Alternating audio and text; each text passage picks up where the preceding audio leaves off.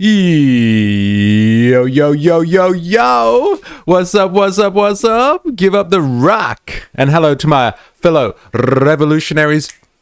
You know who you are, and welcome.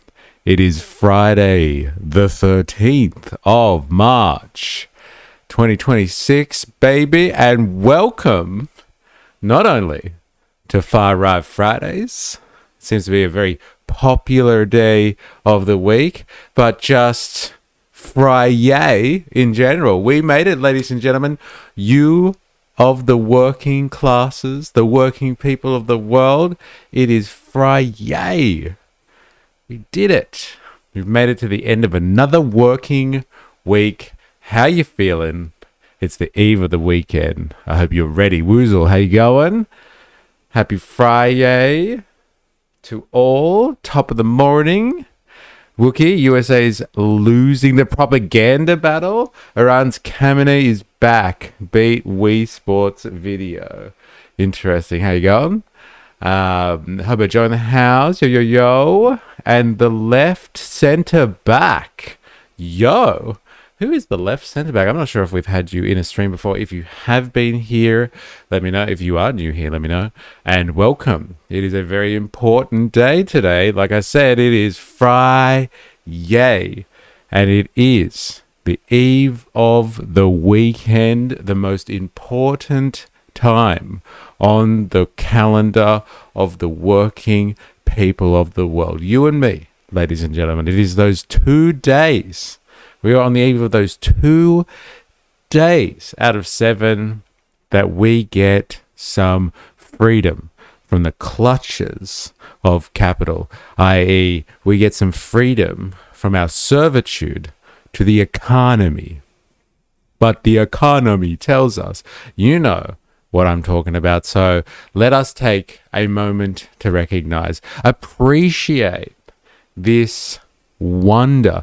We don't get enough time in the modern world, in the onslaught of the hyper-commercialized craziness that we live through, the information economy, all of that craziness, the attention economy, everything that we go through, we never take time to appreciate, take stock of the things that truly mean a lot to people like us and unify all of us, and it's the fucking weekend.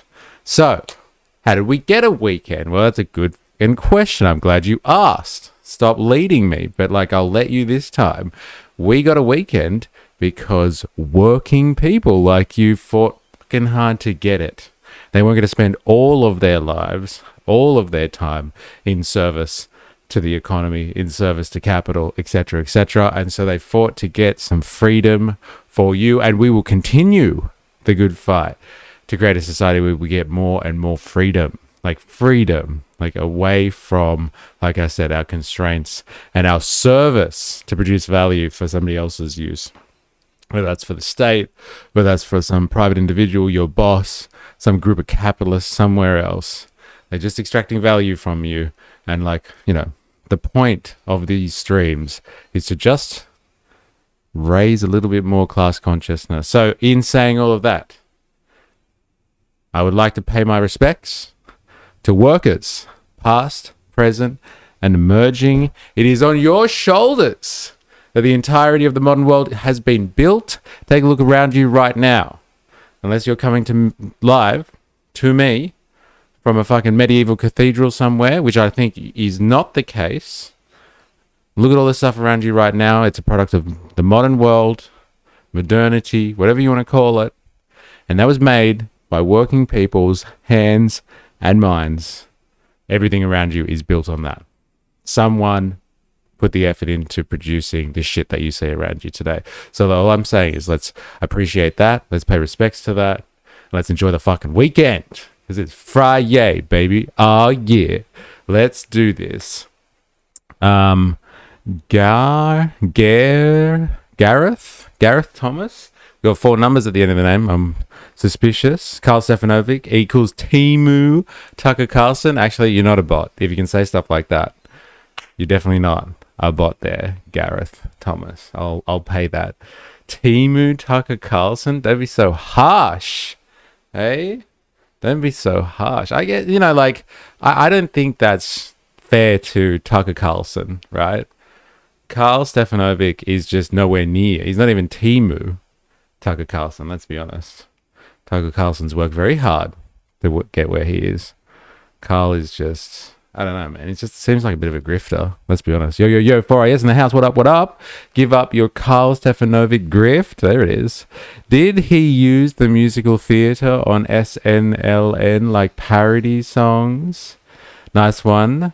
Hobo Joe, 35 stream streak. Oh, really? No way.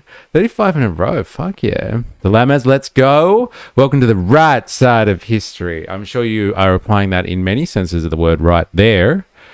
I'm sure you are. Good to have you, Dilemma. Solar Bear in the house too.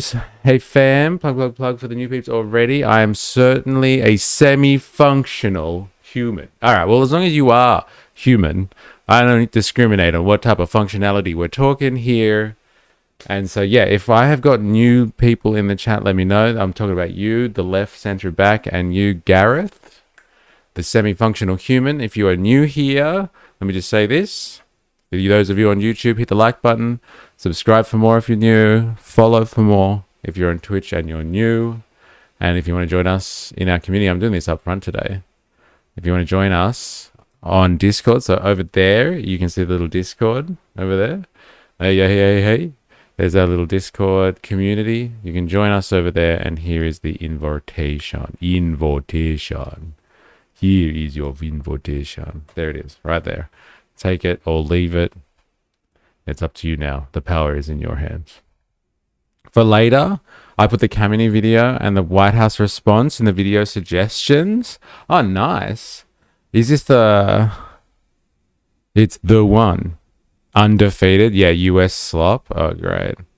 Mystery more. Iran. AI glory. Kamini is back. And we're getting the White House AI slop too. Lovely. Lovely. But first of all, though, before we get into Far Right Fridays, and we're going to be doing some interesting stuff for Far Right Fridays today, can I just say, like, we've got, like, Karl Stefanovic is there.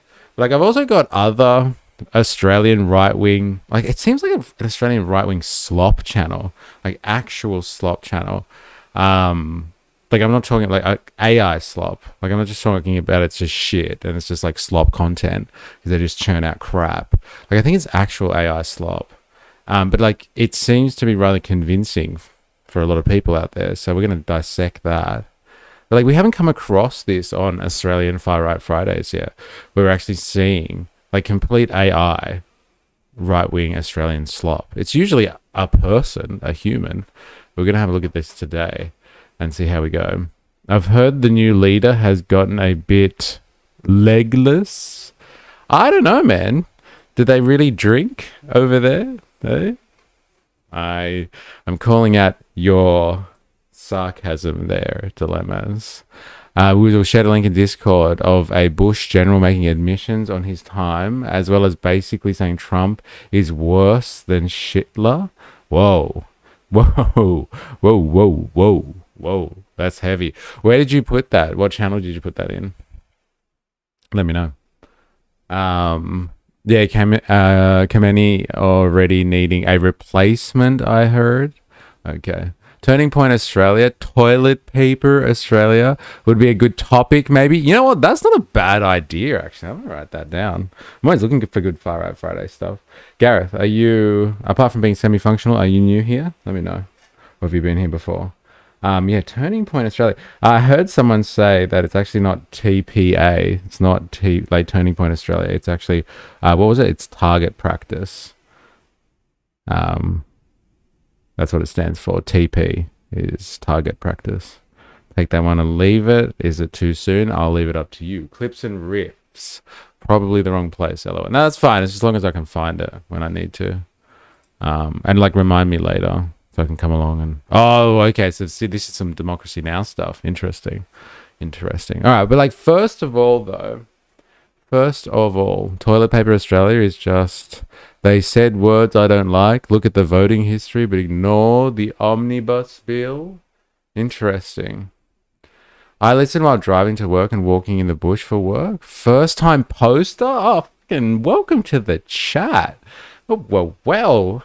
You're one of the infamous lurkers that we've heard so much about. I'm glad you have a chance to say hi. Fuck yeah. That's so good. Alexa, play Wu-Tang Project. Your neck. How you going, baby? Good to have you. How about Joe? There's so much slopaganda getting around with this. Was war? Maybe was fuck firing missiles at each other. Just have a meme war. Yeah, fuck firing missiles at each other. Just have a meme war. That's what we can get all down to that. We can get down to that, I think. Hey, we can all appreciate that. So look, I hope everyone's happy for a Far Right Friday. It seems to draw a crowd. Maybe people just like coming to the stream for Friday, but like, I have a sneaking suspicion that you all are guilty here of this as well. Everybody likes Far Right Fridays. Even the most ardent lefties and wokies amongst you. I know your favorite day of the week is now Far Right Fridays. You love it. You fucking love it. Don't pretend that you don't. I'm speaking to you. You know who you are. But before we get into Far Right Fridays, I've got some breaking news for you. Absolutely. You're not going to hear this anywhere else. It's completely breaking news here. And it's absolutely incredible. America has declared victory in the war on Iran. This is absolute breaking news, ladies and gentlemen. You're not going to hear it anywhere else. You're never going to hear this anywhere else. America or Supreme Leader Trump has declared war is over. Not over, but like he's declared victory. So I love Far Right Friday because it makes me feel normal. Hey? It's pretty funny, isn't it, actually? Yeah, because sometimes you do question your belief structure, your way of interpreting the world. But Far Right Fridays really does put it all into perspective for you. And we get some interesting people. Mission accomplished. So just watch it here, ladies and gentlemen. The war's over. Or like victory has been declared. He made the comments during a campaign-style rally in Kentucky. Ready? Operation Epic Fury. I'm so glad I haven't heard him say it yet. Like, I love the name Epic Fury. I like all the code names. All of them. Like, this one's pretty fucking hectic. I know people have been trashing it, but like, come on. And he said the words. Say it again, Trump, for me. Come on, I'm getting wet. Kentucky. Operation Epic Fury. Yeah. Is that a great name? Well, it's only good if you win. You can only do. And we've won. Let me say, we've won. He said good it. if you win. You can only do. And we've won. Let me say, we've won. Ladies, we won. He can't even speak properly. Like, listen to that. I don't know if that's just because he's a fossil or he's just so fucking excited right now. As I am, hey? I am standing to attention right now. Fury! Is that a great name? Well, it's only good if you win. You can only do. And we've won. Let me say, we've won. You never like to say too early you won. We won. As we end this threat to America and this threat to the world, we don't want to leave early, do we? We got to finish the job, right? It comes after the president was questioned. But they're not finished. All right, so everyone calm the fuck down. All right? I know what was going through your head. America's won this. All right? They've won it. But just to be sure, they're going to stick around and finish the job. Because victory is not the end point. Victoire is just the beginning, ladies and gentlemen. It's just the beginning. It has happened. America has won. And now, what can happen, what was meant to happen, can take place. Peace, world peace, and stability in the Middle East. Thank you, Donald Trump and Epic Fury. A round of applause, please, ladies and gentlemen. It's happened. I think he endorsed Jake Paul at that rally. Oh my God. Wow. Well. Enough said about this rally then. Mission accomplished, declared victory. We won and we will continue to fight. One of those things is not like the other.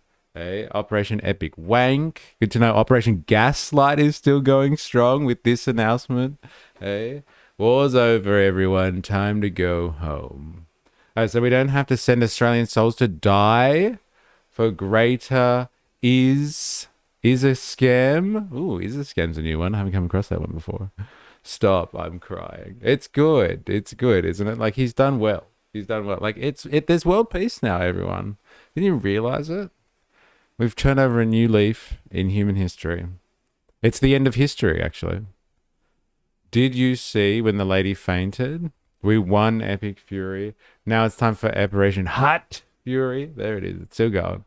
And Trump wanted to play the Ave Maria. No, I haven't seen that, but someone was talking about it yesterday. And they were like, you should check this out. Operation Gaslight sounds expensive with the rising price of oil and gas. What are they going to do without the gas? How are they going to keep gaslighting the people of the world? I'll run and chuck my cash back into the stock market since world peace has been achieved again. I think you should. Why is he endorsing Jake Paul for? Like, why? Is Jake Paul running for office or something?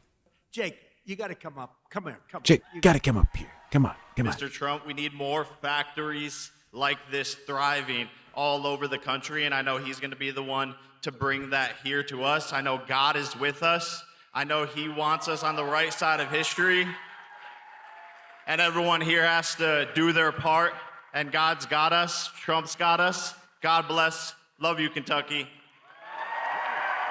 And I just want to say, I'm going to make a prediction that you will be, in the not too distant future, running for political office. Okay? And you have my complete and total endorsement, okay? No, that's what we want. He's an incredible guy. A lot of courage and smarts. Smarts. He's definitely got smarts. Come That's why. They're fucking marketing geniuses. Those two. That's for sure. So wait a minute. Like, this is what, like, you must feel like, man, like, I really feel sorry for Americans. Like, this is what it's come to. This is what it's come. Not only, like, you know, social media and influence and stuff, but we got, like, you know, wannabe fighter social media personalities that are going to be running for office. Like, this is Trump's America. This is what it does. This is how the empire goes down. Everyone talks about the wars and all that sort of stuff. Like, this is how it goes down, baby. Man, I love the crop of celebrities / influencers who have grifted. But, like, that's them in a nutshell. Well, the strange thing is, once you get into politics and you pick sides, then you, like, alienate half of your audience, potentially. They have just say, I want to stay relevant, so they've jumped on the Trump train. I don't know, man. Oh, fuck, a saturation genius is not a marketing genius. A saturation genius is any funded fool. Fair enough. Good call. I guess you can be a genius in many ways then. All right, is this the thing? This is the one. Let's have a look. Thank you, Ravy baby. Keeping us across the most important events, the world affairs, the defining moments in history.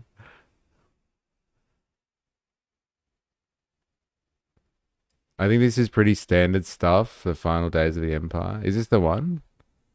In an interview,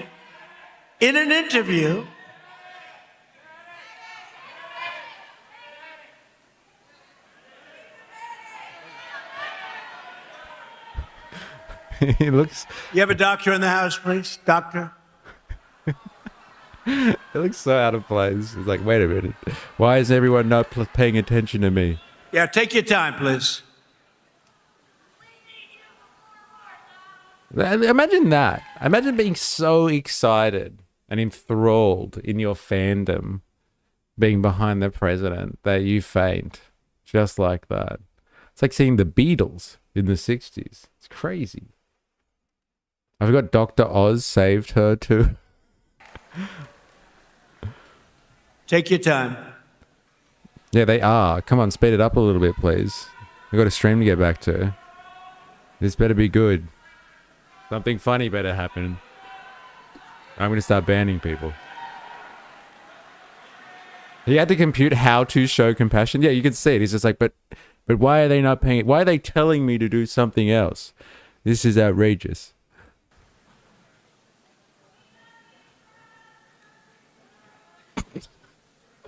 We have all the time. These are great people. They wait so long, hours and hours. They're great people, right? We have all the time, right? It's an admission, isn't it? Like when he has to keep saying, oh, yeah, take your time, fuck me, dude. Like it's just an admission that he's just like, ugh, why are they chewing up my time, these stupid people?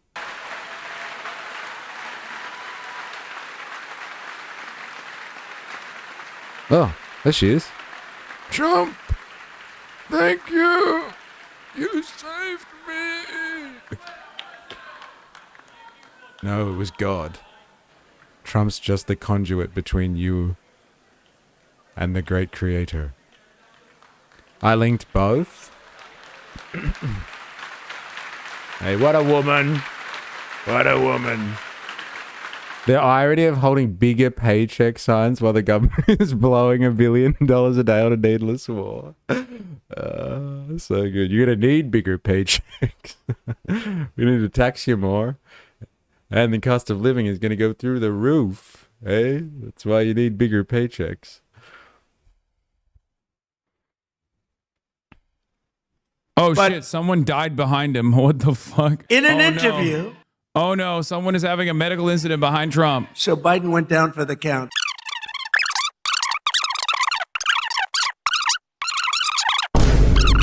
Is it hot out there? What's going on? You have a doctor in the house, please? Doctor? Is there a doctor in the building? Is so funny. If there's one building where there's Cute South Park.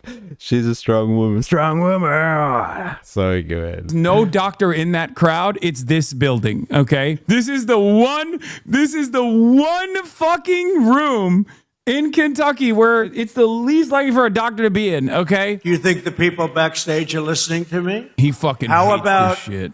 Ave Maria? Well, because this is going to be okay. How about putting it in right now, Ave Maria, if they are listening? Ave Maria by... He wants to play Ave Barbarado. Maria as one of his hogs is dying.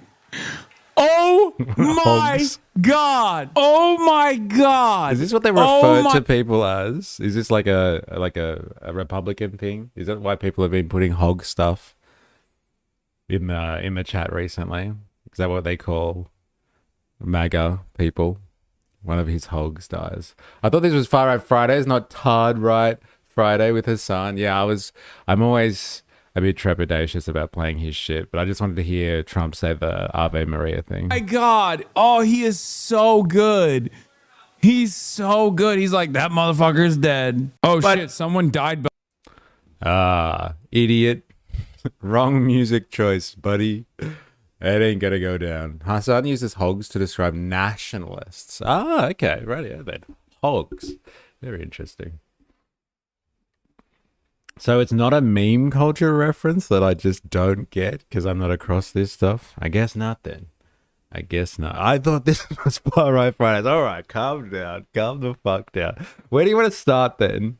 Where do you want to start? It's the only clip I could find showing the Ave Maria news outlets cut it out of the footage. Yeah, I wonder why. Eh? I wonder why. I know, I'm not blaming you. It's just like I'm always a bit cautious of Mr. Piker. Obviously another one bites the dust was the best choice. Why didn't they? That would have been hilarious.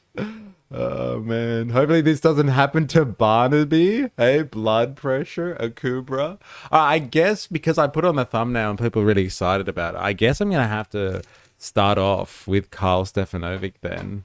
Like I got a couple of things lined up for today, but I guess we're gonna have to look at ye old Karl Stefanovic. So a Kubra, we're gonna go for an Akubra. Tagard in the house, how you going? Invest in John Deere and Caterpillar.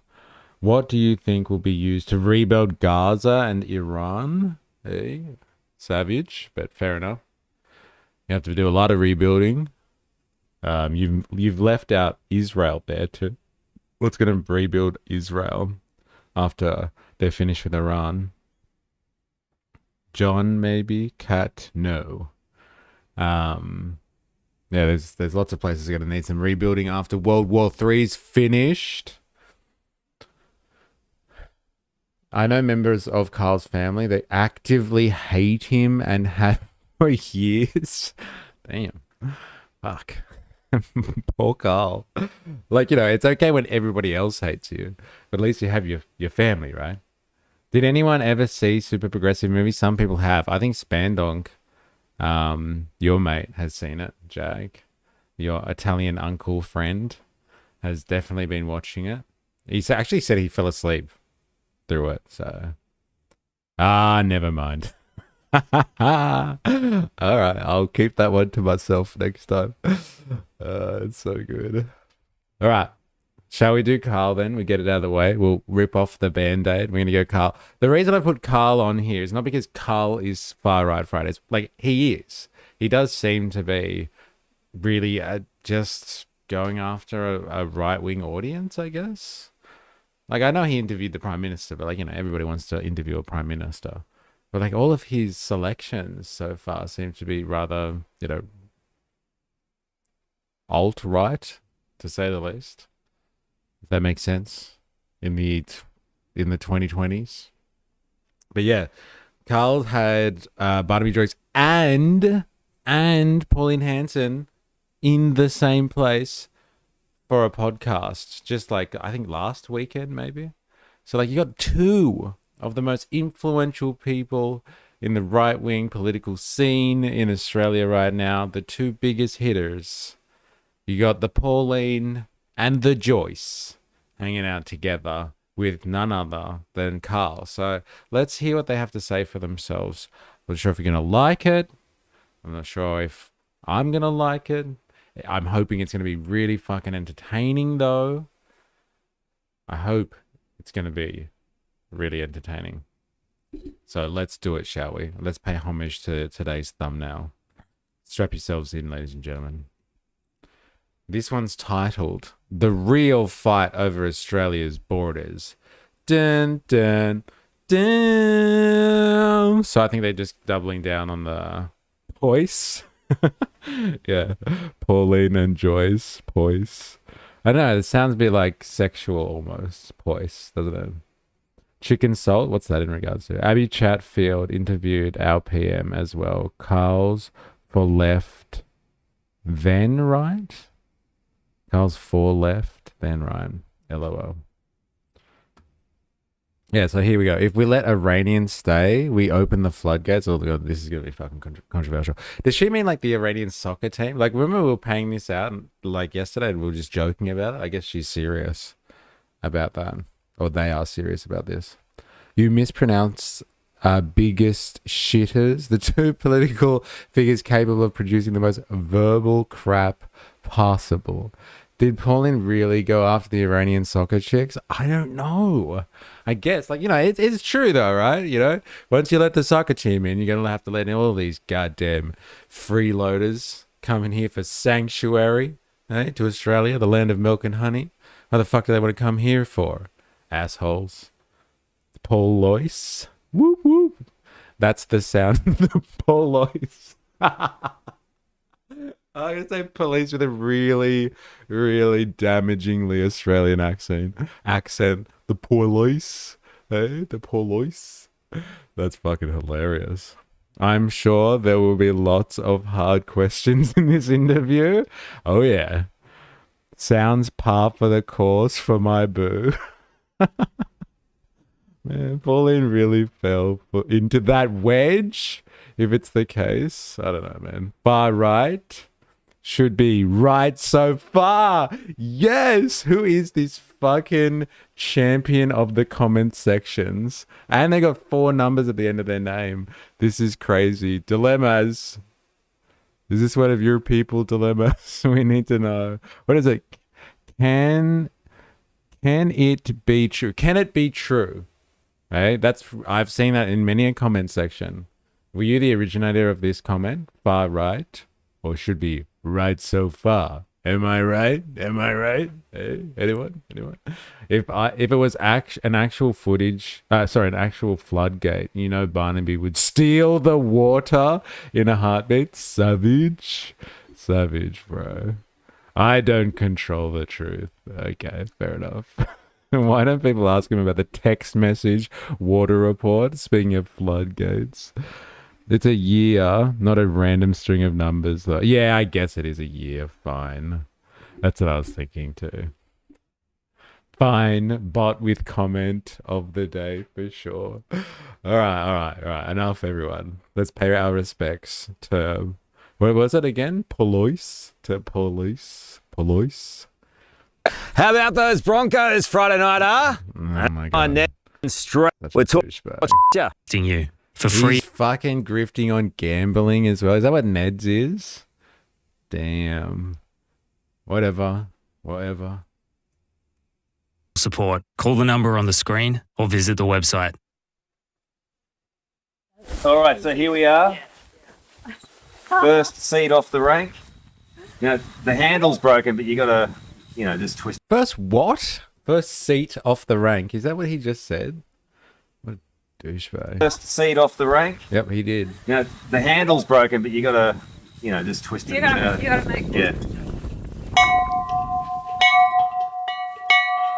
That's it. And away we go. The race is on. Off and running. Well, come on in. Thanks. What is all this stuff? Like this showboating regional Australia stuff. What is this? Is this the only way to appeal to, I don't know, a right-wing audience? They're like right-wing people who aren't, I don't know, rustic, feel offended by this type of stereotype? It's just the definition of cringe. What the fuck does that mean? I don't know. First seat off the rank? What's he talking about? Did you just catch that ludicrous display last night? For joining us on the Carl Stefanovic Show. Great to see you again. Great to see you again. Barnaby, you look so bloody tired, mate. Pauline been running you around. Yeah, she's a hard taskmaster. No, I just think you get pumped in a lot of these things. Like you're pumped up. You got to give energy. You got to get that endorphin kick to the crowd. And at the end, because it was last night at the pub together. Oh yeah. And then today. It was just full on last night, wasn't it? What happened to the pub? 2 or 3 hours. We said we'd just go to the pub and have a quiet beer after arriving here, and it was about 2 to 3 hours. We just go to the pub and have a quiet beer. Oh, fuck, they're so Australian. Hey? It's so good. Man, that's what I do sometimes. I just want to go out for a quiet beer, and then I get stuck there for 3 hours. Hey? With the boys. Getting trashed. The worst thing about Pauline is that she is the archetype of a boomer that everyone has in their life. And this boomer goes to the pub. Hey? No, that's just high blood pressure. Look at the far-right extremists. How dare they have a podcast outside? Outrageous. No, but like, what's the thing? What was the thing with the bell? What was that about? Like, do you fit the mold of this stuff? Are you this archetype here, dilemmas? I'm just confused. All right. First cab off the rank in British, Australian informal. Yeah. Okay, sorry. That's what I was saying. Like, what's he saying? First seat off the rank. What is that bullshit? First cab off the rank. Thank you. The first person, etc., to do or take advantage of something. Correct. Jag, you've done your investigation. Welcome to the Australian Far Right Fridays. Kind of hard to have a beer with a bunch of AstroTurf butts online. I grew up on a farm, so you fit the archetype. So what's the bell mean? What was that about? I would like to know more. As the official spokesperson of regional Australia dilemmas, can you tell me what the bell thing's about? It's just non-stop photos, people coming up, and in the end I said, that's it. I'm pulling the pin now, leaving. Oh. So what happened was word got around. So once they were Make sure I pass my citizenship test when I immigrate and ruin all of your lives. Don't worry. The Iranian soccer team's going to ruin all our lives before the Americans start flooding this place. I also grew up in a farm. All right, well, do you feel represented by all of this? What's the go with the bell? When politicians or media report on high immigration figures, e.g., the high norm of 306,000 in 24 to 25, or the 2022 to 23 peak, temporary student arrivals are the key driver of that number. In the 24-25 financial year, approximately 157,000 international student visa holders arrived in Australia as long-term or permanent equivalent migrants. Don't know, might have been a regional thing for that state, maybe a dairy farmer thing. I didn't give it any thought before, lol. In the harvest stock sales for the bell? Literally no idea what the fuck the bell is. Okay. They're never honest. Yeah, fair enough. Well, really? No. Say it ain't true. Who would have thought? Maybe it's their version of Albo walking around flashing his Medicare card. LOL. What are you smoking? Enjoy your 11 people NPC. All right, bro. Calm down. Hey, you could make it 12. Hey, if you weren't so easily upset. You snowflake. See you later. Taking pictures, they're sending pictures out to Instagram friends it. around the community. One fellow drove 40 minutes to come and see us and have his photo. He said, as soon as I heard you were here, I'm in the car, I'm rushing to get here. Well, he didn't get in the car because he had had a few drinks, but he found a girl who hadn't, and he said, "You got to drive us into Albury right now." And 40 minutes. And she Make said, sure you got, I hoping can't- you got there to meet us before we left. "Yes, I can't drive a manual." He said, "You're going to learn tonight." Go. Well, the word had passed around, as they say. Yeah. There Look, was movement at the station. well, there seems to So be. many young ones, unbelievable. I haven't seen so many young ones in one place that kept coming up all the time. And the sport is just amazing. Even today, all the young ones that are there, they're waking up. They want change. Listen, I know you're looking at my hat funny, so I'll just put it I on. know, yes. On the way in, Pauline said I looked like Kevin Costner from Yellowstone. Hey, Oh, come on, don't exaggerate. Well, honestly, come on, I'm going to pull you up on that one. I'm not going along with that. Come on, Pauline, work with me. Listen, this seat, it's such an interesting start to the race for you guys. It's where it gets real What for you. seat Shit are they gets- talking about here? Is there some like by-election or something that's happening?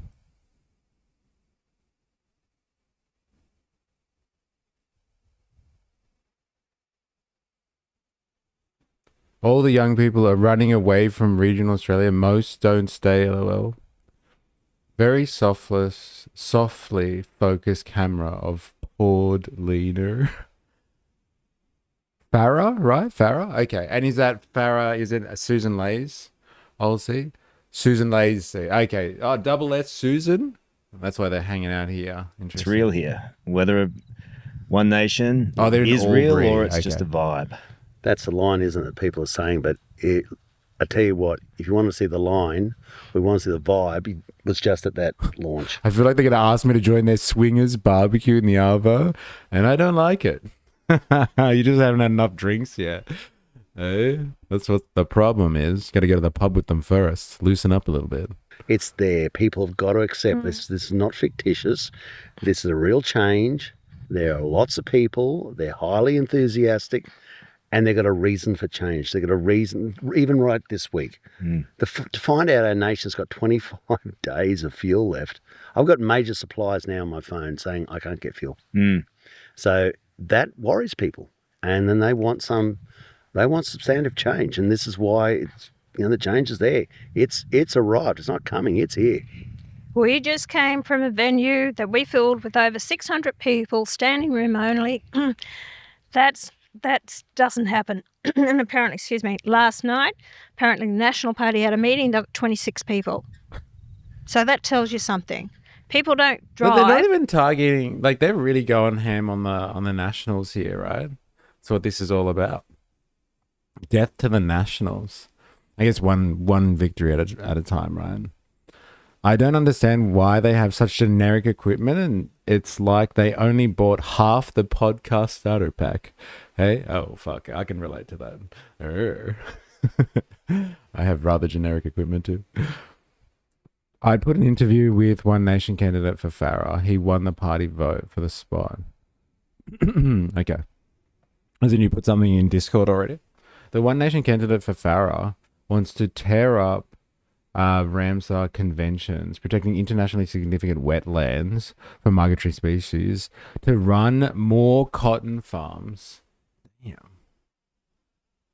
It's not coming. 600 man, you guys have won. Calm down. Calm down. We'll find out soon enough. For some people drove 4 hours to actually come to this meeting today. So that tells you something. There's a movement happening out there. People want change, and it's going to happen. A lot of filthy dark forces out there. Oh, yes, filthy dark forces. I'll be there. But that's, I just read one that Oh, is this the thing that you keep talking about, dilemmas? That you're a dark force? So they're butthurt about this as well. So this is something that Albo said, that there's dark forces in this country. Right. They're really upset about that. Ooh. Something got under Pauline's skin there. It's not someone calling her racist in the Senate. Someone saying that she's a dark force. poor old former leader, he said, look, we're not there to win. We're just there leaning into to corrode the One Nation vote. And I thought, what? So your political metaphor to the electorate is you want to be rust. That's not a good way to go forward. Vote for me. I'm your favourite type of rust. I see you've patched things up with old Little Proud. Things are working out well now. It's all back. He hasn't spoken to me since I took Barnaby on board. You're not missing much. You also had a couple of Barnaby rubbles this week too, Pauline, with your old mate Lydia. What happened? We'll drop the old mate bit. So anyway, I just that woman is so irritating, frustrating. She shouldn't be in the floor of Parliament. She's the most racist person It's a fucking interesting point, hey? Pauline saying that somebody shouldn't be on the floor of Parliament. That's a good one. That's a good one, because I'm sure there's many people out there that call for her to be taken out, right? Dark force or fucked horse? Let's go with the latter, please. All the right is leaning into the dark forces and filth of Australia line from Lydia. Shirts are already being printed. Pretty tiny people. Never grew up emotionally. Hi, please react to a movie. Oh, sorry. I did see your comments before. No, I'm not interested. But thanks for asking and being polite. Not now. But good luck. Good luck. How can she continue to run for office as multiple time convicted criminal? Well, we don't exclude in liberal democratic society. Some people make mistakes and we promote that. Actually, most politicians are people that are probably criminal and make a lot of mistakes all the goddamn time and make a career out of it. So at least you know where you stand with Pauline. You know what I'm saying? Am I right? Exactly, a criminal who benefited from, what is that, Valmy Beck while in jail? Who's a criminal?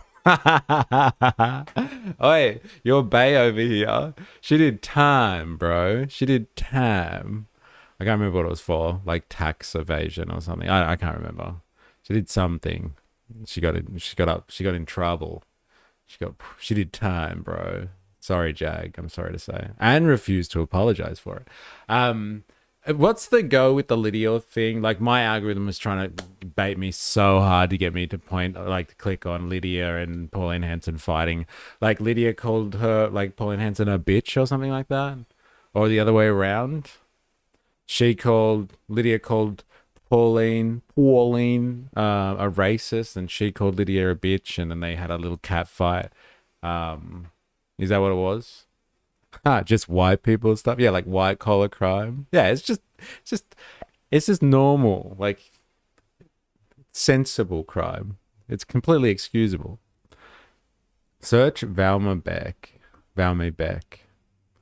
Okay. I think we're talking about like a Google search here, I'm assuming. Let's have a look. Like in relation to Barry Watts and Val May Beck, tracking the crimes of one of Australia's most sadistic couples.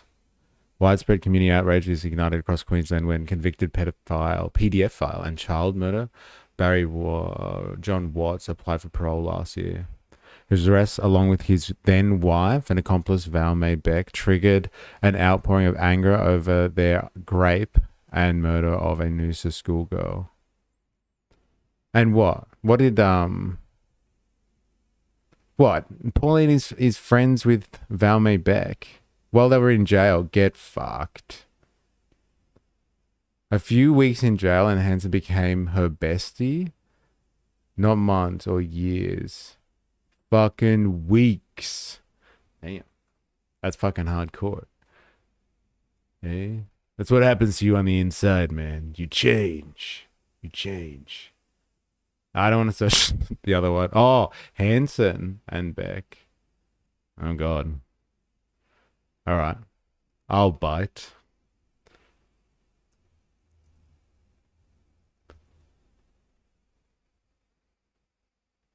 Oh my God, it's a song. That's hilarious. Of course it is.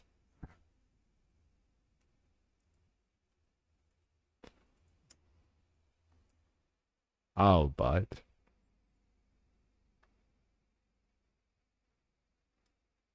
Was this the age from 21 years ago? Pauline Hanson today broke down in tears after she was confronted about her jailhouse friendship with the notorious child murderer, Val May Beck. A day after saying she was not after a sympathy vote on the October 9 election, an emotional Hanson wept after she was asked about her relationship with Beck during her time in Brisbane jail. The former One Nation leader spent 11 weeks in Brisbane women's prison before a court appeal quashed her charges of electoral fraud last November. It later emerged Miss Hanson had become with Beck, who was jailed in 1988 for the murder of a Noosa schoolgirl, Sien Kinji. Uh-oh. I wonder if it was racially motivated. Let me make it clear, I will not be apologizing for befriending someone in prison who gave me assistance and help and the friendship that I needed at the time. It is extremely hard to tell you what it's like. Most of the time I spent between 20 to 22 hours a day in a cell, Miss Hanson told reporters after breaking down after the ballot draw from Senate in Queensland. I'm sorry I get so upset by this. Whoa, eh? Whoa. Electoral fraud too. How the fuck is someone convicted of fraud? Cellmates with a murderer. It's a bit strange, isn't it? Like, why the fuck are they buddies? Why are they hanging out together? Hey, you gotta Pauline got put in maximum security, bro. Also saying that she supports the death penalty for crimes Beck did. Sorry, wait, what did you say? Did you say anything before that? No, you didn't. Just, and also saying she supports the death penalty. Good. I love her more now. Because she did time.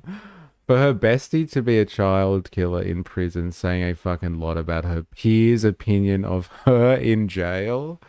Man, woozle. This is some crazy investigation. I am a second chance household. And I can say the woman I have opened my home to the women I have opened my home to have more morals and ethics in their little finger than Hanson in her whole party. Damn. Badu, Master Chan, that should say a lot about that woman. That's crazy.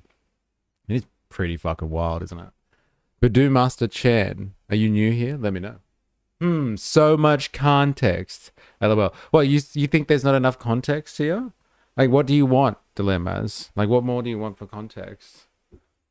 Like, I read out the thing. Like, she said she spent time with her and she helped her out as a friend. So, like, can't you make your own opinion on that? Like, she said she helped me out. We spent time together. We did time together, man. You wouldn't understand. Like, do you want more context? This is memory, not research.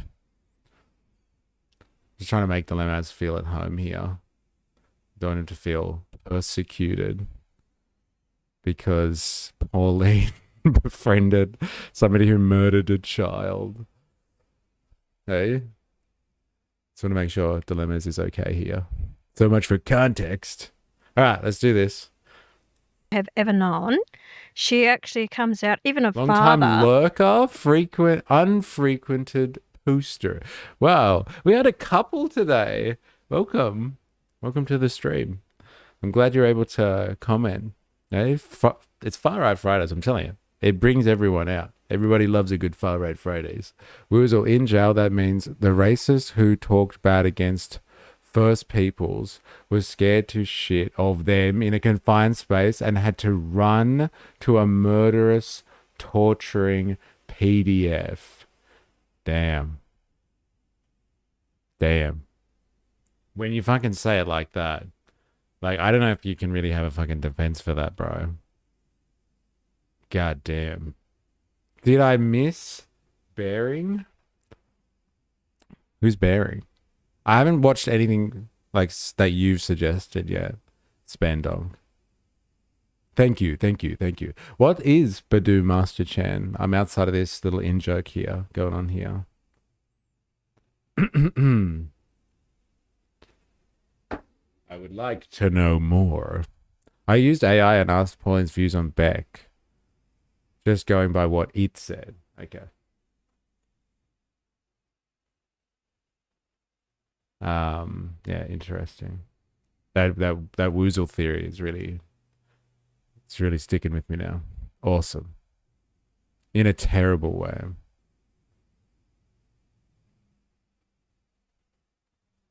Man, the hate is real. I can feel that. All right, back to it. Has declared she is a racist, her own father, and it's just, sorry, yes, I did call her own father. Wait. This is really cool, isn't it? Like, it's really awesome to hear Pauline Hanson call somebody racist. It's fucking, it's good stuff. It's really gold. You got to just take these little things when you get them. Most racist person I have ever known. She actually comes out, even her father has declared she is a racist, her own father, and it's just, sorry, yes, I did call her a bitch. And like, she might be really fucking racist, Lydia Thorpe. All right, just because she's indigenous doesn't mean that she gets a free pass from being fucking racist. But like, isn't it just rich as fuck hearing her complain about somebody else being racist? Like, she's crafted a political career off slamming whole groups of people, generalizing them, making them a stereotype, and then feeding off the emotional reaction that comes off that in a voter base to advance her political interests. Like, it's like, are you worried? Are you actually truly upset that she's racist because she's calling you out and she's making you feel uncomfortable? Like, all the people you've made to be feel like uncomfortable over the years, and like, it's upsetting, isn't it? You hate it.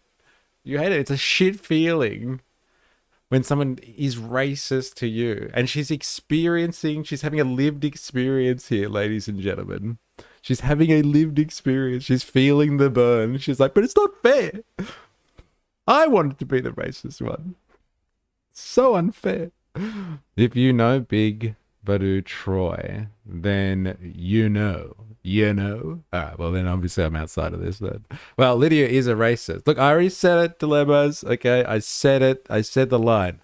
Just because she's indigenous doesn't give her a free pass, meaning that she can never be racist. That's an outrageous claim if anyone's ever made it. But it's fucking rich. So I've made an admission, so you have to make one now, Dilemmas. It's fucking rich as fuck for her to be upset that somebody is a racist. Come on, bro.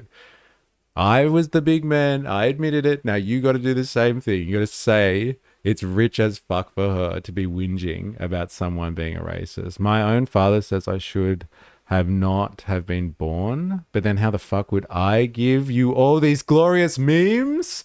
Fathers can be wrong. Hey, very wrong. Like, we wouldn't get all these glorious memes. Very wrong. Except Pauline gets in trouble for being a racist. But no. Don't go there. Don't change the subject. You got to say it's rich for her to be upset about someone being racist. It's rich as fuck. Despite the hypocrisy, it is the double standard that people on the right are upset about. Don't talk on behalf of everyone. Don't change the subject. Just say it. Just say it. It is rich for her to be upset about this particular issue, given her entire platform. Oh, it's hypocrisy for sure. Okay, fair enough. Fair enough. I'll take that as a slight admission. Hearing Lydia get up in the Senate and say, the racist called me a bitch, just cemented it. If I ever met her, she's losing her teeth. Eh? There you go, Spandonk. Wow, you're upset, brother. Spandonk, fight me instead. Eh? So much for not condoning violence. But that she's got to lose her teeth for that one. This is the only type of violence I accept. Violent protest? No way. But punching senators? Well, that's just a public service, that is. She built a whole career off exploiting people's prejudices. That's why, like, it's fucking rich. It's not just his hypocrisy, though. But, like, you know, if that's all you can say, dilemmas, I'll take it. If that's as good as I'm going to get out of you, dilemmas, I'll just take that. But it would be nice for you to just admit it. Does Ronald get in trouble? I know people bitch about her, but there's no repercussion. Mumupa, tolerant left. Who's the tolerant left? Who? Mumupa, stop, please, please. Who? Which one's the tolerant left? Is it someone in the chat? Come on, bro. Hit me up. Hit me up. Welcome to the chat.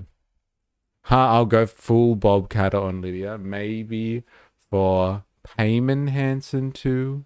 Interesting. I'm glad I know where you draw your lines now. Hey, we're all on the same page here. I get it. I'll admit to that. And I just thought she deserved that, as far as I'm concerned. You know, people don't see this, that I'm trying to do my speech. Sorry, working LOL. Damn. I'll draw it out of you later. I'm the intolerant left. Yeah, I love it when people like say the whole so much for the tolerant left kind of thing, and it's like I don't know, it's like I gotcha. They're gonna be really offended by that. It's like first of all, who said that the left has to be so tolerant? Maybe like, you know, liberals over in the US or something like that. Those types of lefties, the progressives, but like, you know, the real left, who is just associated with wanting working rights and a worker society. Why do they have to be tolerant? If anything, if all you care about is producing a better world for working people and fuck everybody else, that's not very tolerant at all, actually. I admit that it's rich. Yes, I see the irony. Using so many words, but the word that I asked you. But fine, it's fine. Don't say it. Don't say it. It's okay. Irony and hypocrisy are close enough. I'll take it.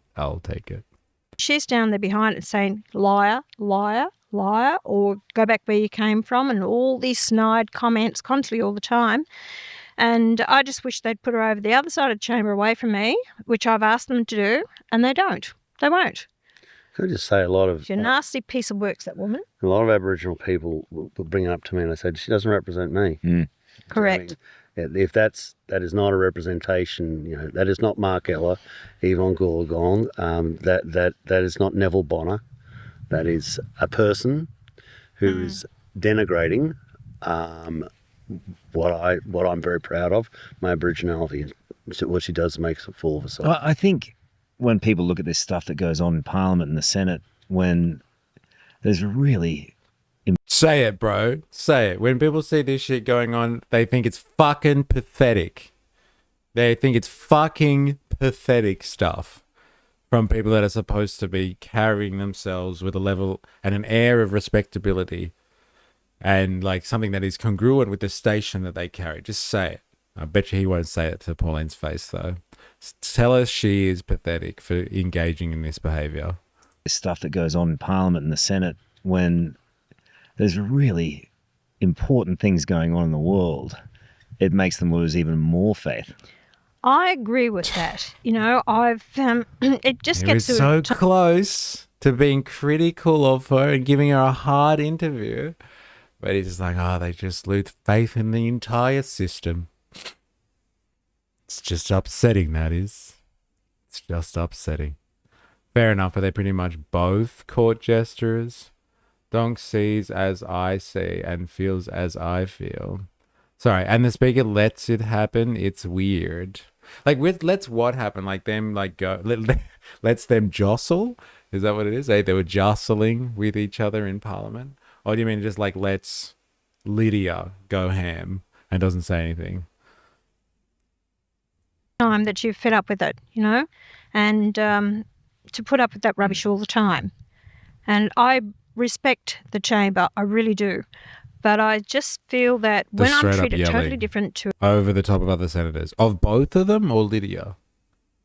Anyone else in that chamber, and the rubbish that I have to put up with, Carl, you know me, I will stand my ground. Do you always respect the chamber though, Pauline? Oh, you're going to bring up about the birth No, I rate. wasn't. Hey. Right. If you bring that up, we'll get in. I wouldn't. Right. Yeah. No, I wouldn't dare. You'll need a bigger hat. Or two. All right. My boxing gloves. Can I ask you about this seat? Because for 25 years, Susan Lee held it. I watched them get 4 warnings yesterday, both of them. Oh, okay, right. Court jesters had a purpose and were amusing, and these guys were more like political crap pushers. They don't have a valid policy or idea, just snowflakes whining. That's 3 too many. Let's Lydia go ham. Well, that's not what Spandonk is saying. I know you think that you're speaking for Spandonk here, but Spandonk is saying that both of them are getting warnings, and it's ridiculous for both of them. So it doesn't seem like you're speaking for each other at the moment. I like senators who shake shit up. Lydia is retiring anyway, no? Not sure. One Notion's plan. People bad. Interesting what you said about the court jesters. So, you know what court jesters were able to get away with that no one else could really do? They could actually make fun of the king in a roundabout way. And as long as it was entertaining, the king could take it on as criticism. Most people weren't able to publicly get away with criticism of the king or of the monarch in charge. But like they don't serve that purpose, it would seem. They're just, disruptors, I guess. Oh, you're talking about somebody else? Lydia and Payman Hanson? Oh, you're laughing at Pauline here. Pretty good jester.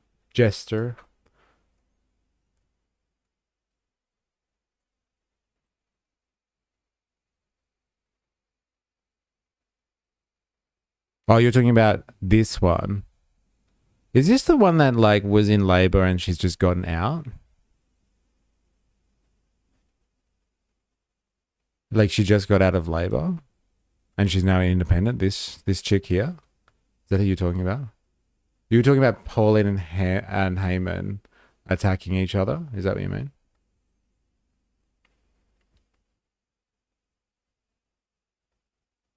Senator Hanson, Pauline knows how to shut the fuck up. But this is the most boring podcast. Why the fuck would you not ask her about the burqa? I see why the news dude needs a script. Yeah, well, Lydia doesn't get repercussions. That's the difference.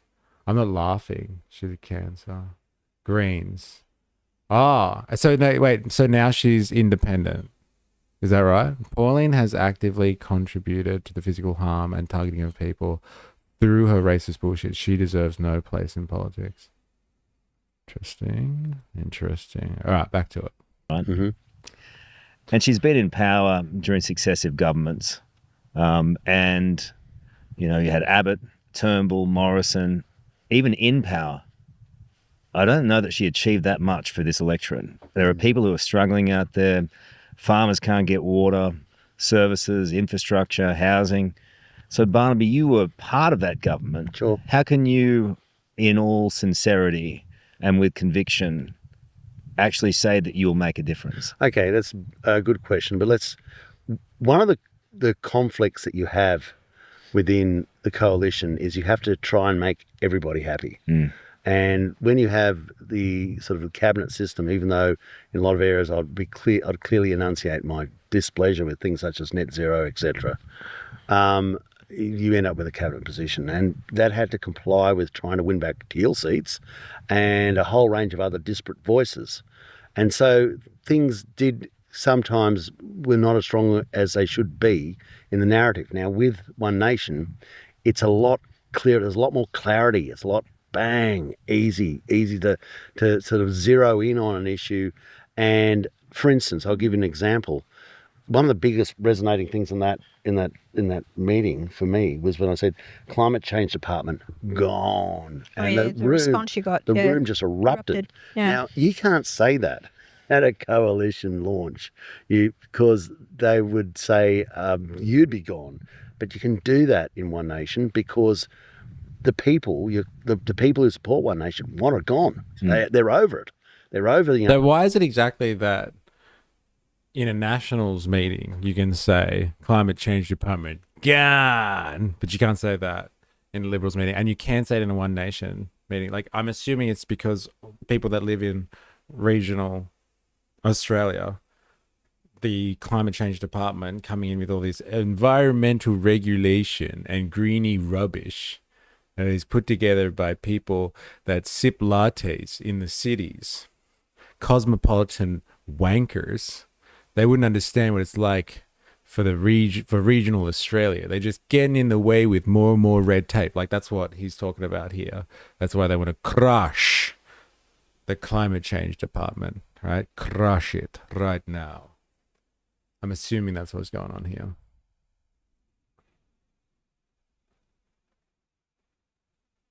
No oil refineries, no coal-fired power stations, power price through the roof, poor people becoming destitute, all your aluminium smelters closing down. They're over it. They're not dumb. They're over it. And so when you say... That's unironically the exact conversations in regional towns. Yeah, okay. What can you achieve? Well, because you've got a greater clarity, you can really zero in on something and really make it a condition and say, when it comes time for you wanting support, and you will want it, this is not just, this is quid pro quo, and you will come to the policy party on issues that are important to the people of Farah. And if you don't, it'll be a bad day in the office for you. You don't want to have to go see the Governor General because things just didn't quite work out on numbers. What I'm saying though is, it feels to me like, even here, and I've been walking around all day, that people are battered by promises. And successive governments have failed them. Yep. So when they go to a by-election, they don't have any faith in whoever's going to be elected to deliver. And I guess that's fair enough. They don't have faith in major political parties who haven't delivered for them. That's the difference with One Nation. A lot of things that I've done to be able to manage to get done, 2018 apprenticeship schemes, I got the government to take that on. So they put out 1,360 apprenticeship schemes for those in rural and regional areas, which was taken up in 3 weeks. Things that I've achieved for even Queensland, the funding and the hospice centre and things that I fought for and I got in Queensland, $500 million worth of funding for the roads in Queensland. So these are, and that a lot more, even the defensive driving course for Townsville. I got the money for the Rocky Sports Centre, Willowbank Raceway. Sorry, I don't know if I can watch this whole thing. Like, I love these two. Like, I just don't know if I can do this whole thing. 10 minutes, 58 seconds we're in. Can we get to the fucking borders stuff? The real fight over Australia's borders. That's what I want to fucking see. Come on. Hey, where are we up to now? Here, voter fatigue, delivering results, regional issues, water security. Does anyone have any fucking preferences here? Australia's security, independence, preparedness for and international affairs. The Iranian soccer team. All right, let's do this. This is why we came here. Let's do this. I'm gonna skip ahead. I'm sorry.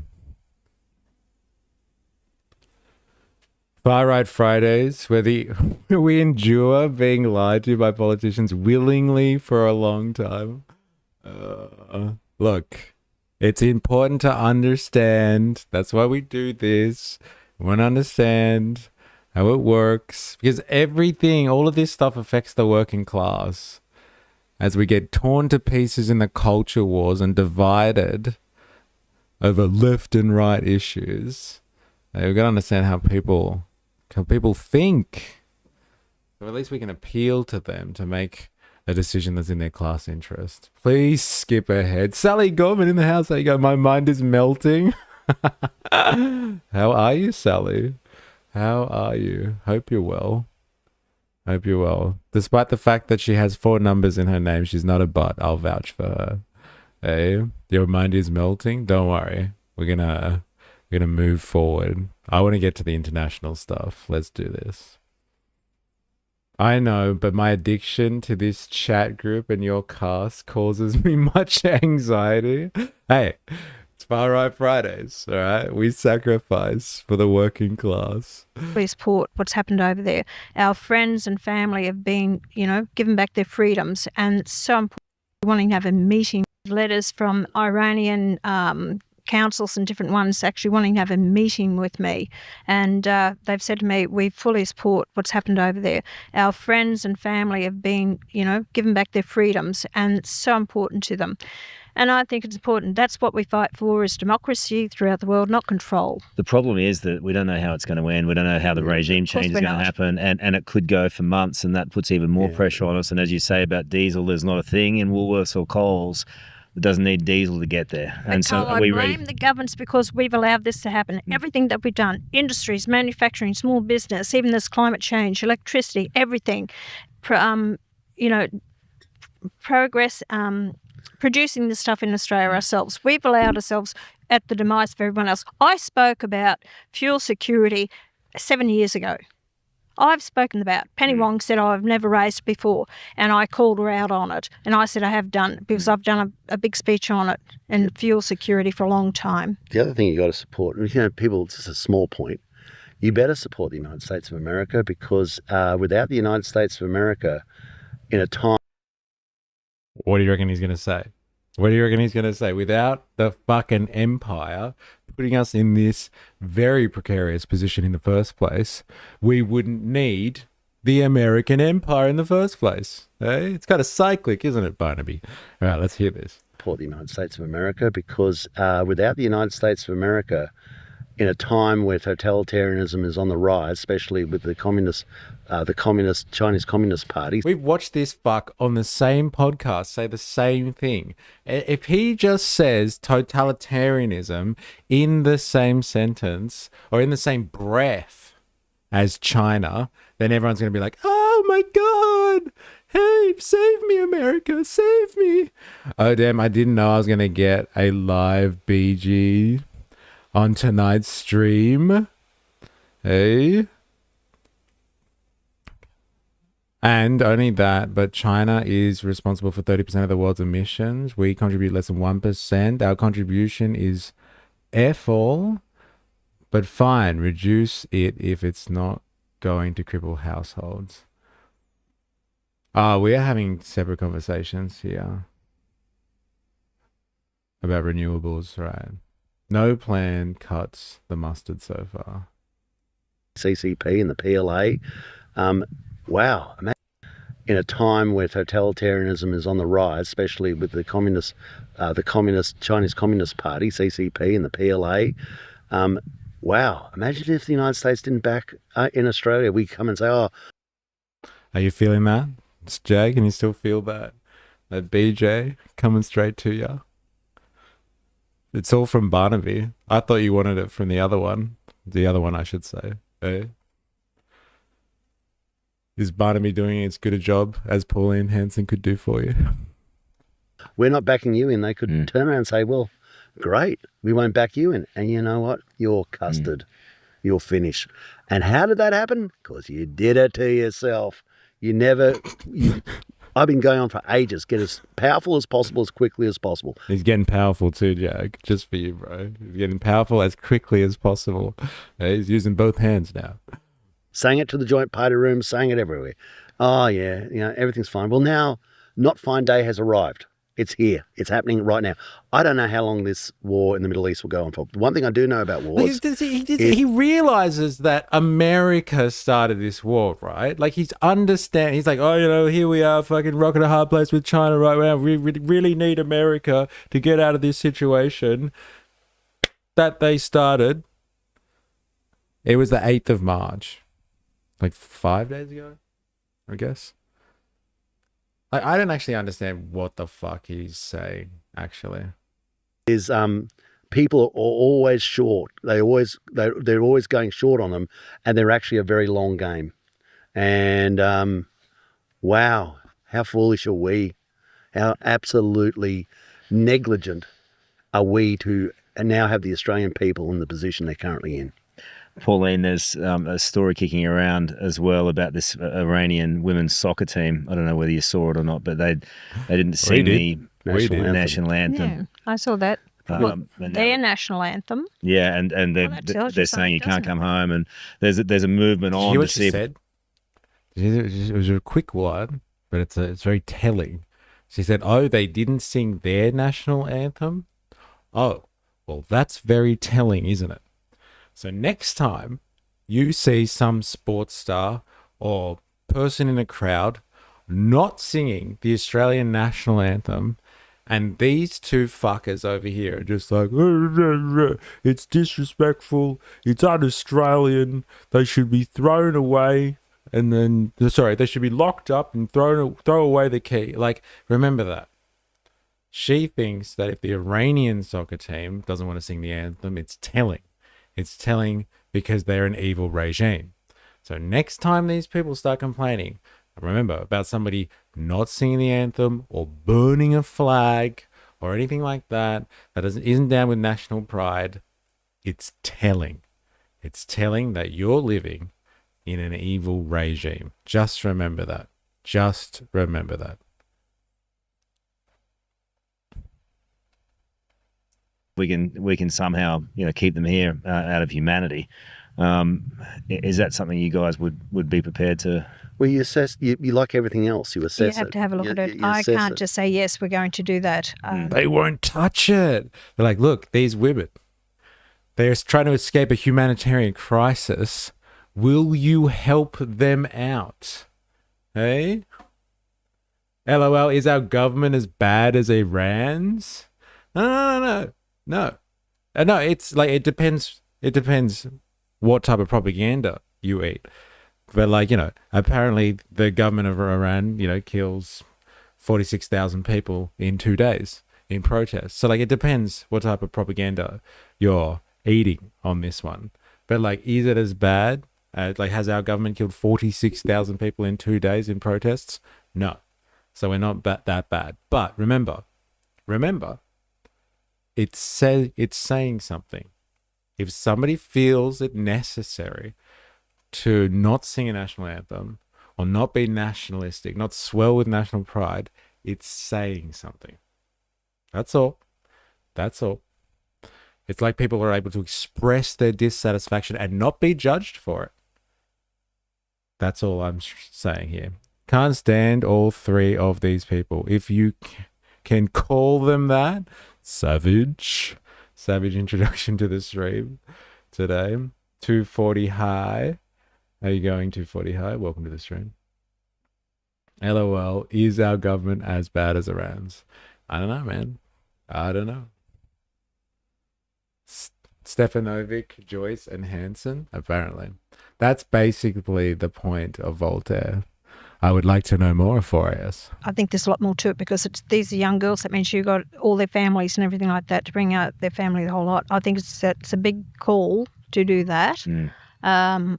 So, how many other people that are over there feel exactly the same. Let's just see how it goes. I don't know what you feel about it. But they don't want to fucking touch it.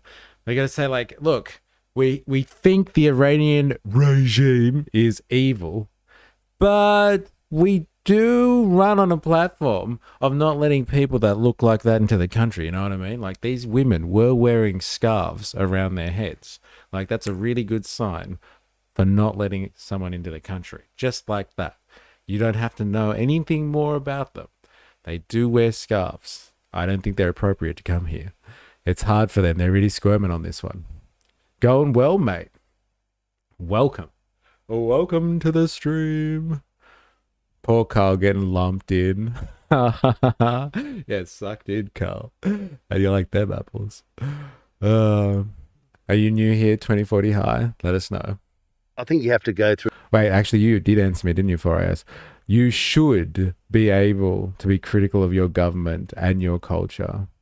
People can say what they want, provided that they don't call for violence. Yeah, it's if she's happy for Iranians not to be nationalistic and swell with national pride, then like I think she should be happy when Australians don't do the same thing. I'm just saying, if we ever hear her call it out, we'll be like, ha, that's bullshit. That's a shit girl.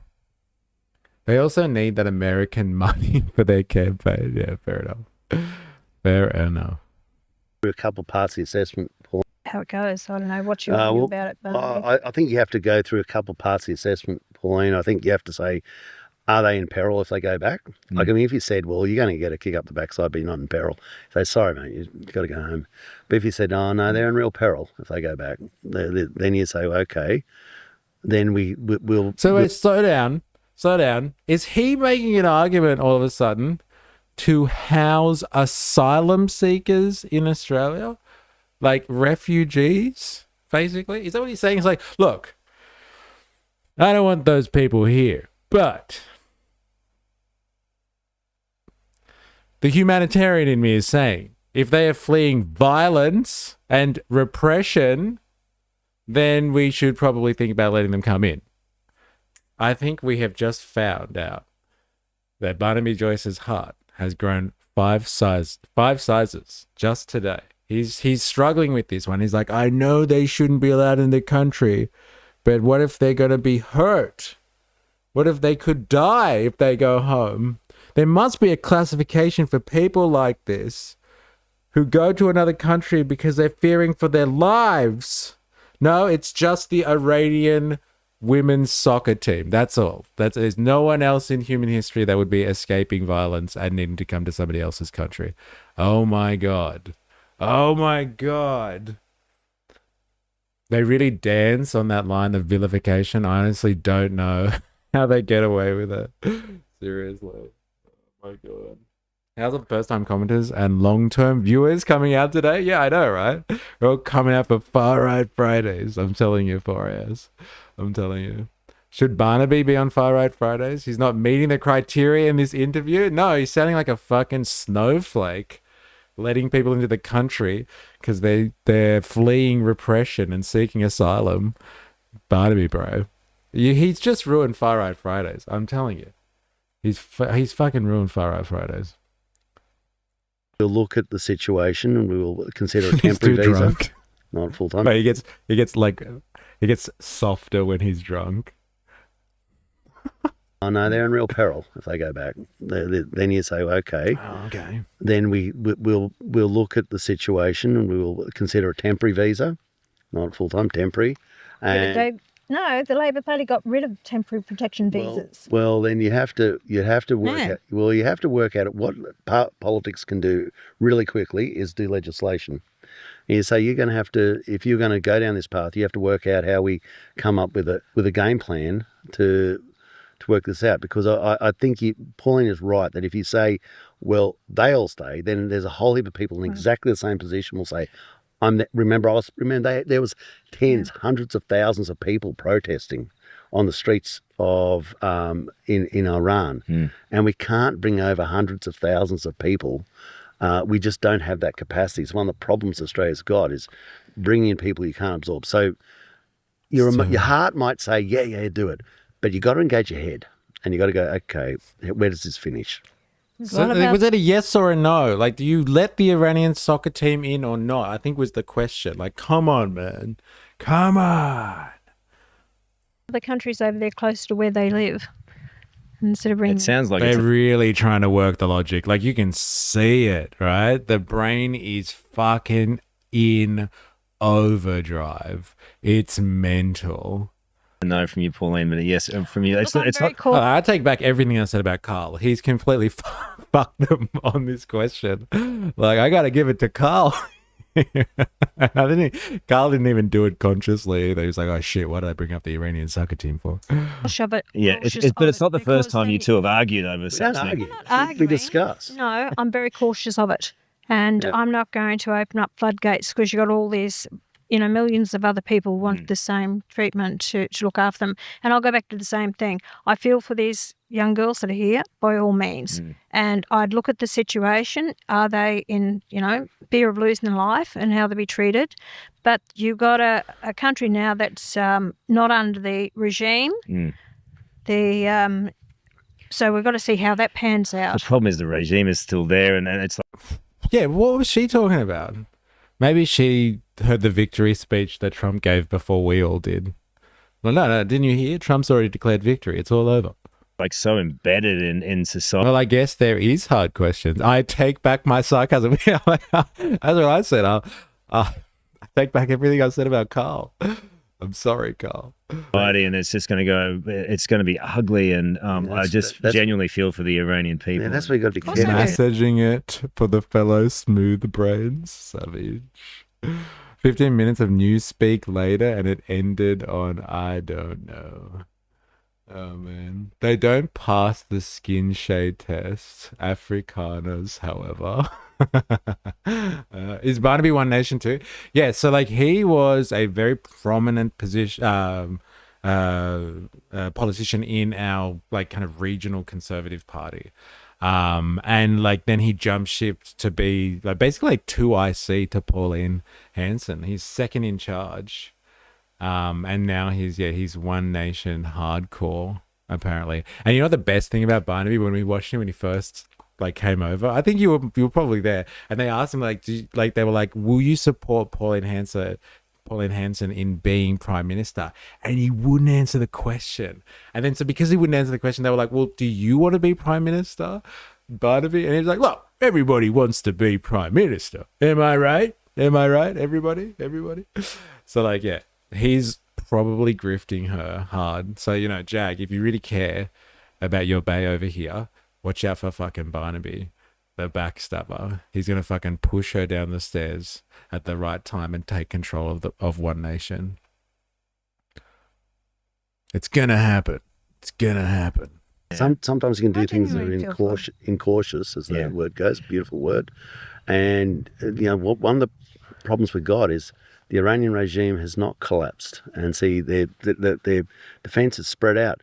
And Iran, what it knows, it doesn't have to win; it just has to stay there. And that's right. And and this, so I'm all for the United States. I'm 100% supporter of them, 100%, because that's. But I would say for Australia, you've got to be the adult, and say this could go for a long while. What they have. All the One Nation members in Parliament would select PM if they got a majority. Correct.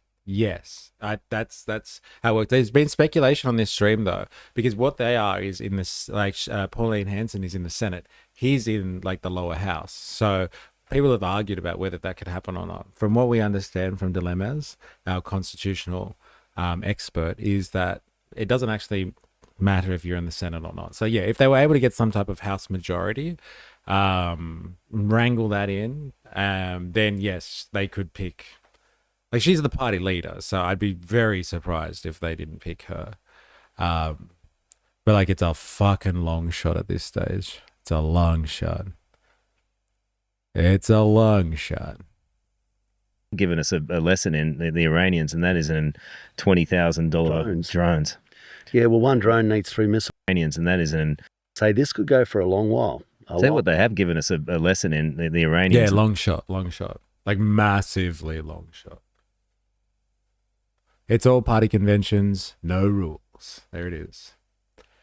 But like, yeah, massive. Like, they're popular, but like, I don't know if they have the infrastructure to get enough like seats across like the entirety of Australia, I guess. At the moment, what they're doing is, and like they've spoken about it already. I think what they're trying to do is just annihilate the Nationals, so the regional Conservative Party, and take all the regional votes and become the new regional party. And then they'll probably decide to enter back into a coalition. So our Conservative Party in Australia is kind of split between the town and the country, and like they come together to form a coalition to be a general Conservative Party, I guess you would say. A right-wing party. And yeah, maybe they're just going to kill off the old regional party, the Nationals, and then form a coalition. And then from the coalition standpoint, then they could definitely get the numbers required to become some type of majority in Australian politics. And then she could become, technically become PM. But like she's probably going to retire soon, as she suggested. Ben Barnaby could be Supreme Leader Barnaby, I guess, or Chairman Barnaby. And that is in $20,000 drones. Yeah, well, one drone needs 3 missiles to try and bring it down. Yeah, at $3 million a pop. Yeah. I mean, it's a good lesson for Australia in how we can protect our shores. Well, wouldn't it be wonderful? Did you see that helicopter story? Incidentally, the ADF got involved in there's an incident with a Chinese helicopter just in the last. I mean, that's just happened. It's be no surprise to you. No, well, see, this is the thing. I mean, but that's another wake-up call for Australia. Like, what else do you want? We have the Australian companies here. We spoke to them. I've spoken to them. They actually make the drones here, fantastic drones. We have the ability to do it here, and we never have done. That's why a lot of this technology, research that's being proven here in Australia by these companies are going overseas. We don't have... We're so pathetic. We really have. The governments have not kept the talent here in Australia what we have. Well, you know, there's a bloke called Dr. Marco makes microreactors, nuclear microreactors. It's now over in the United States. He's an Australian, brilliant guy, and But honestly, this isn't achievable in the next 3 years. There's your opinion there, Jag. It's not going to happen anytime soon. That's why I'm saying, like, she'll probably have to retire before they ever got a shot at running the country. And then they'll open the floodgates for all the Americans, and then you're in. Like, you don't even have to do a citizenship test, Jag.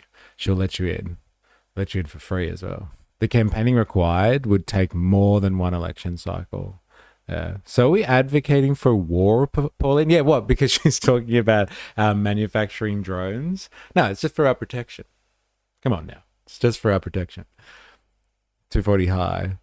I don't know how you could hear these two speak and come to the conclusion, yeah, I'm going to vote for that. Well, actually, let's have a look at that. How many people have watched this? 88,000 people have watched it so far. 240 high. Flyer, 18.99. This is what Australia needs. Straight to the point. No dribble. No dribble. No dribbling. None at all.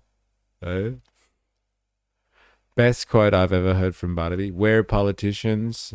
This is not pressure. Our job is to serve, not to complain. Good on you, mate. Stoic Aussie legend. Just get on with the job. I would much rather be on the side of China in this one. Yeah, I know, right? Straight to that point, they don't answer questions. They definitely didn't answer the question about the Iranian soccer team. They were like, look, if there's a humanitarian crisis on our hands and they're going to be killed, I'd definitely consider it. But then again, I don't think we should let them in, because then all the other Iranians who are also fleeing similar circumstances might try to get in. That's a pickle, that is. That's a definite pickle. Americans are going, this is great. It was, we couldn't believe that we had Australians who were so smart. But you know what was really stupid? You can't make them here. So this multiple billion-dollar industry that was basically one of the geniuses behind it as an Australian professor has just said, okay, to the United States I go, because we're dumb, we're stupid, And what have we got? Solar panels that we have to import, wind towers, transmission lines. I mean, it's just like, oh, poor old Aussies. They're nice people, honestly. Oh, they're great at the pub, but not real clever. I wanted to ask you something, Pauline. You got yourself in a bit of media coverage with "there are no good Muslims" comment, right? And the one thing No, let's clarify that question. Yes. All right. When I was talking about radical Islam, and I asked the question, how can you tell me there are no good Muslims if jihad was called? What is wrong with asking a statement? So there are no... How can you tell me there are good Muslims, right? Well, just for me... that was a little bit confusing. I think she had to correct herself there. I think what she's trying to say is, yeah, how can you tell me there are good Muslims if a jihad is called? I'm sorry sorry to have to interpret there, but I think she kind of lost it. I just wonder what happened at the pub because they got over that question quick. Now the dilemmas, if it wasn't one nation, we'd see another party rise and take the reins, just like they have in the UK and Europe. Nationalism is on the rise. It's definitely true. Nationalism is definitely on the rise.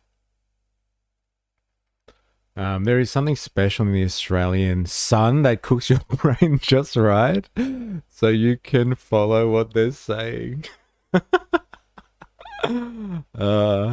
That's why you need to wear a hat, kids. No hat, no play. Just remember that. The One Nation candidates' criminal histories prove their choice are based on a criteria unknown to non-racists. Why do we export all of our scientists? Shuts down CSIRO.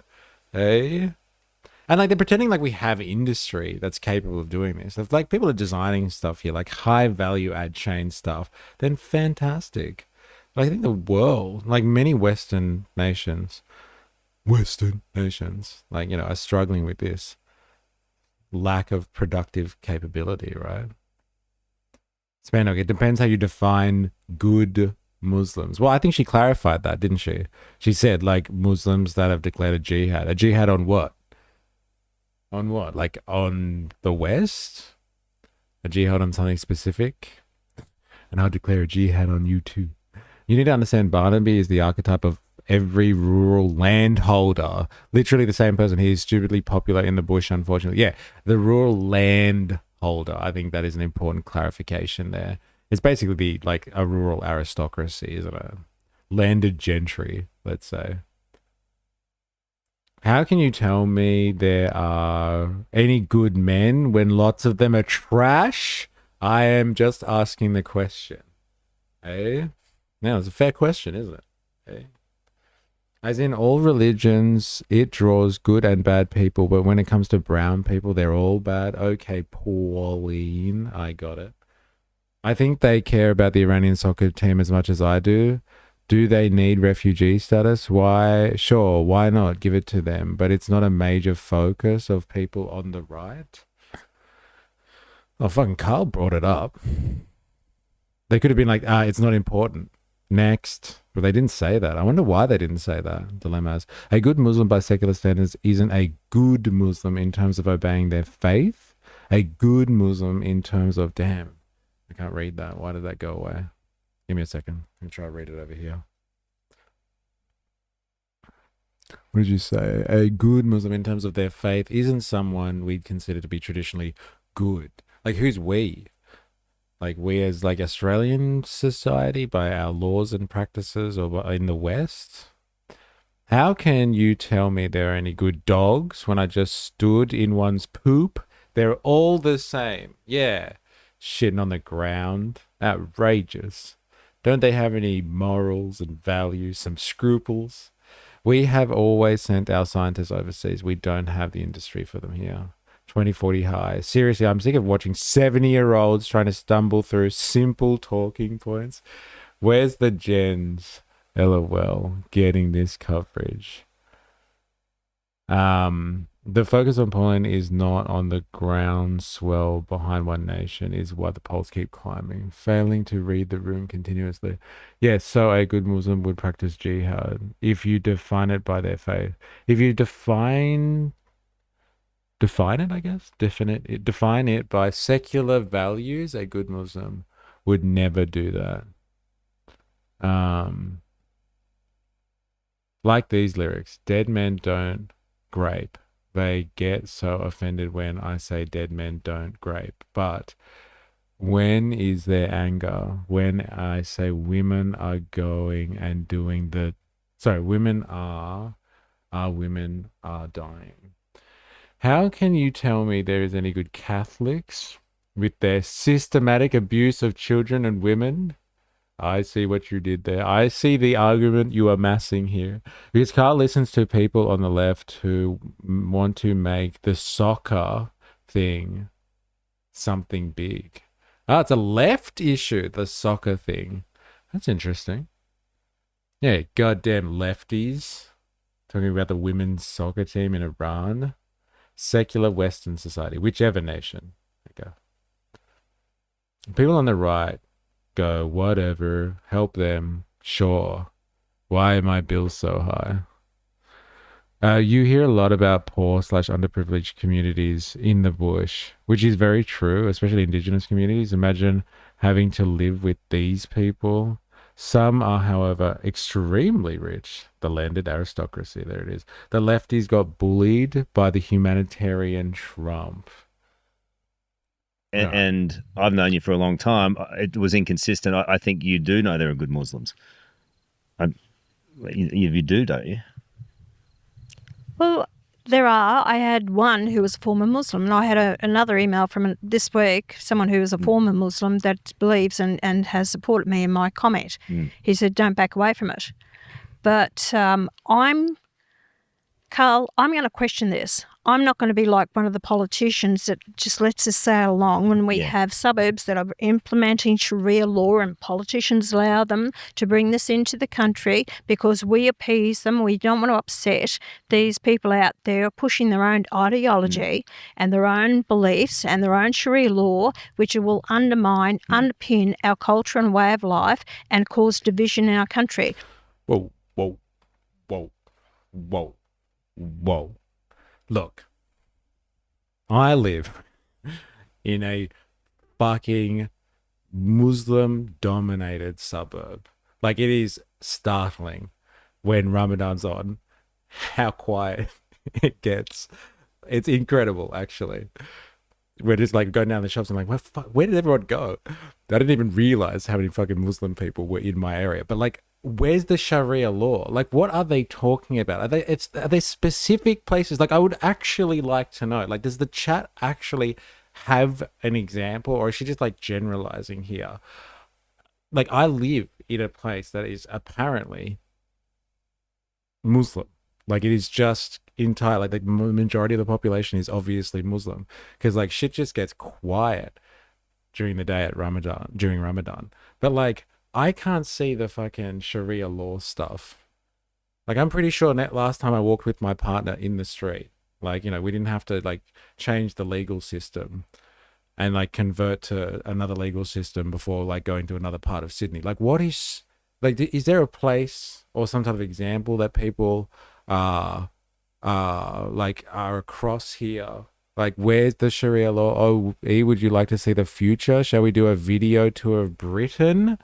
Well, like, I want to know, like, she's saying, like, here. She's saying in Australian suburbs, not fucking London, but, like, Australian suburbs, there's Sharia law. Like, where? Like, which suburbs? Like, honestly. Like, if they're upset because, like, people, like, you know, decorate their houses with, you know, crescent moons and all that sort of stuff. Like, when people put Christmas lights up. And, like, people like are out at night eating at restaurants because like they're breaking fast or something like that. Is that what they mean by, oh, did you not see everybody goes out at nighttime to break their fast? Like, it's Sharia law, they're eating at night. I fucking knew it. I knew they ate at night. I goddamn knew it. If that's Sharia law, is that what she's talking about? Like, I want to know. Sharika law. Like, I honestly, like, which suburbs are these that they're speaking about here? I work closely with quite a few Muslims as well as couples, and they are kind of generous and sweet. They are not the monsters Hanson wishes. Well, like, I just want to know where this system, this legal system, is being implemented. Like she must know. Like, she's saying that it's taking over Australian suburbs. She did say that, right? It's in Australian suburbs. I'm sure she said that. Suburbs that are not going to be like one of the politicians that just lets us sail along when we have suburbs that are implementing Sharia law and politicians allow them to. Implementing Sharia law. She said it. There are suburbs implementing Sharia law. Oh, I'm sorry. I gotta clarify this one. I'm asking for a friend who is trying to set up a Sharia law legal system in Australia. I am just listening to a politician who is claiming that Sharia law is being implemented in Australian suburbs. Just to get clarity, could you give me a list of some key points that would indicate whether your suburb is implementing Sharia law?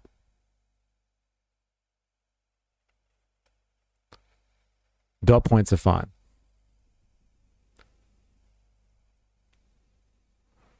Dot points are fine.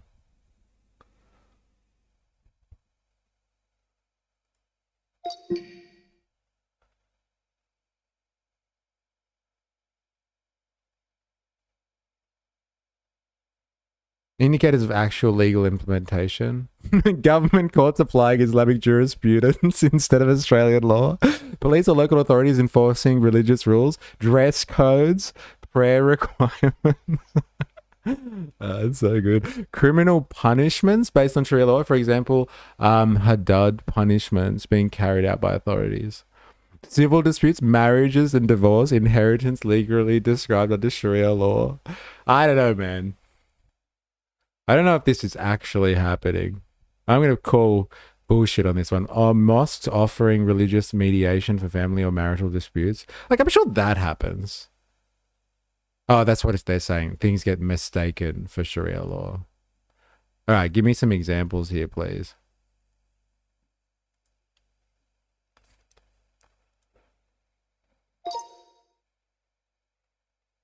What dress codes would be enforced? What prayer requirements would be enforced? And what type of punishments would be carried out by authorities as examples?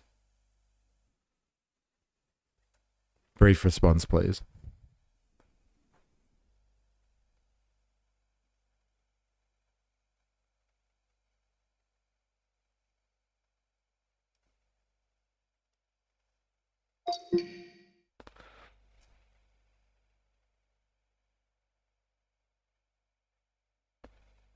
Okay, dress codes, mandatory hijab or covering of women in public. Requirements for modest clothing, arms and legs covered. Restrictions on certain Western style clothing considered modest. Prayer requirements, business closing during 5 daily prayers, except that Muslim men attend Friday congressional prayer at the mosque. Business closing during the 5 daily prayers. I wonder if that actually happens. Do you know, in your suburb, do businesses shut down for each of the 5 daily prayers? I know people used to disappear all the time at work on Friday at like 1 o'clock, and they'd go and prayer. They'd do prayer and stuff like that. But like, that was about it. But like, they'd take their lunch break. I'm sure they weren't making that a legal requirement.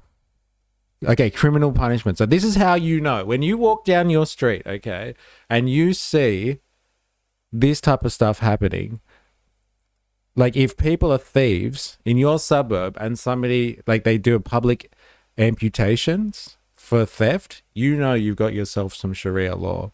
Floggings for alcohol consumption or adultery. So when you see people trying to enjoy themselves at the pub and then like the authorities come in and start flogging people, then you've got yourself some Sharia law in your suburb, all right? You know it. Severe penalties for robbery involving violence. Again, when the cops start beating people up for robbery blatantly in the street, you know you got yourself some Sharia law. I think actually we can get down with that. Like Westerners don't mind doing this sort of shit. In some interpretations, very severe punishments for adultery under strict evidentiary rules. Family and civil law. Marriage, divorce, and inheritance decided by religious courts. Polygamous marriages legally recognized. Does this happen in your suburb? They get legal recognition.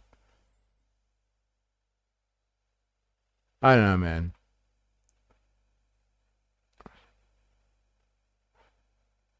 Like again, like I live in one of these suburbs in Australia where Sharia law has taken. I have never seen any of this stuff. Again, I was walking outside with my partner the other day, and like she forgot her hijab. And I don't know if anything happened. I'll have to let me just think about that. I don't think she got stoned or anything. I'll have to double check with her.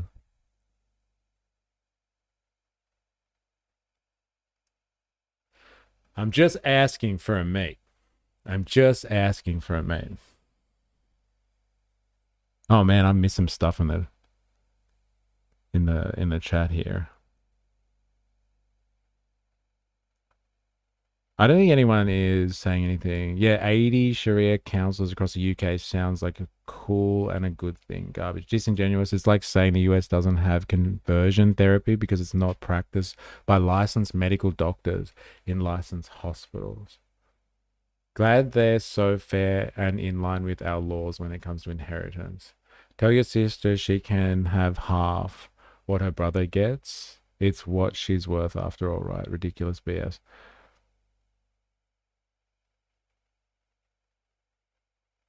I feel like we would hear a lot more about this stuff if it was actually happening. I know. I'm assuming we would too as well. Like if that was actually happening.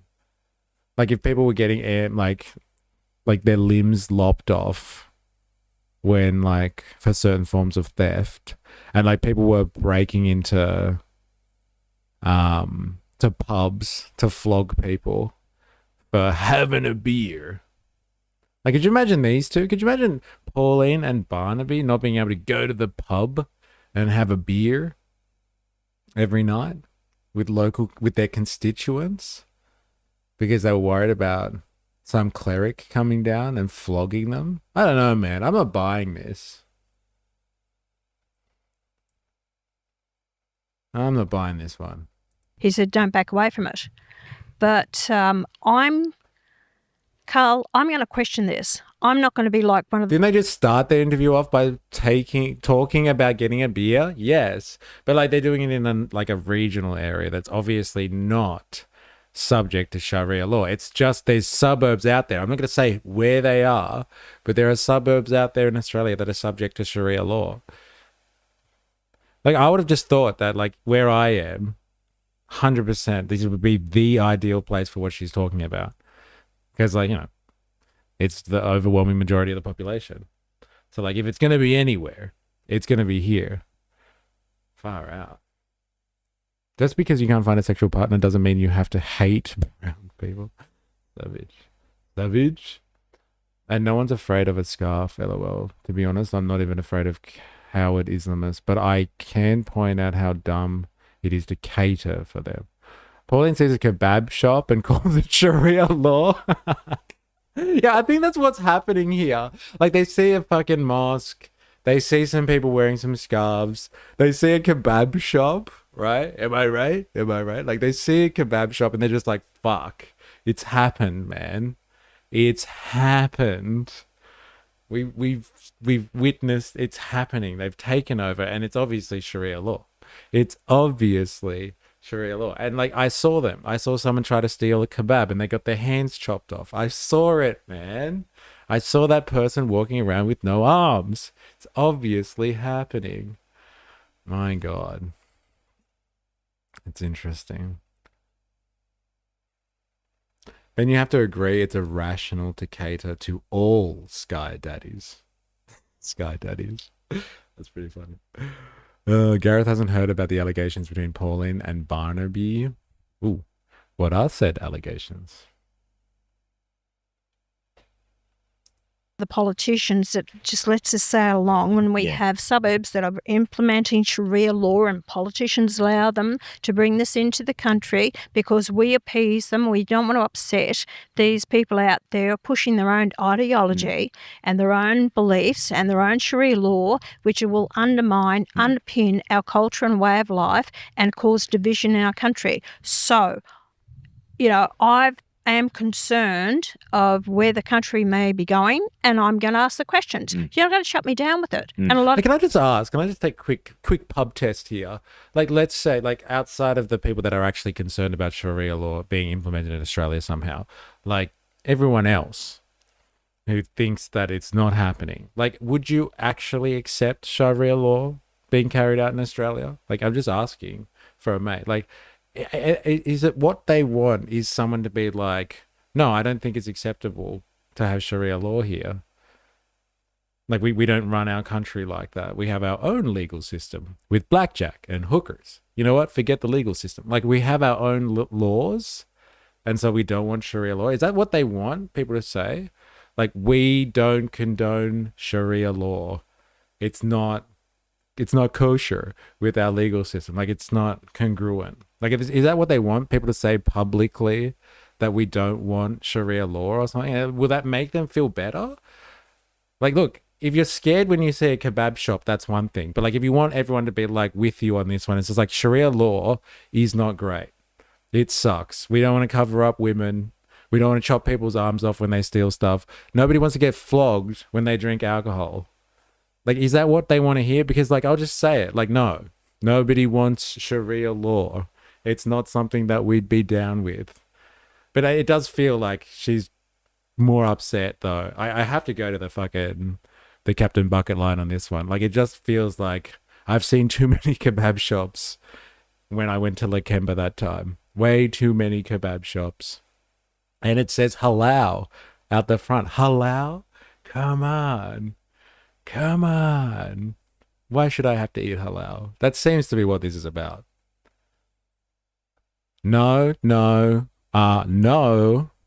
I think we know my answer, LOL. Do you condone Hamas? Hamas? No, Hamas. Yes, Sharia law is bad, obviously. It's that point is fear-mongering about it happening in Australia. Now that makes sense. Because it's a pillar of it, derp. No, I think it's got nothing to do with Sharia law implementing itself in Australian suburbs. This is fucking nonsense. Come on. The incongruence for me, if the acting like this, we've been invaded. I don't accept something as right wing as Hanson. I take complete offense against anything further than that nut job. Honestly, I've been attacked more by more Aboriginals than Muslims. LOL. I love me some hummus. KK Online, hang on. I feel like it doesn't need to be said. I don't think any Australians want it, but if you talk about it, people will think it's a thing and start fighting against it. So then that's why I think it needs to be said then. Like, let's be brave. Let's say it for Pauline and Barnaby. On behalf of Australians that are going to outside of your reality of fear, like, I don't like it. I don't want Sharia law. I don't want to have my hands chopped off when I decide to steal something. I don't want to be flogged for having a beer, eh? And talking to my constituents. And like, I don't want my missus to have to cover up when we go outside. Done. I think we can all get over it now. Like, she should feel better, and so should Barnaby. He's not real hates hummus, not Hamas. Maybe ask Google. Jesus Christ. Wait. Did you say being a Muslim has nothing to do with Sharia law? Jesus Christ. Covers shoulders and hair in the church, etc. It's a classic phantasm stuff. They act like it's a thing when it's not. I went to HSP with garlic sauce. I want the HSP with garlic sauce and hummus. Bro, I can't believe you know HSP. HSP. Are you from Sydney? Or is HSP everywhere now? Have you read the book of Deuteronomy? The application and interpretation of Sharia vary significantly depending on the sect, school of jurisprudence, local culture, and government. Yes, it is. Orthodox Jewish women wear special wigs. How is it enforced? I thought the yarmulke was to cover up the bald spot on their heads by stoning. Damn. Okay. But does Pauline actually think that Labor or the coalition wants Sharia law? Well, apparently by supporting or like not saying this is bad is supporting Sharia law, I guess. People agree with me. Well, I think Barnaby, you spoke to me the next day. Well, the reason why I'm raising it, because it has been talked about, is how you handle that as a combo. So Barnaby, you spoke to me the next day and you said, "Well, you do know good Muslims, but do you have a conversation about it?" Can I just go through it? Like, Uh-oh, as uh-oh. I've said, One second.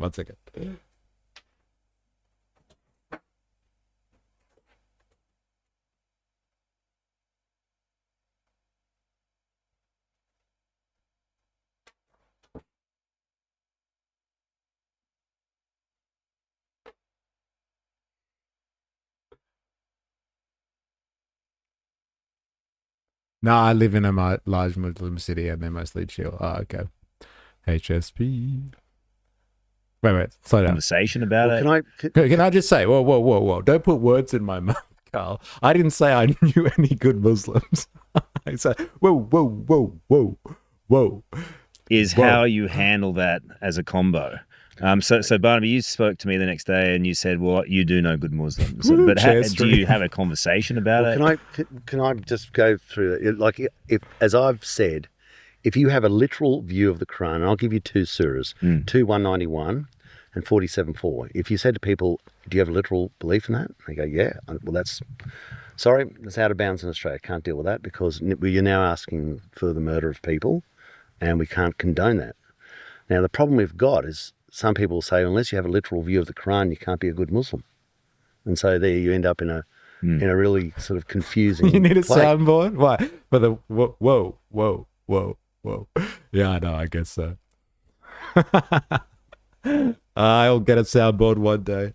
I'll add it to my list. We need a bingo board as well. Eh? We should have a bingo board for these two, I guess. Every time they bring up Sharia law, we should be like, ding, ding, ding, ding, ding, ding, ding. They said the thing. And I think that if you were to say to me, are there people of the Islamic faith who are good? I'd say, yeah. But if you said, can you have a literal view of the Quran? And this is the Spandog defense, right? This is your call, isn't it, Spandog? Like, it's like, look, you can be a good person, but if you actually follow the Quran by the letter of the law, you're a bad person. Like, that's the Spandog defense, I'm pretty sure. I might be interpreting that wrong, so I would like that clarified, please, Spandog. What's this for as tell me it's what I think it is? Tell me this is a Family Guy reference. Have you got that on cue now? Yes, you do. It's so good. This is your soundboard. Take God. Whoa.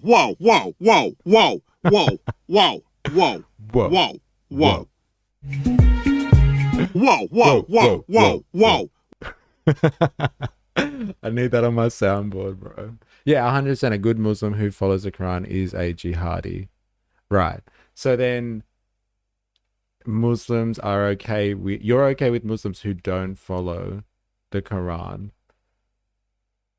to the letter of the law. That's what you're saying. So you don't mind Muslims at all, as long as they don't take the Quran too seriously. Out of 800 Muslims in Australia, there are between 200 to 2,000 people who wear a full face hijab. Wow, where do you get this information from? It's crazy. Beautiful. Whoa. That needs to be my new ringtone. Just add it to the Discord soundboard. No way. Is there actually a Discord soundboard? Oh my God. I think we need a new channel. I'm for anyone having religious freedom of expression for yourself. My values lie in people being able to have choice. But spouting this crap, you end up with banning the headscarves, etc., etc. Because Muhammad practiced jihad, and it is ultimate example of human excellence. And I have plenty of Muslim friends, actually. They just don't adhere strictly. Garbage stats. So wait a minute. You have plenty of Muslim friends that they just don't adhere strictly. Whoa. Slow down. Some of the stuff that you have said on this stream, like, how's it go with your Muslim friends? Like, do you talk to them about some of the stuff that you brought up here? Like, how does that fly with them? So really your like gripe with Muslim people is the same gripe that people have with like Christian fundamentalists then. So you just don't like fundamentalists. Because that's not always your talking point, if I'm honest. Oh yeah, like all the time. They're good Muslims in the sense they adhere to secular values. Okay, fair enough. I mean, most religions are fucked. Like, how is it normal to cut the foreskin off a baby? Like, what the fuck? Who thought that that was okay to normalize? Yeah, well, I think humans have just been doing that sort of shit for a long time. A long time. You know, like, you know, beyond the sky god religions that we have at the moment.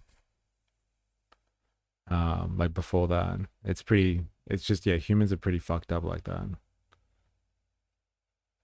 Yeah, it turns out, like, this is really weird. You're right, Ravy baby. Like, turns out Muslims are just regular people after all. Like, that's what I'm feeling here, Spendog. Like, after all the discussions we've had on these streams over the weeks and the months that we've been doing Far Right Fridays now, all of a sudden it's just like, yeah, man, they're just normal. It's just the psychos out there that are the problem.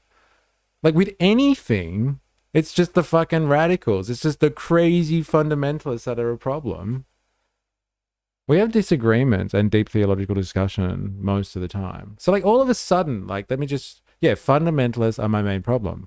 I even understand they're a minority within the Muslim community. I feel like this is a breakthrough moment, Spandong. Like I feel like for a long time it's just kind of been like, no, the entire religion is fucked. And like anyone who subscribes to it is completely fucked.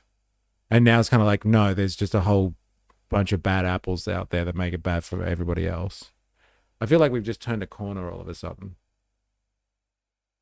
It's just that once you get the point of where my secular Muslim friends are, my question to them as well is, are you even really Muslim anymore if you're not being a fundamentalist? All right, and now we've circled back again. Okay, so you're not really Muslim if you have secular values. So, like, you're basically not a Muslim. So the only Muslims really that exist are the fundamentalists. Okay, we've circled back here, I guess. Interesting. Oh, yeah, it's not that. I do get a bit hyperbolic sometimes. Okay. Interesting. I think the religion is fucked too. But it's a free but it's a free country. It's a free country.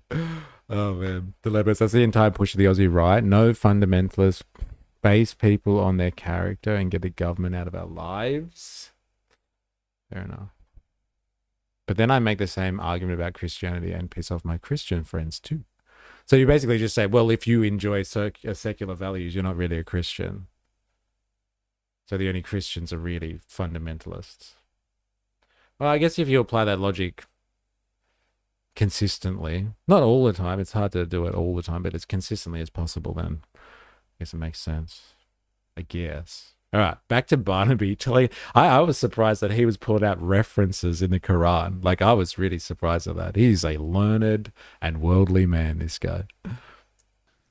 But if you said, can you have a literal view of the Quran, and is that tenable in Australia? I go, absolutely not. And what we're seeing more and more in areas is the balkanisation of culture, that people are not abiding by an Australian culture. They have a greater affinity to a religious sort of theocratic view. And it just doesn't work. Because I tell you where that ends up, at Bondi Beach. At Bondi Beach at around about 6 o'clock in the evening on a Sunday. That's where that view ends up. And we just can't have that.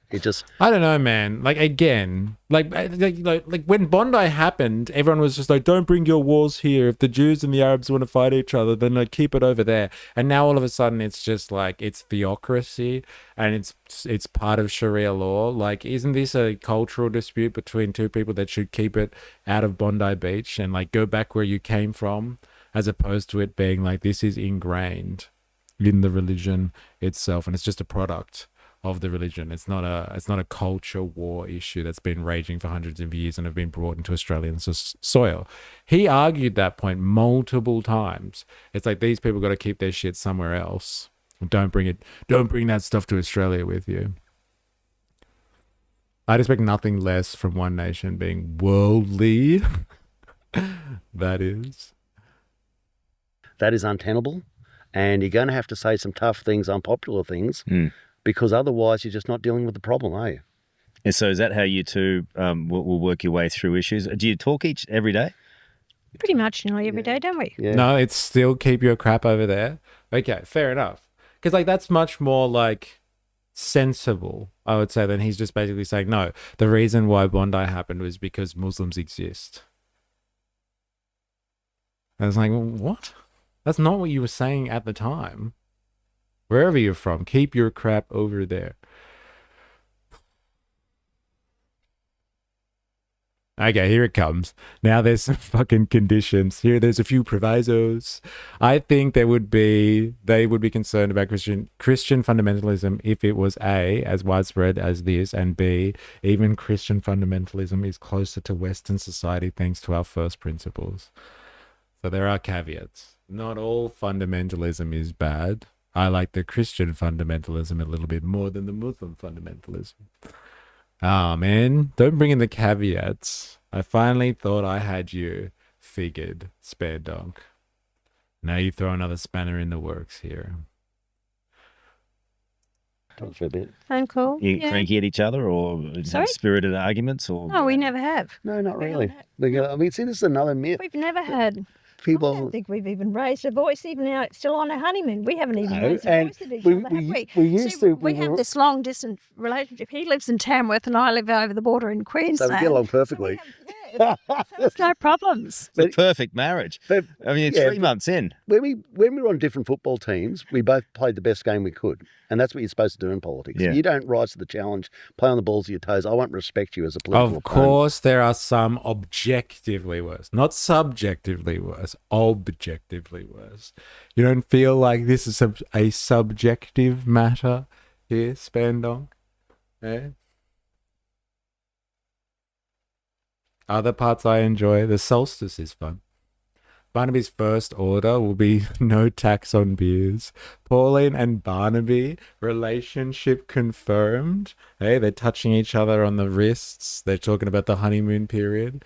You love it. Supposed to do in politics. Yeah. You don't rise to the challenge, play on the balls of your toes. I won't respect you as a political Oh, these two, get a room. Lap Jeff in the house I go. Oh, I got censored. There it is. Finally. Yeah, you can't keep this commentary going for too long without getting censored. What's this? Both sides are being dishonest about their war intentions. Oh, no, that was a while ago. I'd argue pagan child sacrifice was objectively bad. Glad we got rid of that. Fair enough. opponent. And as I was saying today, Pauline, she was formidable. When you play against her in football, for Pauline, it's pick a rib, any rib, and I'll drive one right into the side of you, you know? And, but we've known each other for 20 years. Yeah. You know, we're not. Yeah, this is we're kind of not beautiful, newbies isn't it? either of It's not us. a competition between us or anything like that. I respect Barnaby's, political savvy that he has, and if we got to watch whatever both of us say, well, it's just ridiculous. I don't pick up the phone and say, Barnaby, I'm going to say this. Do I have your permission? I haven't done it with Malcolm, and I'm not going to start doing it with Barnaby, all right? I'm not going to change who I am. That's who I am. People know who I am. And it's about, okay, if... I feel like this counts as softcore porn. Should be banned over 18s. Why aren't we being age verified? Oh, man. So cute. if I feel I've said the wrong thing, then I'll apologise for what I've said. Who's the Which boss? I did. She is. No. I think it's really important. You have a chain of command. You're the boss. You know, Well, I think tell you, when the final decision has to come, I make it. Yeah, well, that's it. Well, Just in case you were thinking otherwise. No, I think it's important you say this Yeah. because other. the final decision. Yeah, of course. And I got no problems with that. I mean, people. Yeah. You know, when you've had like military experience, I think. Did you hear that one, Jag? Hey? She knows how to make tough decisions. Hey, getting excited over there? She dominates, bro. She dominates. Hey, no touching our leader. We know who wears the pants. Don't you touch her. Hey, that's against Sharia law. You can't touch her. Hey, get him. Chop his hands off. Get him. Oh, man. So good. She's the one that holds the whip in the dark room. Oh, man. Woo. Is this the ick women talk about I am feeling? This is the ick. I'm sure he makes tough decisions all the time with Barnaby. Don't kink shame. I thought yous were progressive. Eh? I kink shame all the time. All right, especially when it comes to like Jordan Peterson and that whole fucking grandma thing with the pubic hair. That was fucked. All right, and I blame Ravy Baby for that. I can't unread that now. I can't unread that shit. Seriously, that's Sharia law. That's a paddling. So good.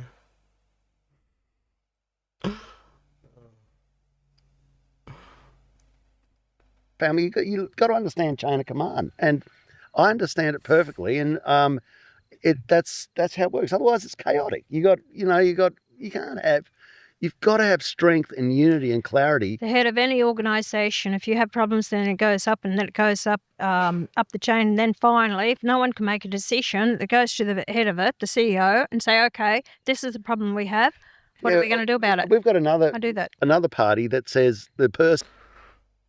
I can't hear them talk about each other. Like, it was so much more like gripping hearing them talk about the other stuff over there. Full frontal Pauline Hanson's fish and chips. All right, this one goes out to all of you from Dilemmas.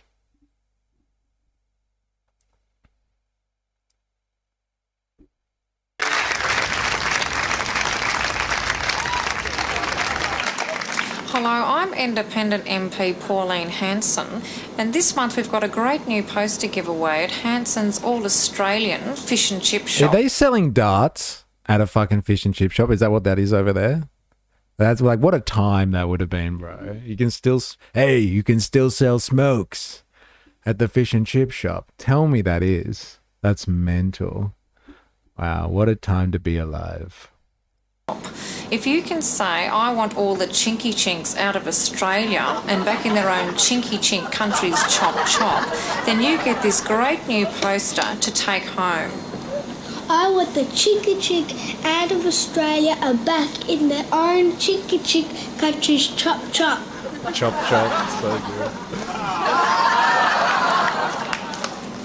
It hasn't changed. It hasn't changed in fucking 30 years. Has it? That's crazy. Fuck off, we're full. It's the same shit. It was peak Australia. So come on down to Hanson's, where we don't serve dim sims. Fuck me, dude. My God. Fuck off, we're full. Like, it hasn't changed, man. Hey, she's consistent.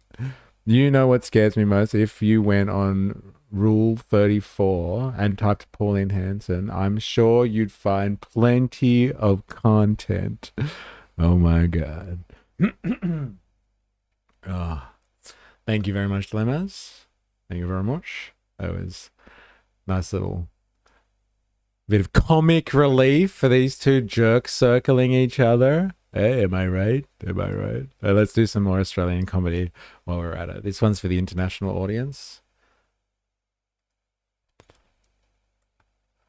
This one's for you. Apparently, these two have a big following in the States. Kath and Kim. Has the world gone mad? Or have I? I need to get out and go inside myself to search my chasms for meanings.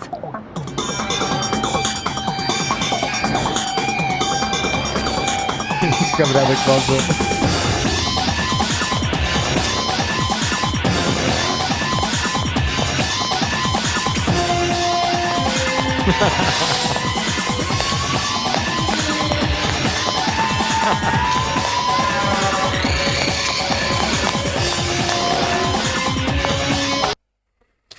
So good. If you're doing some context there, that woman's just running around because she thinks her daughter is a lesbian and she's having a bit of a crisis. Is the world gone mad? What is this? Bro, go check it out. There's this show called Kath and Kim. And like, apparently, yeah, Americans really like this show. Or like a group of Americans, maybe. Maybe it's probably too fucking niche. But anyway, there's a show about like a mother and a daughter from like, I don't know, what was it? Like early 2000s Australia, suburban life in Victoria. And like, yeah, they're just tragically Australian. And it's hilarious. But like, yeah, this mother here, she thinks her daughter is a lesbian and she goes through like a crisis moment. And all the stuff that was coming up, like Dick Van Dyke and curry puffs. There's a gay guy in the street with massive handlebars. And then she sees Lebanese food. So good. Australians. I need to watch this, bro. It is fucking hilarious. And like, man, you know, you'll be Australian once you've watched that. Like, you can't be un-Australian after watching that. You are welcome. Look at Moy. Yeah, tragically Australian, I'd say. It's the best way to describe that. That's one for the internationals in the audience. Eh? Me watching Pauline and Barnaby discussing their relationship. Go on. Peak Aussie. It is on Netflix. It is actually on Netflix. Yes. Before my partner got her citizenship, I made her watch it. And she actually liked it. She didn't really understand what was going on. But she's like, it is funny. It's funny that you people are like this. And I was like, once you become a citizen, they will be your people. Your people are like this. It's crazy, isn't it? Homosexuality exists. Scary music intensifies. So good. Lebanese. Yeah. It's Lebanese. So good. It's from a time of Australia being so uncultured that it didn't understand gay culture or Arabic culture, and Lebanese and lesbianese were lesbianese. Oh my god, there you go. Lesbians were confused as the same thing. So good. Such an innocent time. Oh my god. Ice Spice came out. What does she mean? You people. Eh? What do you mean, you people? Ha ha ha. Yeah, I know. That's what I said to her. I was like, come on. It's going to be your people soon enough. And then she got her citizenship. But she was ready beforehand with some Kath and Kim. The only thing that I'm really disappointed is, yeah, lesbianese. Like, that is the joke, yes. The only thing I was really disappointed with her is that she became a citizen and she still hasn't tried Vegemite yet. I was so disappointed with that. She won't go near it. She won't eat Vegemite. I open it in front of her when I make it for myself, and the smell. She can't take the smell of Vegemite. And I'm just like, yeah, you're just not Australian. I'm sorry. You have to at least try it. Try it and then say it sucks. You can't just say it sucks because everybody else does. Well, she's not a citizen then. Bolted her in the house. Deport her ass. Fucking oath. I'm gonna bring it up after I finish my stream. I'm be like, oh, we talked about you today in this stream. And everybody is their consensus. You have to be deported. Our national shame. Mandatory Kath and Kim for all the immigrants. They have to recite at least 5 quotes. Helps with assimilation. I'm a freak for Vegemite. I'll eat a whole spoon. That's too much for me. I can't do that. But like, I love Vegemite though. You know what's really good? This is a good fucking fusion for you, Ravy baby. And I think you would appreciate this. I do Vegemite and Lebanese bread. It is the best fusion ever. Ever, I'm telling you. Lebanese bread and Vegemite with butter. It's the bomb. It's so good. It's like they were meant to be together. They were meant to be together. Nobody else appreciates it though. I love it. I goddamn love it. All right, let's get off. I'm getting too Australian, too right wing here. This is the type of stuff that unites the working class. discussions about Vegemite. This is what I'm talking about. You know what I'm saying? All right. I want to show you this. And like, this is actually not for people that don't associate with being right wing here. This is actually for everybody else. Wait. What's this? Hey, it's Saturday, Red Faces. The Vegemite Kid, 2009. All right. This is our Jesus. Did you see the guy at the first Sydney March for Australia Day who was like, March for Australia, who was putting Vegemite on their face and going crazy?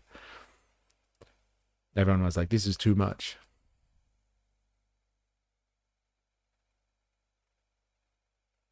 Adam Curtis time joke. Bro. What the fuck is this? What is this? We are on a nostalgia ride. The right wing go on. LOL. I think just this is working class. This is beyond the culture wars here, bro. Everyone's getting down with this. This is a bit painful though. I'm not gonna lie. I don't know. I'm just going with this. This is our Jesus, apparently. Captain Bucket has spoken. We are through the looking glass, people. Can't even say nuke Australia in the chat. Dude, what the fuck? What the fuck? Seriously. 8 showers later, the dogs were still licking him. I need a Vegemite tub that size. Yeah, where the fuck do you get that from? Legit yeast infection. For sure. It was funny too. Good on him. Oh, man. Is this the Vegemite files? I was like, we're on the border here. We're on the border of a lot of questionable stuff going on there. Hey, watching this kid lathering himself up in food, having a dude come and scrape that food off him and then proceed to eat it. Hey, kid getting dangerously close to blackface. There's so much stuff to poke a stick at here. Hey, imagine showing this to people in 2026. What would they say? We used to buy Vegemite jam, peanut butter in tubs that size. Really? I've never seen Vegemite come in anything like that. That's mental. That's mental. I love Vegemite. Just as much as the next Australian. But a tub that size? God damn. How do they make Vegemite? How they make Vegemite would be a good dive for the internationals. LOL.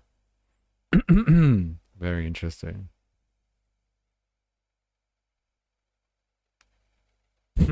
Crazy how a national favorite is built from the discards of the nation's meme VB. That's pretty funny. If watching a small child cover themselves in Vegemite makes you want it more, I might have to make a call to the cops real quick. I obviously don't. I don't even eat it in the quantity to need a bucket of Vegemite, bro. Seriously. Vegemite equals ground up drunk people. Heidi the sausage. I'm taking back. Like, how you going, Heidi the sausage? Good to have you. All right, back to the right-wing pipeline. Interesting diversion. Scaring the internationals here. Eh? Scaring the internationals. Now, have a look at this. Now, like, this is a legitimate concern that I have. For anyone who's right wing in the audience, they might be able to explain this one to me. But like first of all, like look at the thumbnail for this. Okay, found it, $70 on Amazon. Damn, wow. So you can get it. It's crazy. Maybe we'll have to send one to America so Jag can have it. It's disgusting. I didn't grow up in a Vegemite house. Yeah, well, there you go. But you've tried it though, at least. That's the thing.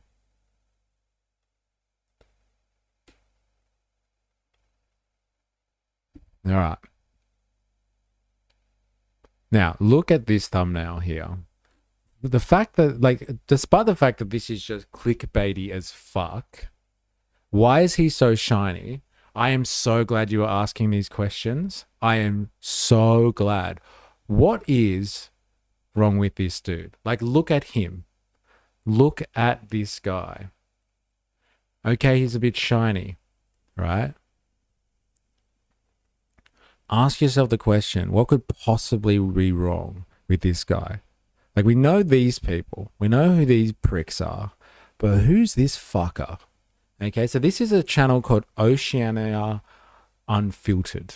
I don't know if our right-wing audience has ever come across this channel before. I don't know what my fucking... I don't know what my algorithm is doing. I guess I've just had too many far-right Fridays now. And so, like, I get suggested this type of far-right content, not even far-right. It's just, like, right-wing kind of slop now. Because, like, you can see, it's, like, classic slop channel titles. There's something else wrong with this guy. And, like, you're only going to tell if you watch what he does. Now, look at the channel itself, okay? He's got a New Zealand flag there. He's got an Australian flag there. It's Oceania Unfiltered, delivers sharp, independent analysis on political, economic, and cultural issues shaping Australia and New Zealand. Now, I think this guy is the same vein as some of the other ones that we've watched, like, you know, the cyberpunk dingo dude. And there was a guy last week, Darius, I want to say, who seemed to be these, like, I don't know, Indian Australian content creators or whatever the fuck they are, and they kind of get their moral superiority talking about this stuff because they are, you know, I don't look like a Caucasian Australian, and like I'm cultured because like I know all this stuff, and I still complain about Muslims, and I'm Indian, so like why, you know, you can't call me racist, can you? Hey, can't call me racist.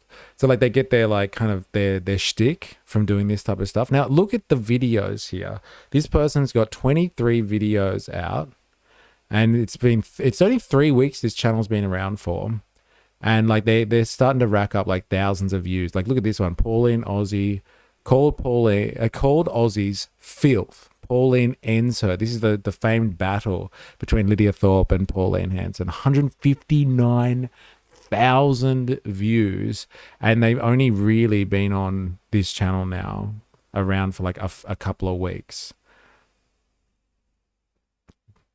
Yes, Indians are classists.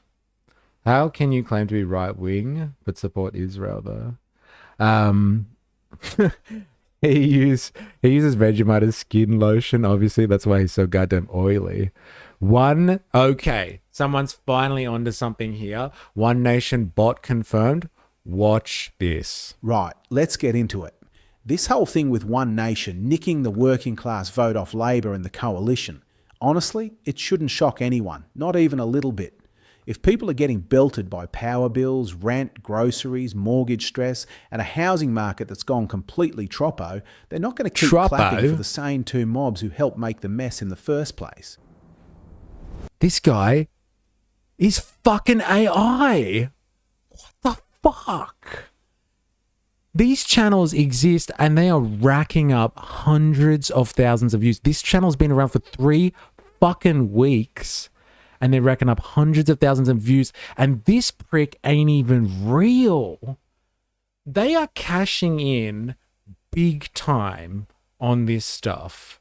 Like massively. There'd be a whole bunch of like, I don't know how else to say this without being like disrespectful, but there'd be a whole bunch of old people on YouTube, I guess, that would be like, oh yeah, I'll click on this because, you know, new poll reveals major parties losing working class voters to One Nation. I like a bit of One Nation. Oh, and look, a darkie.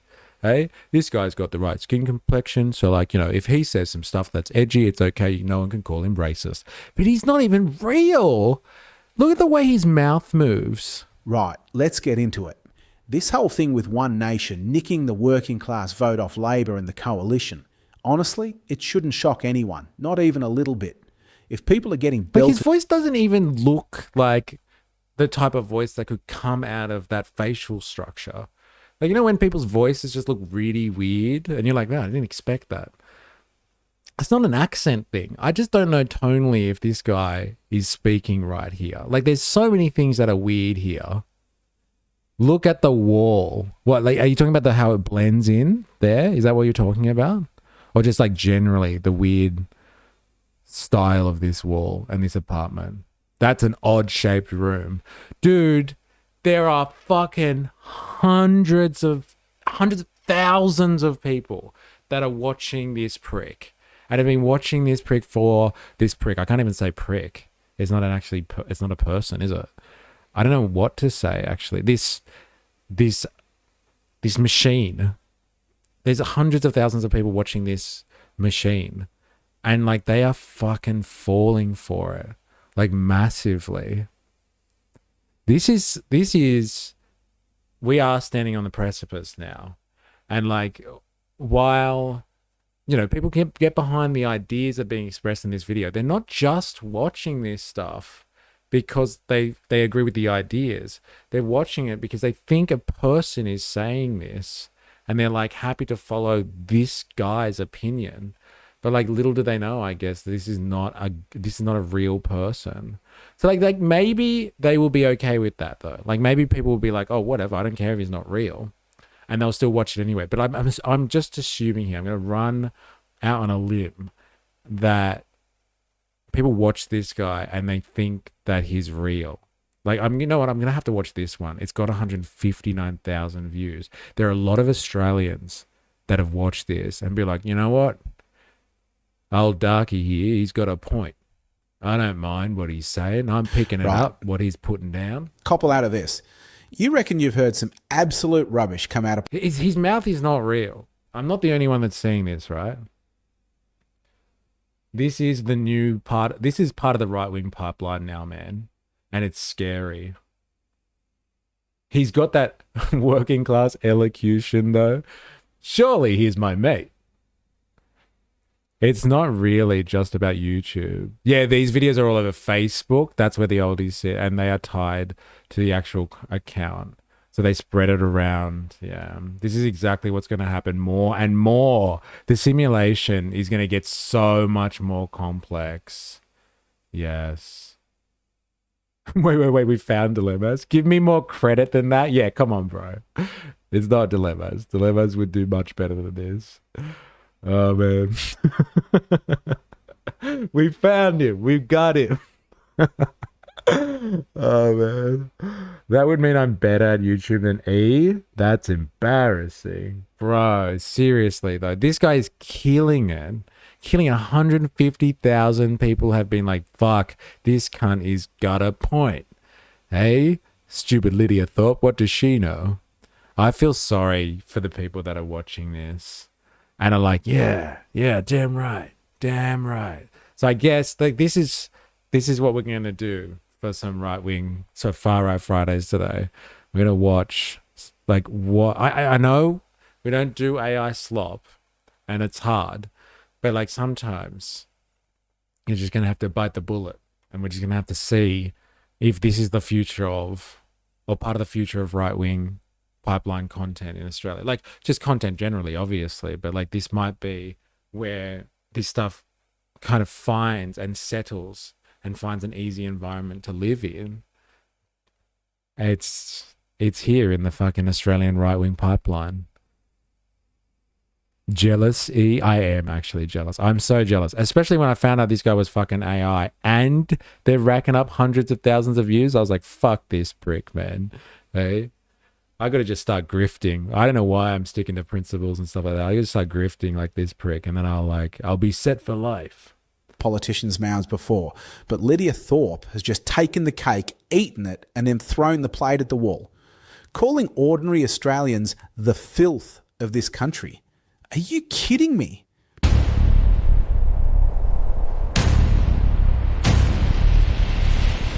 G'day, mate. You know how people have been speaking about this whole phenomenon? Like there are like bots out there, or there are people that are like paying. There are people that are paying to like support One Nation, like they're backing them somehow. Like there's money coming in from overseas somehow. Like this has got to be it. Like look at the fucking One Nation kangaroo thing. What is this about? Where's this coming from? Like maybe Pauline has like pays for this for herself. I don't know. Maybe she backs all of this stuff. But we got fucking jacked kangaroo with One Nation t-shirt on here. All AI slop completely. And like it's getting to hundreds of thousands of people across Australia.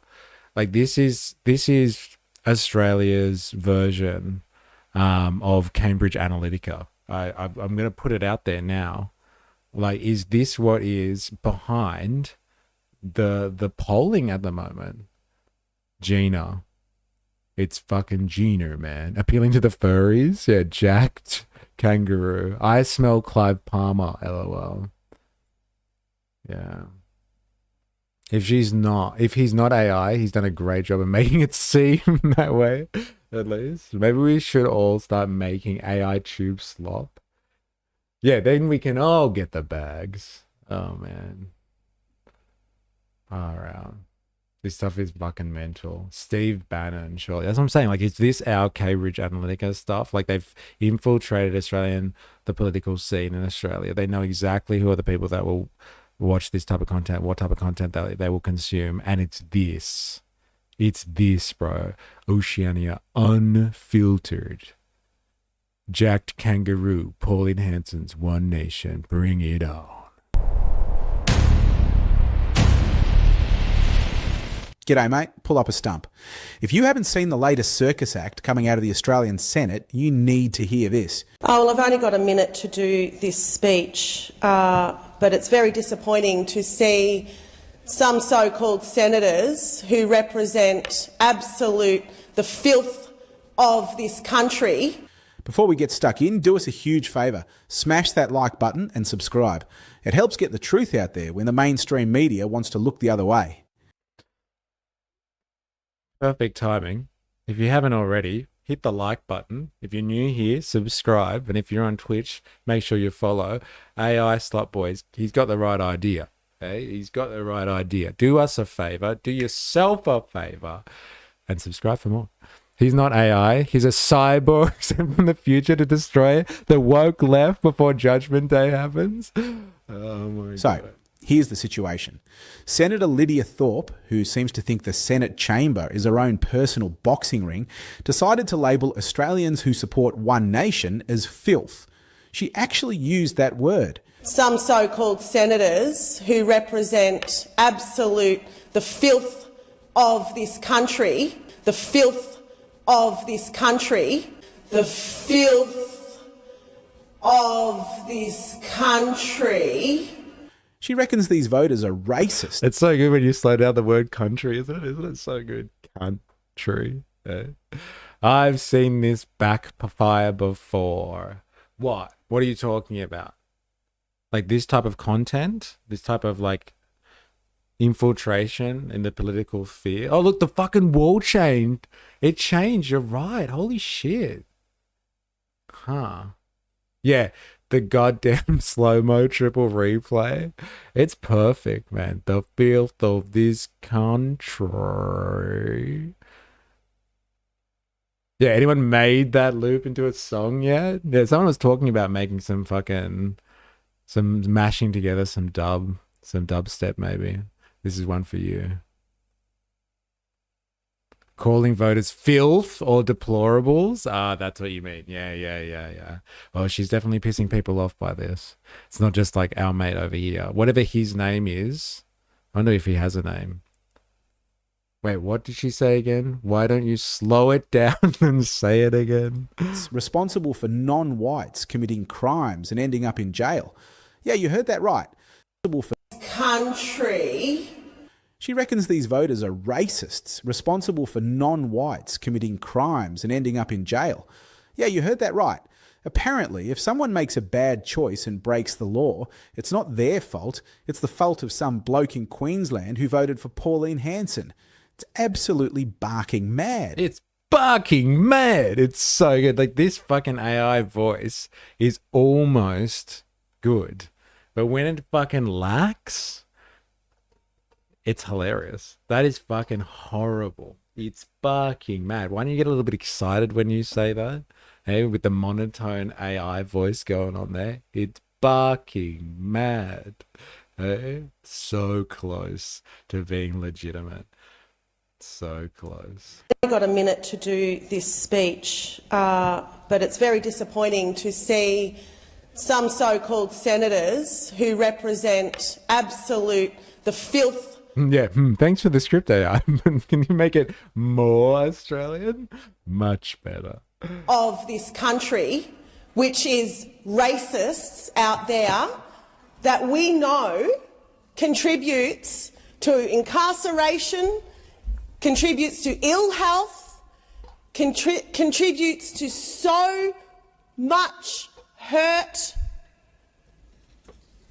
and division in this country because of the racist words that come out of Pauline Hanson's mouth. Order. Senator Thorpe withdraw.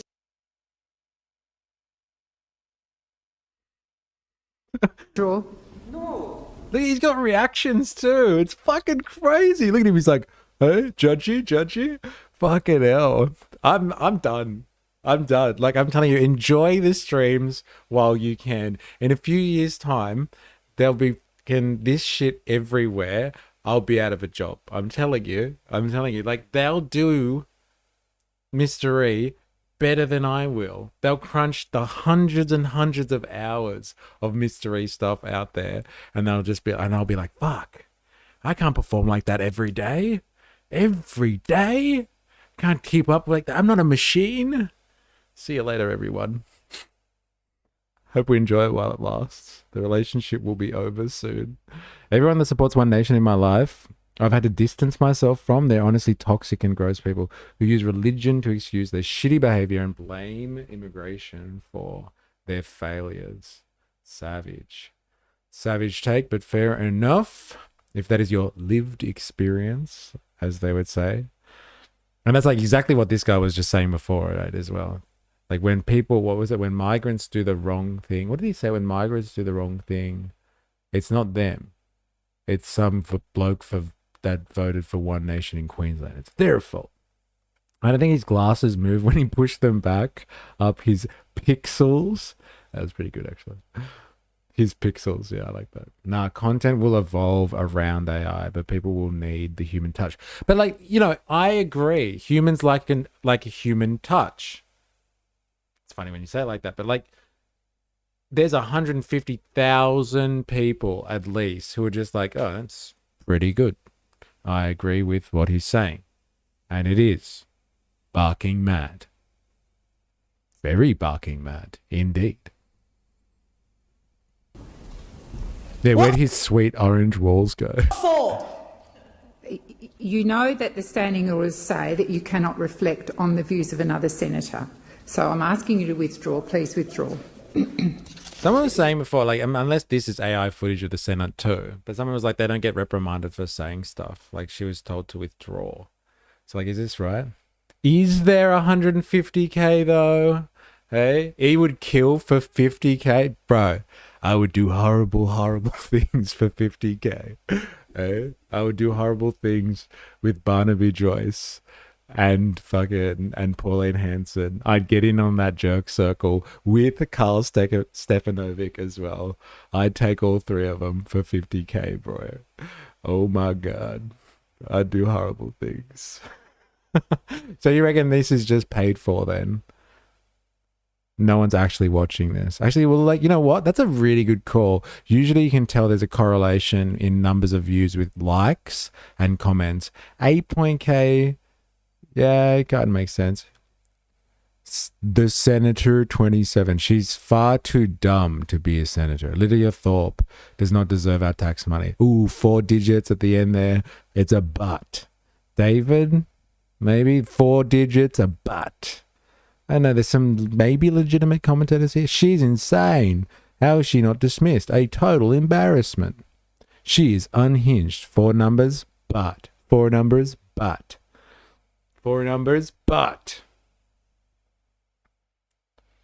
Wait till Mystery finds out that we are all elaborate bots to stick him in a corner talking to himself. Oh my God.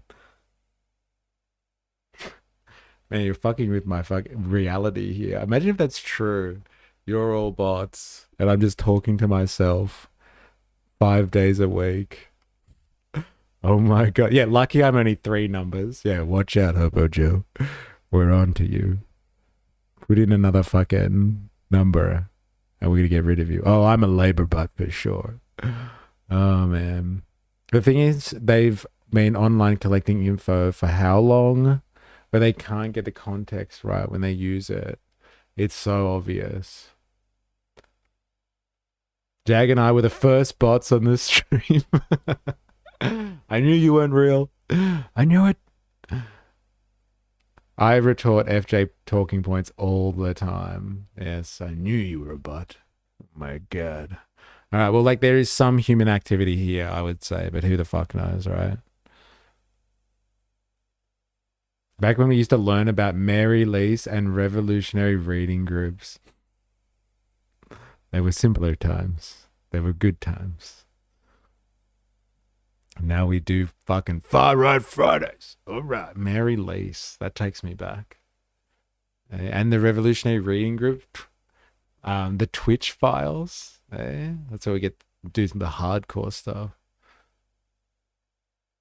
Speaking of Labour butts, Jordy's latest video was actually some good journalism for a hit piece. Props. Labour. Read through the comments on that dingo guy and Storybox man children. And it's cringe. Yeah. The dingo guy. So I'm saying what comes out of her mouth. Senator like Thorpe, I say that we all say that about Senator each Thorpe, other. Senator Thorpe, in this Why chamber, can't you deal with the racism in this chamber? Look at his reaction.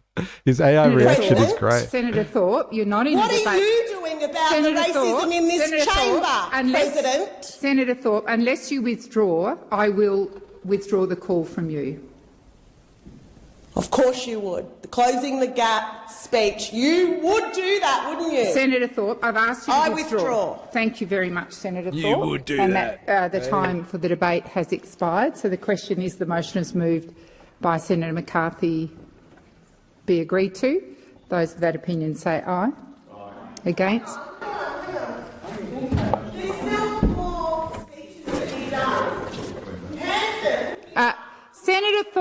Senator Thorpe, resume your seat. You have to wonder, what planet is she living on? Because down here on Earth, people are responsible for their own actions. But in Thorpe's world, it's all about pointing the finger. She stood there in Parliament and effectively spat in the face of hundreds of thousands of voters. Now, just pause for a second and think about the double standard here. It's massive. If Pauline Hanson stood up and called a huge chunk of the Australian population filth or garbage, the media would be in a frenzy. They'd be calling for a head on a pike. The Prime Minister would be holding a teary press conference about unity and respect. But when Thorpe does it, crickets. Disgusting. Like, this is the fucking talking points. We were just going through these talking points at the start of the stream. We were arguing, people were arguing in the chat just before about, like, Thorpe gets away with it. Nobody does it when Thorpe, blah, blah, blah, blah, blah, blah, blah, blah, blah, blah. Like, I'm not saying it's not a legitimate point, but, like, it's been distilled and it's just being spat out en masse by fucking this type of slop machine. Like, that's what's going on here. This is a fucking... You know what? We are under attack. There is an invasion going on in Ozpol right now.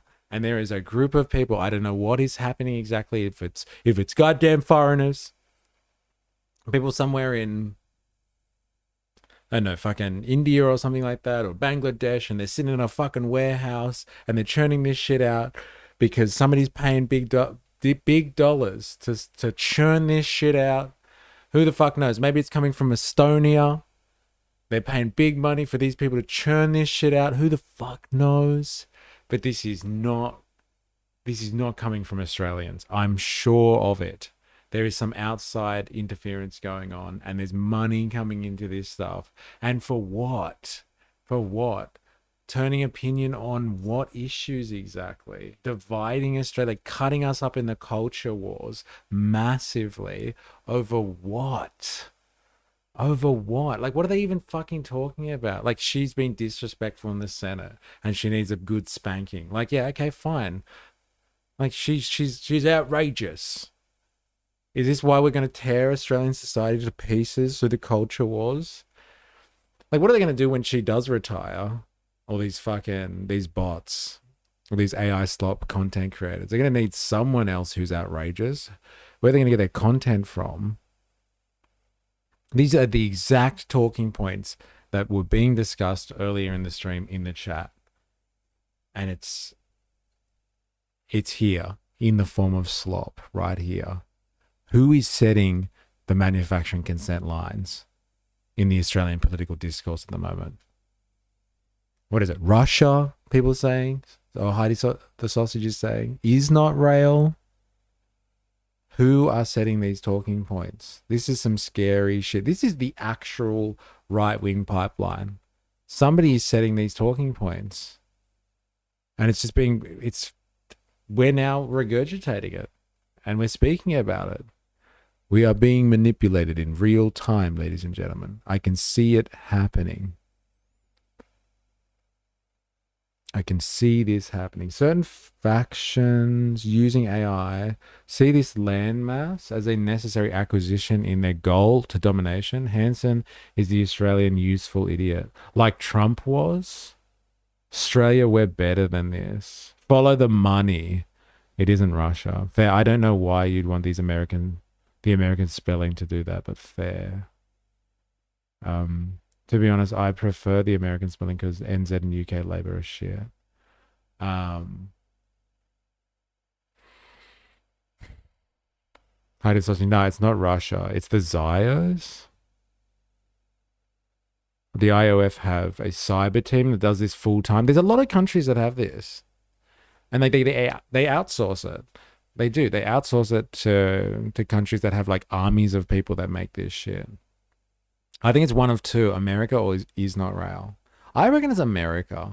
I have a feeling it's America. I like it. It feels like they have a plan. Like Project 2025 was like speaking about this idea. Even the national security strategy was talking about this idea of like supporting, conservative parties in the nice Western world, especially the English-speaking Western world, the Anglosphere. And like they could pour money into this type of stuff. Like they got extra money that they could like make sure that this type of content goes out to turn people as conservative as possible in their political outlook, to try and make sure that the America has allies everywhere. I chucked a video into video topic suggestions when you have some free time. It covers how good deepfakes have become. Yeah, it's pretty scary. I used to think Lydia was detrimental to any progress in this country and was just controlled opposition. The more time passes, the more it's vindicated. People like her and Fatima Payman. Nothing can save this system. Nothing can save these parties. They were right just too soon. Dr. Nathan in the house, how you going? Money, money, money. Yeah, most countries want a piece of that pie. More content and propaganda for everyone. It's crazy shit, man. Unit 8, 82000 is the equivalent of the US National Security Agency, or Britain's GCHQ, and it's the largest single military unit in the Israeli Defense Forces. Interesting.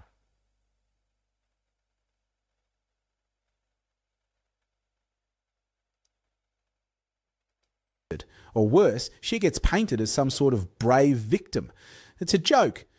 There's people in Australia right now wondering if they can even wear a One Nation shirt or express a conservative view without being targeted, all because a sitting senator is ramping up this rhetoric. Is that true? Like, honestly, does anyone actually feel like that? You can't wear a One Nation shirt without being targeted?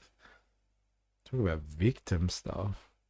Not great, to be honest. Can't really talk much about it either, which is pissing me off. Let's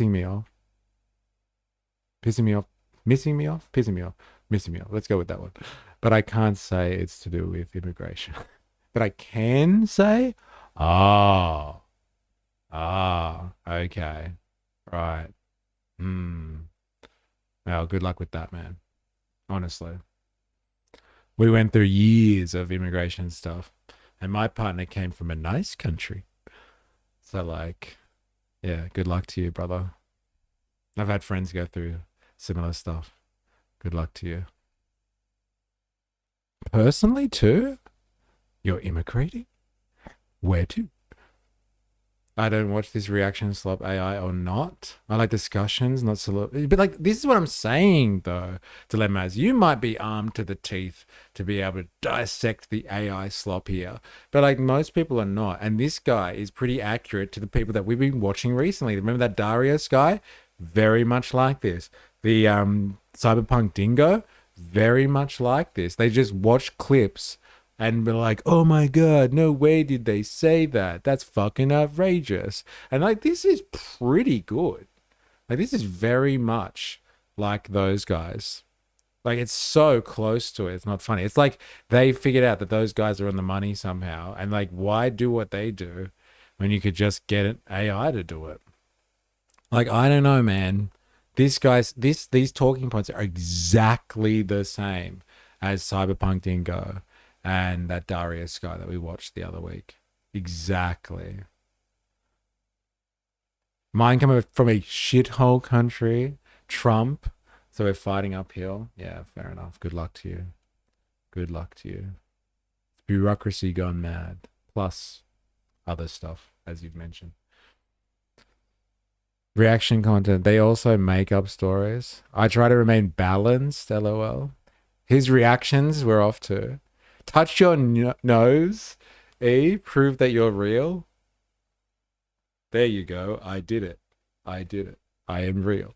The only targeting I see in my state is, yeah, river to the sea, be free apparel.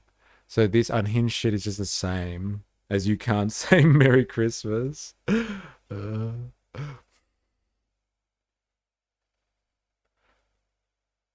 I guess Abby Chatfield is a left-wing version of this right-wing slop.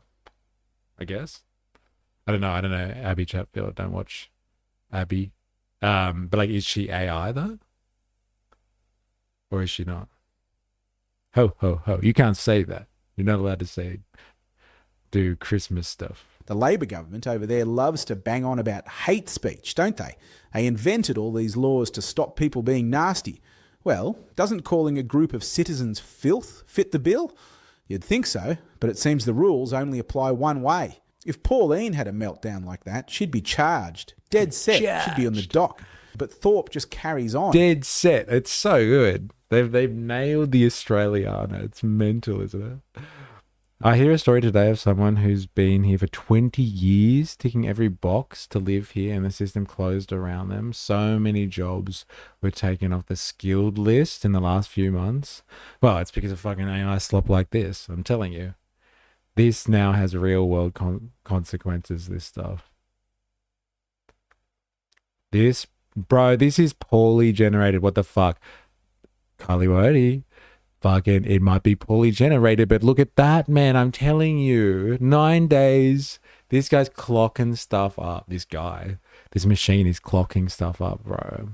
I thought this was a country of a fair go. Now, don't say that. No, yeah. Fair go for who?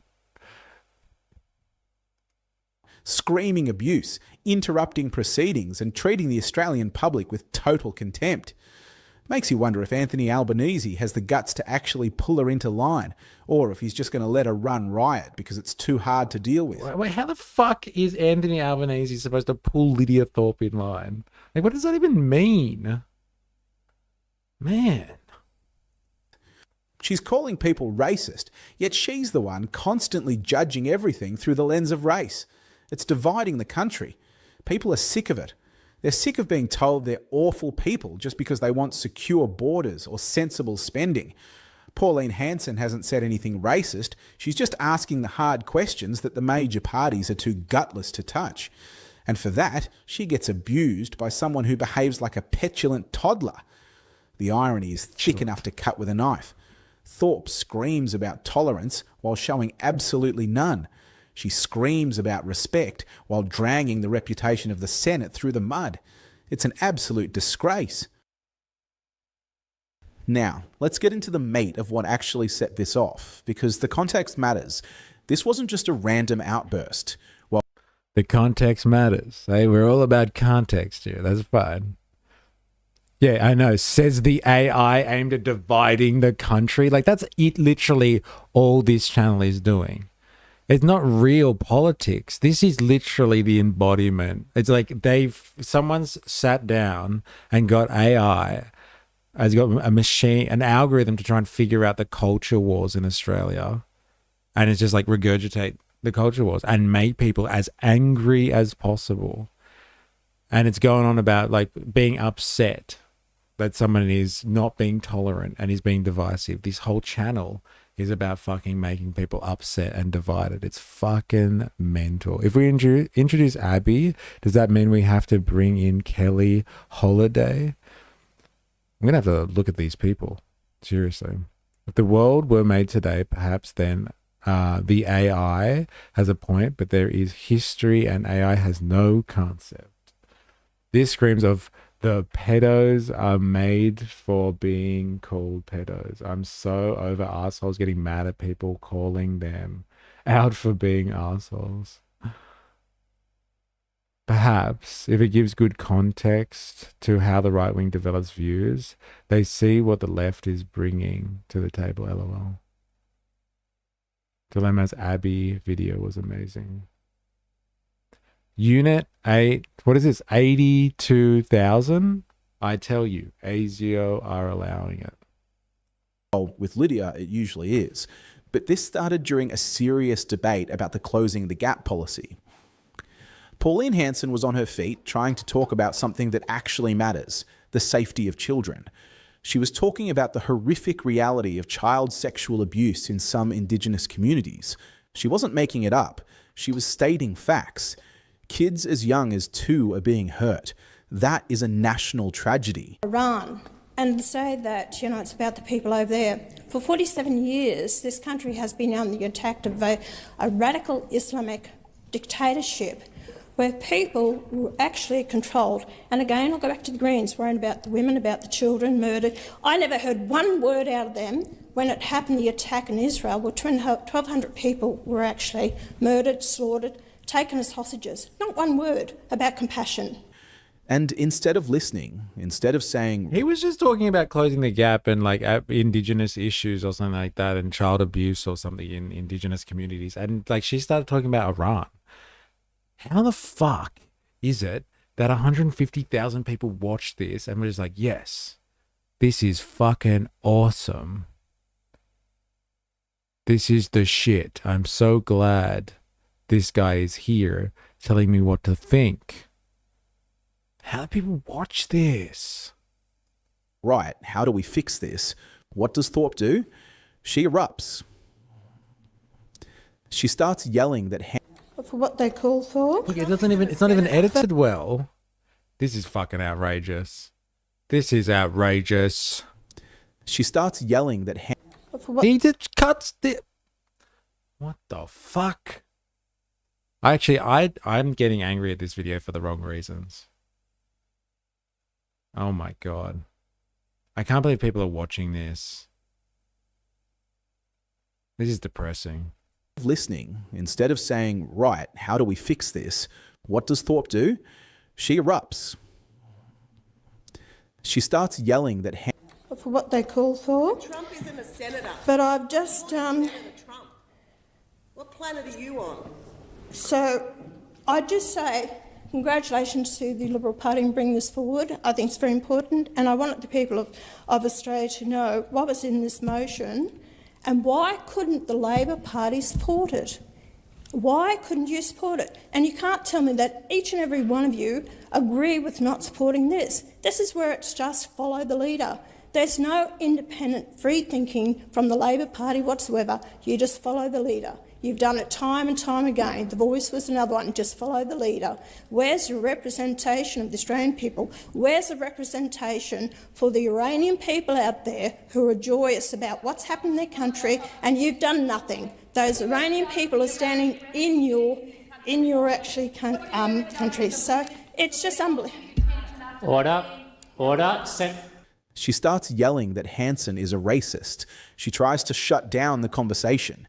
It's like she'd rather protect the narrative than protect the kids. That is most un-Australian people who do not fight for this country, our flag, our patriotism, nothing. Nothing.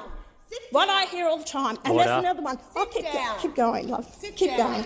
So Order. immature you are. You have no idea. Senator what's Hanson. going on. So immature. I wish you would actually start fighting for the Australian people. They're here listening to you. Like, are these even related, all of these clips? Like, they seem like they're from completely different timelines now. This doesn't even make sense now. And people are watching this. Fuck.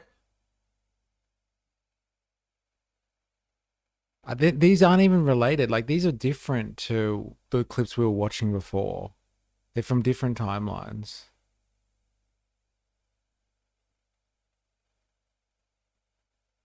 I don't get this. I don't know why so many people are watching this shit.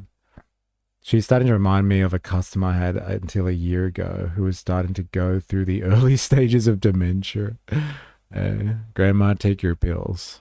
Senator They want Hanson. some representation here from this Senator Parliament. Hanson, please direct your remarks through the chair.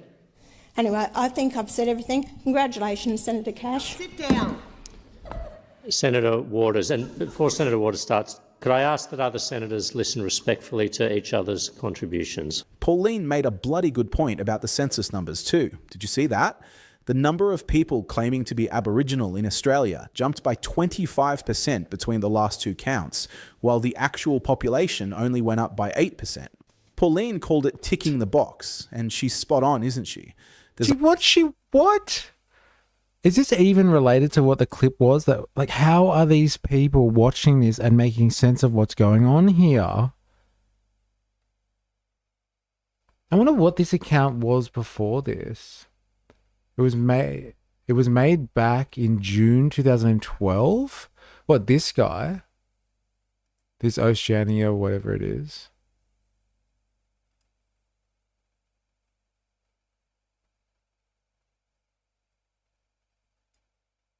Yeah, you're right. What the fuck?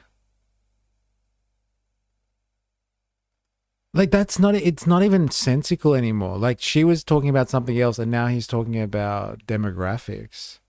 This is mental, man. If anything, this is why we need to abolish the Senate.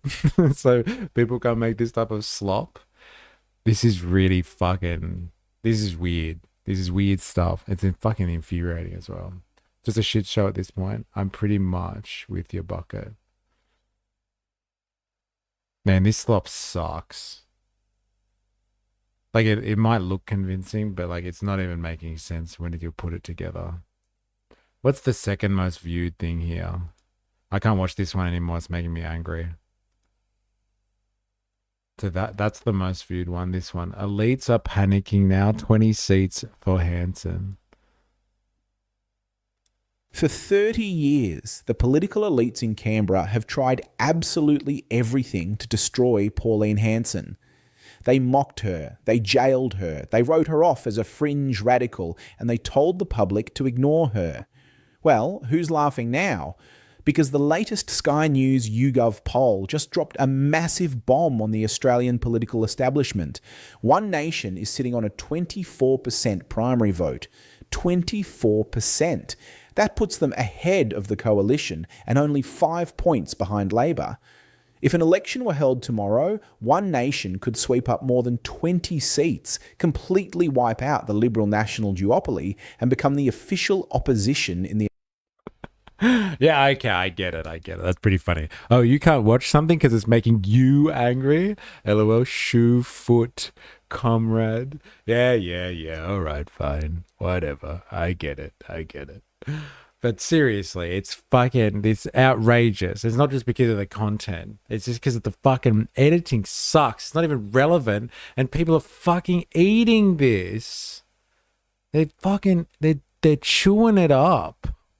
They love this stuff. Why? Like, you know, in a world where AI is about to take over and do this stuff, why are there so many dumb people out there? Hey, look, bro, talk about bots. Look at this. Four numbers. No. 4 numbers. 4 numbers. 4 numbers. 4 numbers. No. 4 numbers. 4 numbers. 4 You know what? Maybe you guys are right. Maybe they're just paying for views. 4 numbers. 3 numbers? Acceptable. 4 numbers. 4 numbers. Interesting. His mole moved. Australian Parliament. Let that sink in. Fish and chips. Before we get deep into exactly why this absolute earthquake is happening, do me a quick favour. Hit the like button, subscribe to the channel, and drop a comment down below. Even just a quick g'day helps push this video out so more people can hear the truth. Share it around with your mates. Right, let's get straight into it. For decades, Australians have been held hostage by a two-party system that is fundamentally broken. You've got the Labor Party, completely hijacked by the radical left, and the Liberals, who are supposed to be the conservative option, but have turned into absolute wet lettuces. These career politicians have entirely lost the ability to understand what the working class actually needs. They live in their little Canberra bubble, completely disconnected from the real world. But the Australian public is finally waking up. They've realised that voting for the major parties is just choosing between two sides of the exact same dodgy coin. The continuous success of One Nation isn't just some random protest vote anymore. It is a dead set... I just realised you reckon he's mostly convincing people with eyesight problems. I guess, right? Like, I guess some people will watch a lot of content, or like people will just watch content and they listen. They're just like listening as opposed to actually really concentrating on what's going on. Maybe they're doing something else. Especially longer videos, I find, like putting on the radio or something. Fuck. It's not wrong though.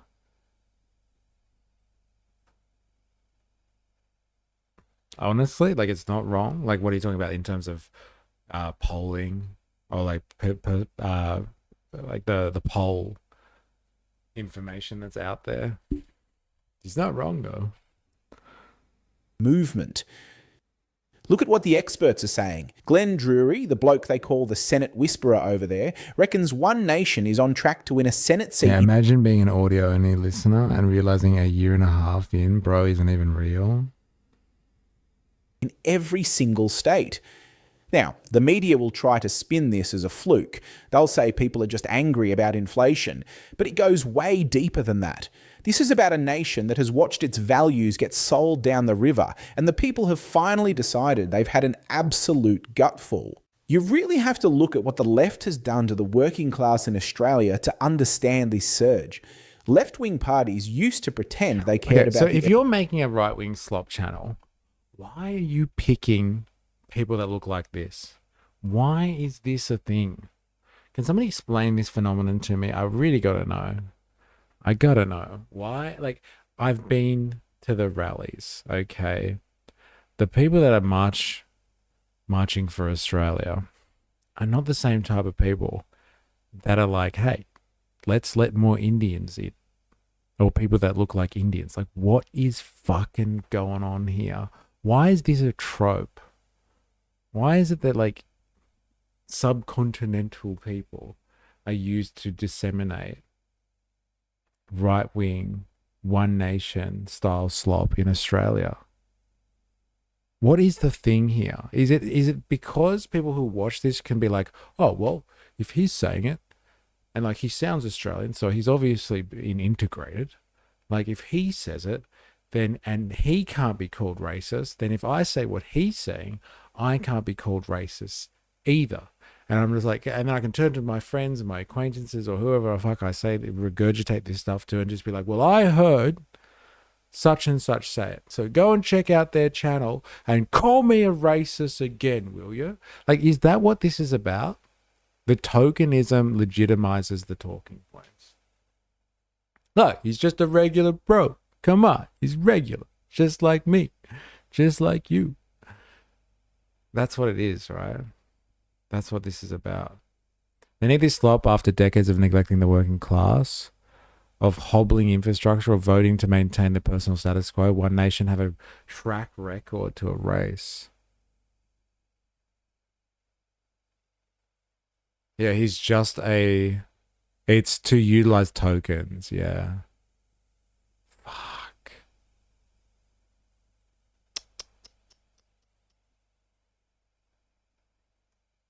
It's shameful stuff, man. It's shameful stuff. If only these people knew how they were being manipulated. Goodbye two-party government. Vote one nation. Like, I feel sorry for these people. One nation for our salvation. Labour and Liberal are a total joke for way too long. Let's all vote one nation. She's the only one that cares for the Australian people.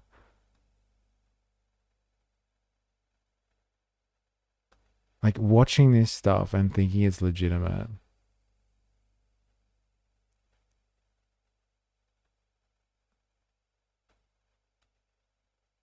G'day from WA. One nation, you rock.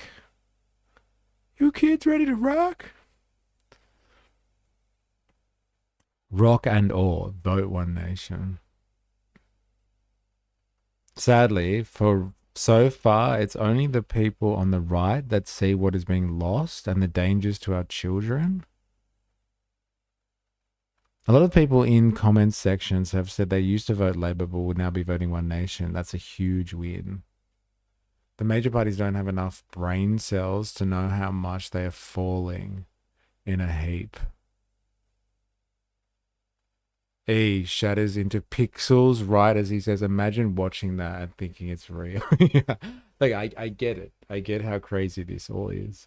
But like, we're in the fucking Matrix here and people fucking love it. They are loving this stuff.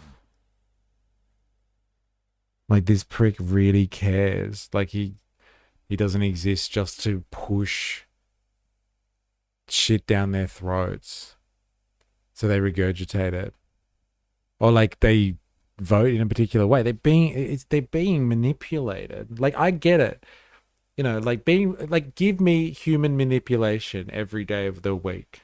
All right, I prefer to be manipulated by the mainstream media. But like, this is the same type of philosophical discussion that goes on with AI and the kill chain. All right. Like, look, call me old fashioned, but if I was going to go to war, I would want humans deciding whether I'm going to live or die. Call me old fashioned. But like, I don't want AI making the decisions about whether I'm going to live or die if I was going to go to war. And so like, same with my propaganda. Like, it's still the same thing. I'm getting fed bullshit by media, but like, let humans feed me bullshit. Like, this stuff would, and it's not even good. Like, if this was really interesting information and like you were learning something from this, it was challenging your ideas or reinforcing your worldview because it was good investigation, fine. But like, did you see the editing on the last one? He was cutting mid-sentence. That they were showing clips from the Senate, and like, then this talking head here was not even talking about the same thing that the clips were showing. And people were fucking loving it.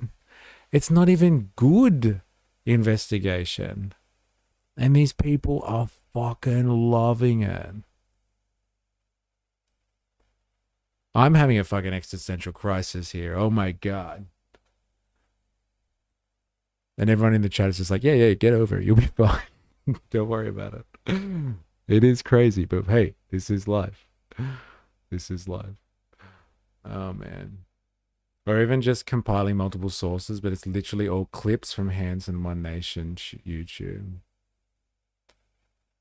The One Nation bots are real. Welcome to Far Right Fridays, motherfuckers. Yeah, I know, I'm getting done by my own Far Right Friday. My God. One Nation pizza with toppings. One Nation, thanks. Oh man.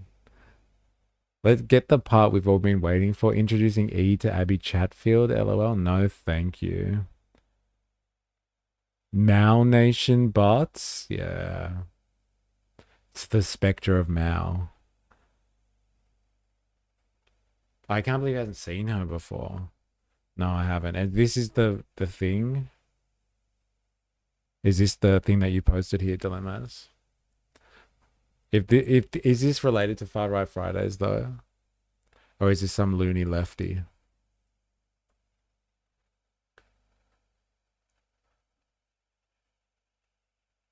Sugar tits? Is this Abby Chatfield? We need something on our browsers or phones that immediately tells you a video is AI. Oh, Sugar Tits is very far right. Okay. So this is not. Oh, here we go.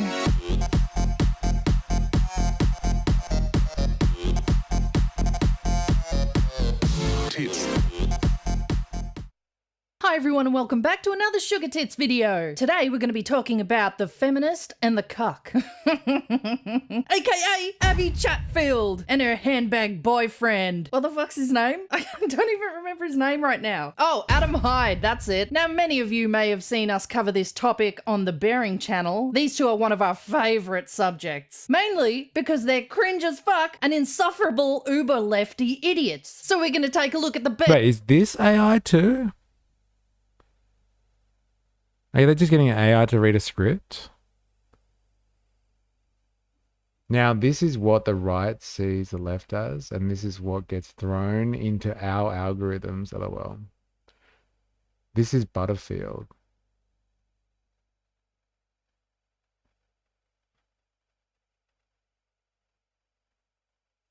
It's AI?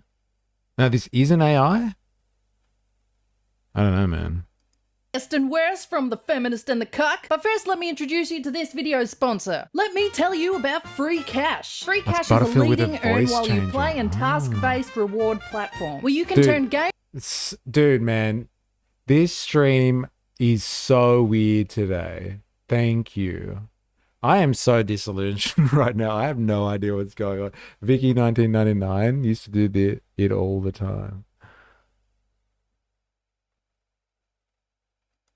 Time into real rewards. It's been designed for not only people who love playing games, but just I don't think I can do this one, boys. I know my limits.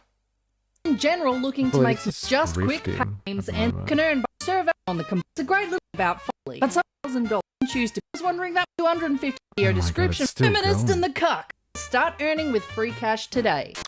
Okay, let's get into it. The feminist and the cuck.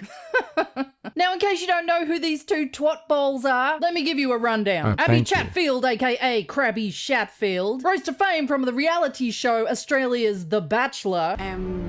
Disgusted by Ellie. I think she's a horrible person who has a complete facade of being a nice person. As a contestant, who didn't win, by the way.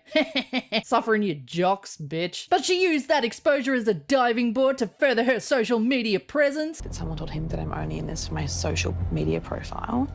And I was like, you know, this is really upsetting. And unfortunately has become an icon to her generation of retards. She has a podcast which she uses to reach out to the generation of retards to talk about like really super duper important social and political issues and butt plugs. What is a butt plug and how do you use it? But the reality is I love abortion. So first of all, don't tell me what to say. I heard the same sound as you. I knew what it said. I obviously agree that I love abortion. So Abby Chatfield can just have her opinion whenever she wants, however she wants, and I can't comment my opinion? Correct. Correct. Because you know that if you post it, no one's going to listen to you. But you know if you comment mean things on my page, you've got all the other losers that hate me looking for comments to like. Now on to the cucky boyfriend, Adam Hyde. I have AUTISM, autism. Lead singer of the band Peking Cuck. Actually, it is Peking Duck, but we all choose to ignore that because Peking Cuck is so... Bro, what is this? I don't know, man. I am struggling here. I think that this bear that's talking, there's like this guy called Isaac Butterfield who's like, I don't know, a right-wing comedian in Australia. And so like he is making content where he talks and pretends to be a girl by changing his voice. And then he just criticizes people. And like right-wing people love this, according to Dilemmas, because it shits on what right-wing people think left-wing people are like. Like we are deep in the culture wars on this one. LOL, not Butterfield. It's not Butterfield. Like, who is this person then? I feel a stroke coming on. What is this? What the fuck are we watching? Oh my god. She sounds too much like Ray Gun Mystery, ready to take a bullet. No, get fucked. Yeah, Bearing is the main channel. This is an offshoot. Okay, I still don't understand, man. I don't get it. Okay, well, look, I tried to explain it to you, Jack, and I don't fucking get it. But it seems to be right-wing stuff because they're complaining about like left-wing loonies. And so far left-wing loonies are people who are like, I love abortions. Like that's what defines what left-wing politics is, apparently. Okay, Shoe on Head, Sargon Akkad, Amord Skeptic. Bearing came from the skeptic community. Google it, Butterfield, listen to his videos, and they have the same cadence. It's just right-wing stuff, baby. Isaac is honestly so lame, though. The dude fell off pre-COVID. You can hear it. It's exactly his humor. Like, slow down, slow down. What Butterfield are we talking about here? Can somebody please confirm this?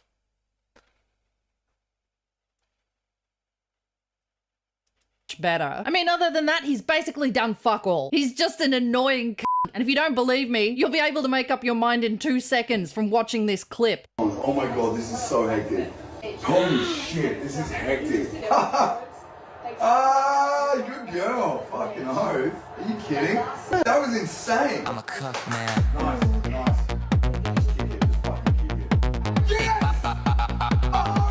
I'm a cuck, man. Yeah, I'm a cuck. You know what I suck? I hold my girlfriends first. And I pretend to like women's sports. Cause I'm a cuck, man.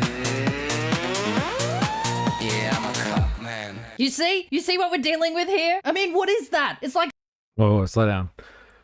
He's a cuck because he dances in the background and lets her get pictures taken first. I am so lost here. Fucking hectic, bro. Banger. Oh.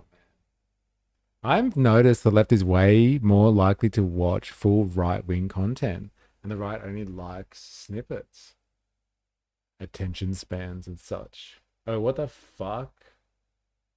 Watching this guy? Ha ha ha ha.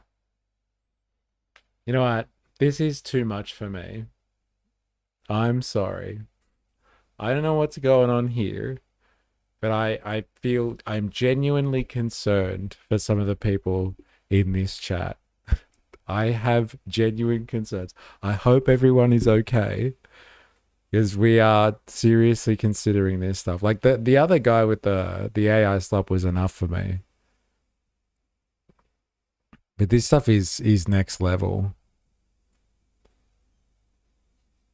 I watched a full Sargon of Akkad video this morning. Haha, Far Right Fridays got too real. But like, this is just rubbish. It's just rubbish. This is YouTube's version of lefties losing it. Okay. Interesting. It got too real. Like, but people enjoy this? Like, do you guys enjoy this? Is that what you're saying? Like, right-wing people sit down and just like, oh, yeah. Yeah, you tell it. This is great. Oh, yeah. This is like surface level video for them. Oh, yeah, it's slop. Okay. Wait until they talk about ice and stuff. This is Saturday cartoons for the fuckless. Fuckless is such a good word. Oh, man. This is more slop than that AI vid. Yeah, at least the AI was trying. Oh, man. All right, fair enough. Fair enough. Look, I am exhausted. I have to have a break. All right, we are having a fucking timeout here. You know, we're coming back to something else. I'm done. I need more fucking notice before you guys do this to me. If we're gonna watch this type of stuff again, I need to be prepared mentally and physically for this shit. So, Mr. Ree, watch the White House video when you get back. Oh man, is that more of this stuff? Where did you put it? I think we all need a break after that. Nice, I'll get coffee too. Yeah, fuck me, dude. Where did you put it? Wookie, where have you put it? Anyway, I'll let you say in the comments. Time for a coffee and a ciggy. Oh, man. My God. This is some crazy shit. All right. If you haven't already, hit the like button. If you're new here, like, subscribe. If you're on Twitch, follow. I'm out. We're going to have a break.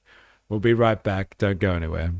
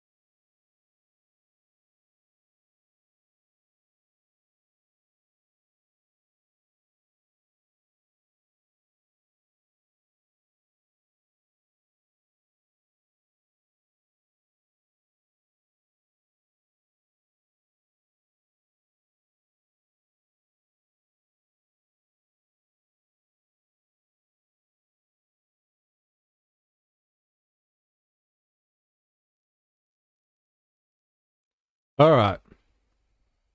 We're back on it.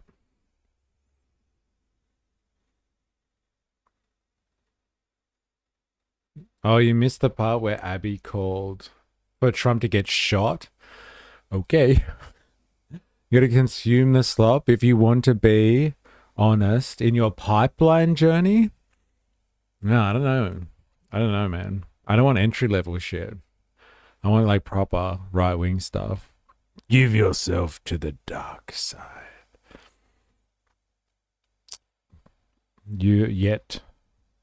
Ye truther, break from what? Fucking bots back. Right. Exactly. It's all part of the pipeline. Welcome to our feeds. Like, this is on your feed. Like, that shit, this bear thing with the fucking the bows is on your feed. And you're happy with that? I don't know, man. I would be absolutely upset if this was actually on my feed. Fucking bots back. Woo, woo. Looks like the left can dish out but cannot take it. Bro, like, this isn't even criticism. This is nonsensical. This doesn't even make sense. Like, this is actually worse than the AI slop channel. Like, give me the fucking Oceania Unfiltered guy. This is just awful. Like, I'd rather hear someone, like, really badly cut and criticize Lydia Thorpe than listen to this. Like, this is not even political. This is just fucking awful. Like, is this even politics? Do you reckon?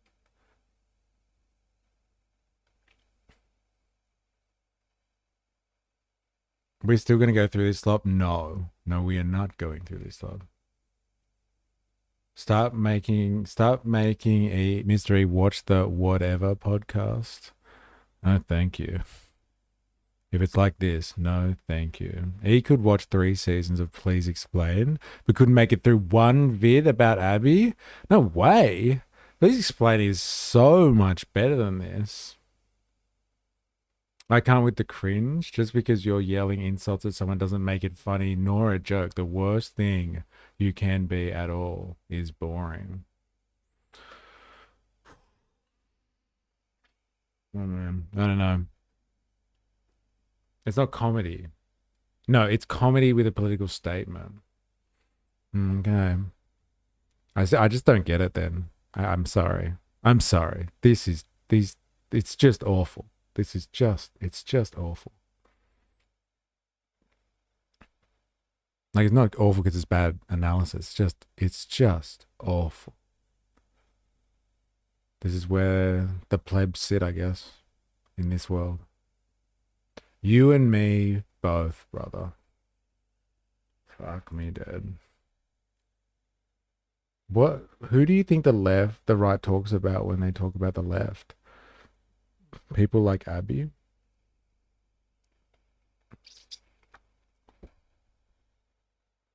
Or Grace Tame?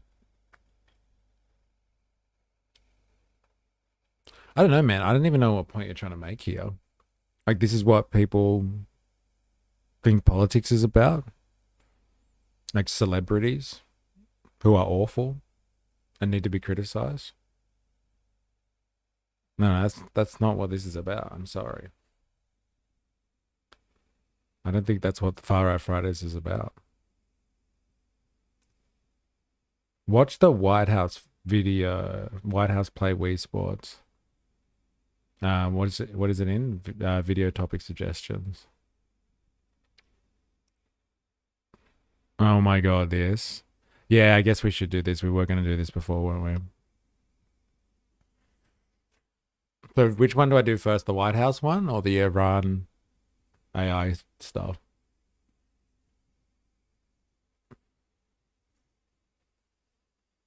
If those conversations are happening on the right, how the fuck do they get anywhere? Like, honestly. Seriously. The White House AI is amazing. All right, let's watch the White House AI then.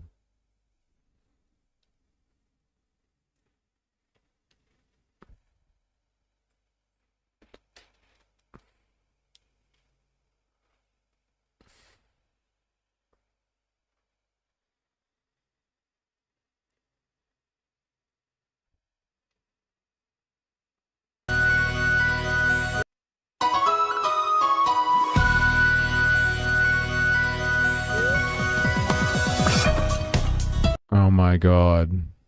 Oh my god. Seriously. This is what the White House is putting out. Oh my god. Undefeated. Operation Epic Fury.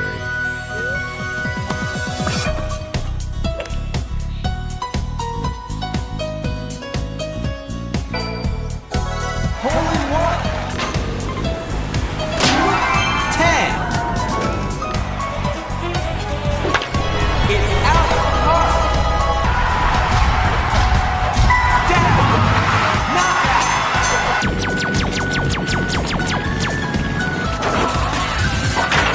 Slam dunk.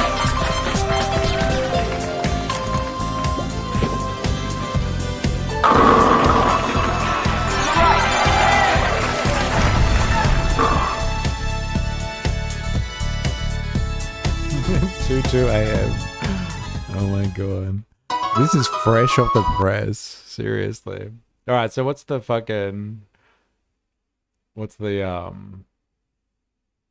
new Iranian one then? This is awful. Yeah, war crimes for the win. Oh my god. The bowling one is fucked.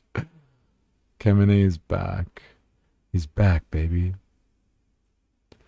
Iran released anime-style footage depicting the final moments of former Iranian Supreme Leader Ali Khamenei before his assassination and appointed a new leader titled Khamenei's Back.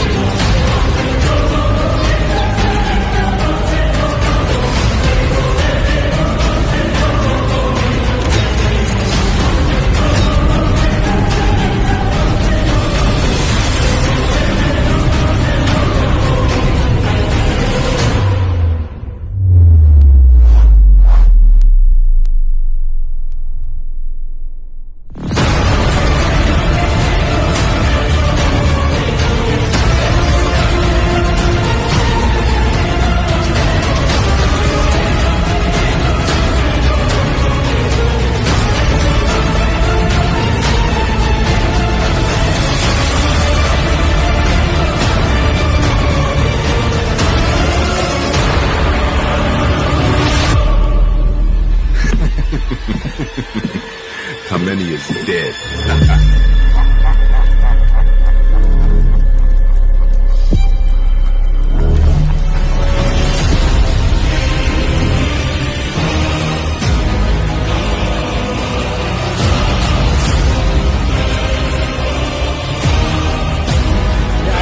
I gotta admit, man, KK, seriously, American propaganda? Nah, Iranian propaganda. Like, if you had to choose.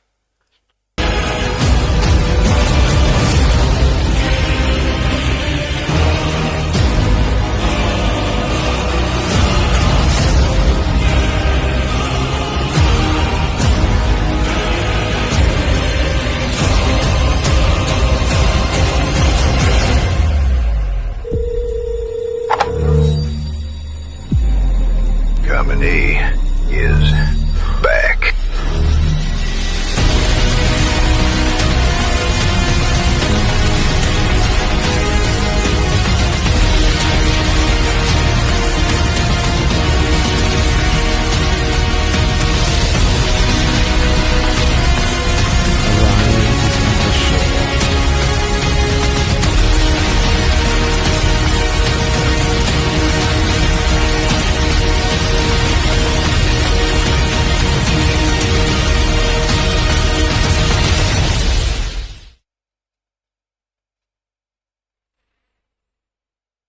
Like, if you had to pick a winner, honestly, gaming has destroyed males. Whoa. Whoa. Every time I see AI, a piece of my soul dies. Man, can we just go back? Just one comment there. Gaming has destroyed males. Like, fucking hell. Like, all I was thinking, like, look, is this what Hollywood has done to the human race? But, like, I guess you're right. I think gaming has destroyed males. Like, maybe, like, it's not long enough. It hasn't been ingrained for long enough to have, like, intergenerational impact. No, it probably is around long enough now. I think you're right. Like, look at this shit. Look at this stuff here. It's fucking crazy. And this is 8 a.m.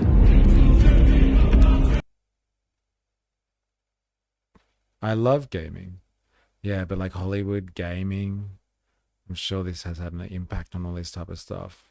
Like, this is how we do propaganda nowadays. Like this. This is not the same propaganda. This is a gamified Hollywood version of warfare. I guess, in the 100 years ago, all they could do was put posters out like, we need you, or like clever ways of showing the conflict in a way that makes you want to sign up for it. And now we have this. We just have better technology now. Yeah, World War II propaganda versus modern war propaganda. This is crazy. This is something else. They were just training a generation of drone operators. That's a scary reality, isn't it?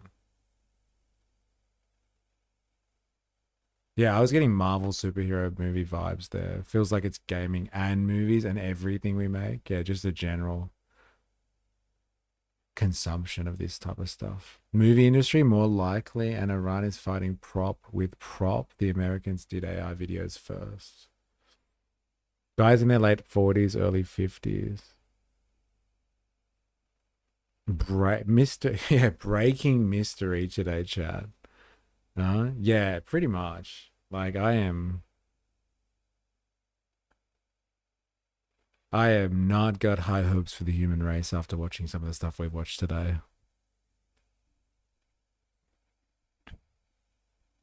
Calm down, Jeff. You're not an F-15. You do taxes.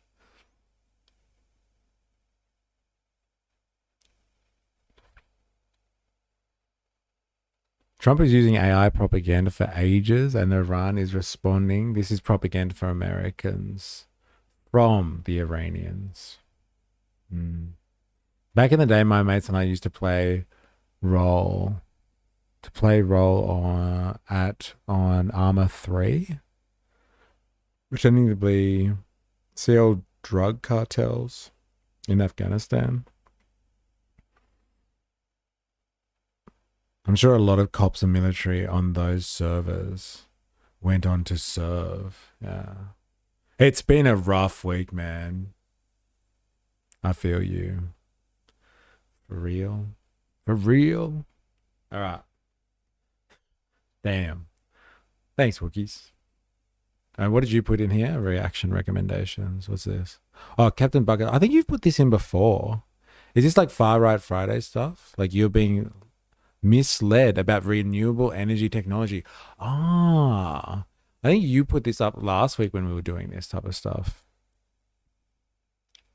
Oh, and did you cover Nepal yet? Yes, we definitely did cover Nepal. We definitely did. Like, as in, like, the election that happened during the week. That's what we were covering earlier. We're actually going to do a podcast, I'm hoping, soon with some Nepalese friends of 4ASs. And they're going to give us the lowdown. I started out playing Wolfenstein, so I guess games really do imprint on us. Yeah. Man, gaming platforms have been used for recruiting for so many groups. Didn't we just have a Roblox thing?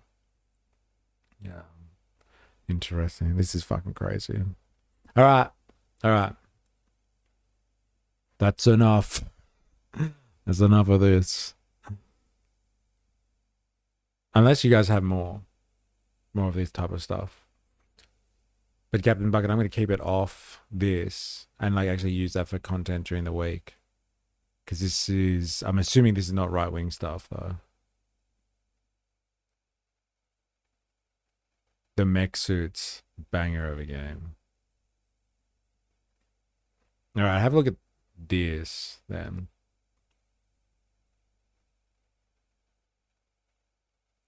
Cicada being used as a CIA recruitment tool.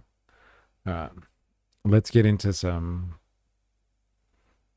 Far Right Fridays. He has a legendary rant towards the end. Okay. Can you timestamp me then? I wouldn't mind hearing a legendary rant then. Let's do that. I can't get over this bear. Like, what the fuck were we watching? How is that even political content? It's just people whinging about each other. Oh, it's 1 hour and 32 minutes? You're being misled about renewable energy technology. Let's learn and grow. New things are cool.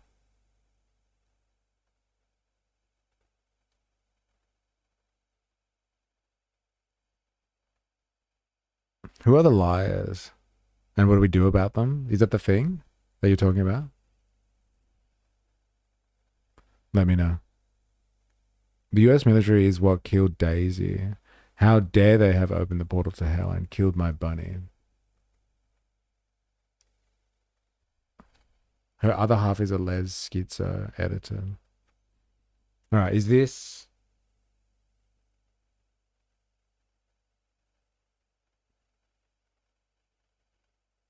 Let me know if there's a part of this, Captain Bucket, that you think is appropriate. Let me know. Until then, strap yourselves in. Because we're going back to a bit of a mainstay of ours. Skip to the reasons why I made this video. Okay.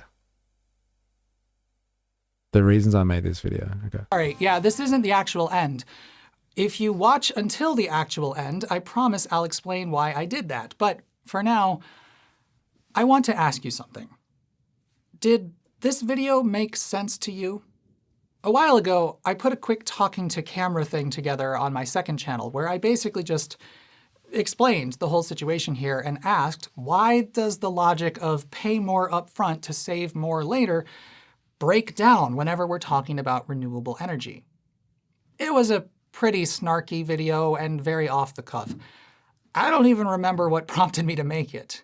But at last year's Open Sauce, which by the way I'll be headed to again this year, I had a wonderful conversation with someone who told me that video changed their mind. I have to apologize because I don't remember your name, but I very much remember that conversation and it's been stuck in my head ever since. See, the logic of renewable energy seemed self-evident to me, and that's why the video was as snarky as it was. Frankly, and I don't want this to sound like I think I'm full of myself, but it probably comes across that way, so I apologize in advance. But as soon as I was old enough to understand what photovoltaics did, and that, like almost every technology we've ever dealt with, eventually we'd figure out how to make solar panels cheaply, I immediately thought, oh, cool. So eventually we'll be able to stop burning expensive stuff to generate electricity. And that mental reality has been in my head so long that I never thought to explain it. I kind of assumed everyone already knew what we were trying to do by commercializing solar and storage technologies. So when I discovered it's not as self-evident to everyone as it was to me, well, that's when I started thinking about making this video. And in the process of making this one, I've been reflecting on some of the other videos I've made. For instance, the videos I've done on heat pumps and electrification, etc. I made those videos assuming that everyone who watched them was on the same page as me, and that comments which were perplexed by my desire to stop paying for things we set on fire were coming from a place of malice. I'm sure some were, But I also know that not everyone is really thinking about resilience and the value of permanent infrastructure in the way that I am. Lots of those comments were probably honest, especially when I made arguments couched in my own internalized reality, which understands that natural gas is very cheap today, but it is likely to become more expensive in the future, while electricity is almost certainly going to get cheaper. That is, of course, once we decide to cut it out with this weird aberration we find ourselves in where computing is getting less energy efficient somehow. But I digress. I am always thinking both through a lens of history and opportunity. And that's why when I look at an electrical panel, I don't see a boring piece of infrastructure everyone has in their house. I see an endless variety of new opportunities. If you've got a natural gas connection, then you probably have, at most, 4 appliances which actually utilize it. Meanwhile, literally everything else you own is powered by the wires that are in your house. Everything we've invented in the last, century is electric. All the innovation we've been doing to make our lives better relies on electricity. And all the innovation which happens in the realm of fossil fuels is how to use them slightly more efficiently. That's it, and we're already damn near perfectly optimized in a lot of cases. There's very little room left to innovate. But we are... Listen to this right-winger. Classic big solar panel propaganda. Yeah, I'm not sure that this is connected. But I'm sure he's about to drop something. That's why Captain Bucket has put this on. I'll give this guy 10 minutes. I need to watch Greta after this. always innovating with electric technologies. And since your house already has wires in it, you can add new things and new technologies to your home with very little effort. When the personal computer hit the scene, nobody needed to do an engineering study or get permits to get one because you just plug it in. Some things, like installing an electric car charger, are a little more difficult, but they still utilize the feed wires you already have and the power grid which already exists. Electrification seems like the most rational thing we should be doing. We can leverage infrastructure, which is already in place, to distribute and utilize the free energy we can harvest from the sun, the wind, or maybe even the hot rocks beneath our feet. And we can bulk up that infrastructure if and when we need to support new demand down the road, in many cases simply by replacing wires and transformers. That's how the grid went from not existing to existing basically just for electric lights to everyone has air conditioning now. And that's a perfect segue. Ooh, those were also electric. Anyway, that's the perfect segue to addressing the misled in the video title. And, well, now the snark levels are going to go up a bit. Let's just roll some clips. You know, I also just want to point out, I drove my electric car out here. I'm 134 miles from Millennium Park in downtown Chicago, which is a pretty rural area, and yet there's a lot of people who think you can't drive electric cars out in the country. I don't know what that's about. Something else I should point out, I didn't spend any time charging the car because I spent the night at a friend's house, and her house, believe it or not, has electricity. So I just plugged the car into her house and then it charged overnight. It's wild. Did you know homes have electricity? You know, I should also point out that I parked my car right next to one of these because I wanted to find out if they really make that rah noise that some people say they make. And you know, I can hear some whooshing from the blades every time it goes past, but it's not that loud. Standing right beneath it, and I can hear the blade whooshing by, but I don't know, just take a listen for yourself. Are these really that loud? Let me just walk around this way. By the way, I'm also taking a look on the ground to see if there's a bunch of dead birds around here. I hear that these things are just murder factories for birds, but I don't know, I'm not seeing any. It's a really windy day out. Honestly, just the wind is kind of louder than the whooshing of the blades. Yeah, if it's not clear yet, I'm going there. But before I do, it's important to me that you understand and grasp the difference between small p politics and capital P partisanship. A lot of people in the United States right now confuse those two and think any discussion of a political issue must have been bought and paid for by the other team. That's just not how any of this works. If you've been watching my channel for any length of time, then you should already have a pretty clear understanding of what my personal politics are.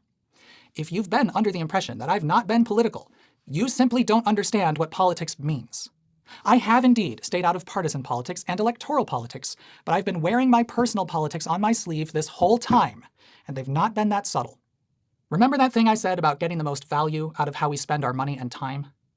The money part is obvious, but the time part might be less so. I have a tremendous respect for the working people of this country.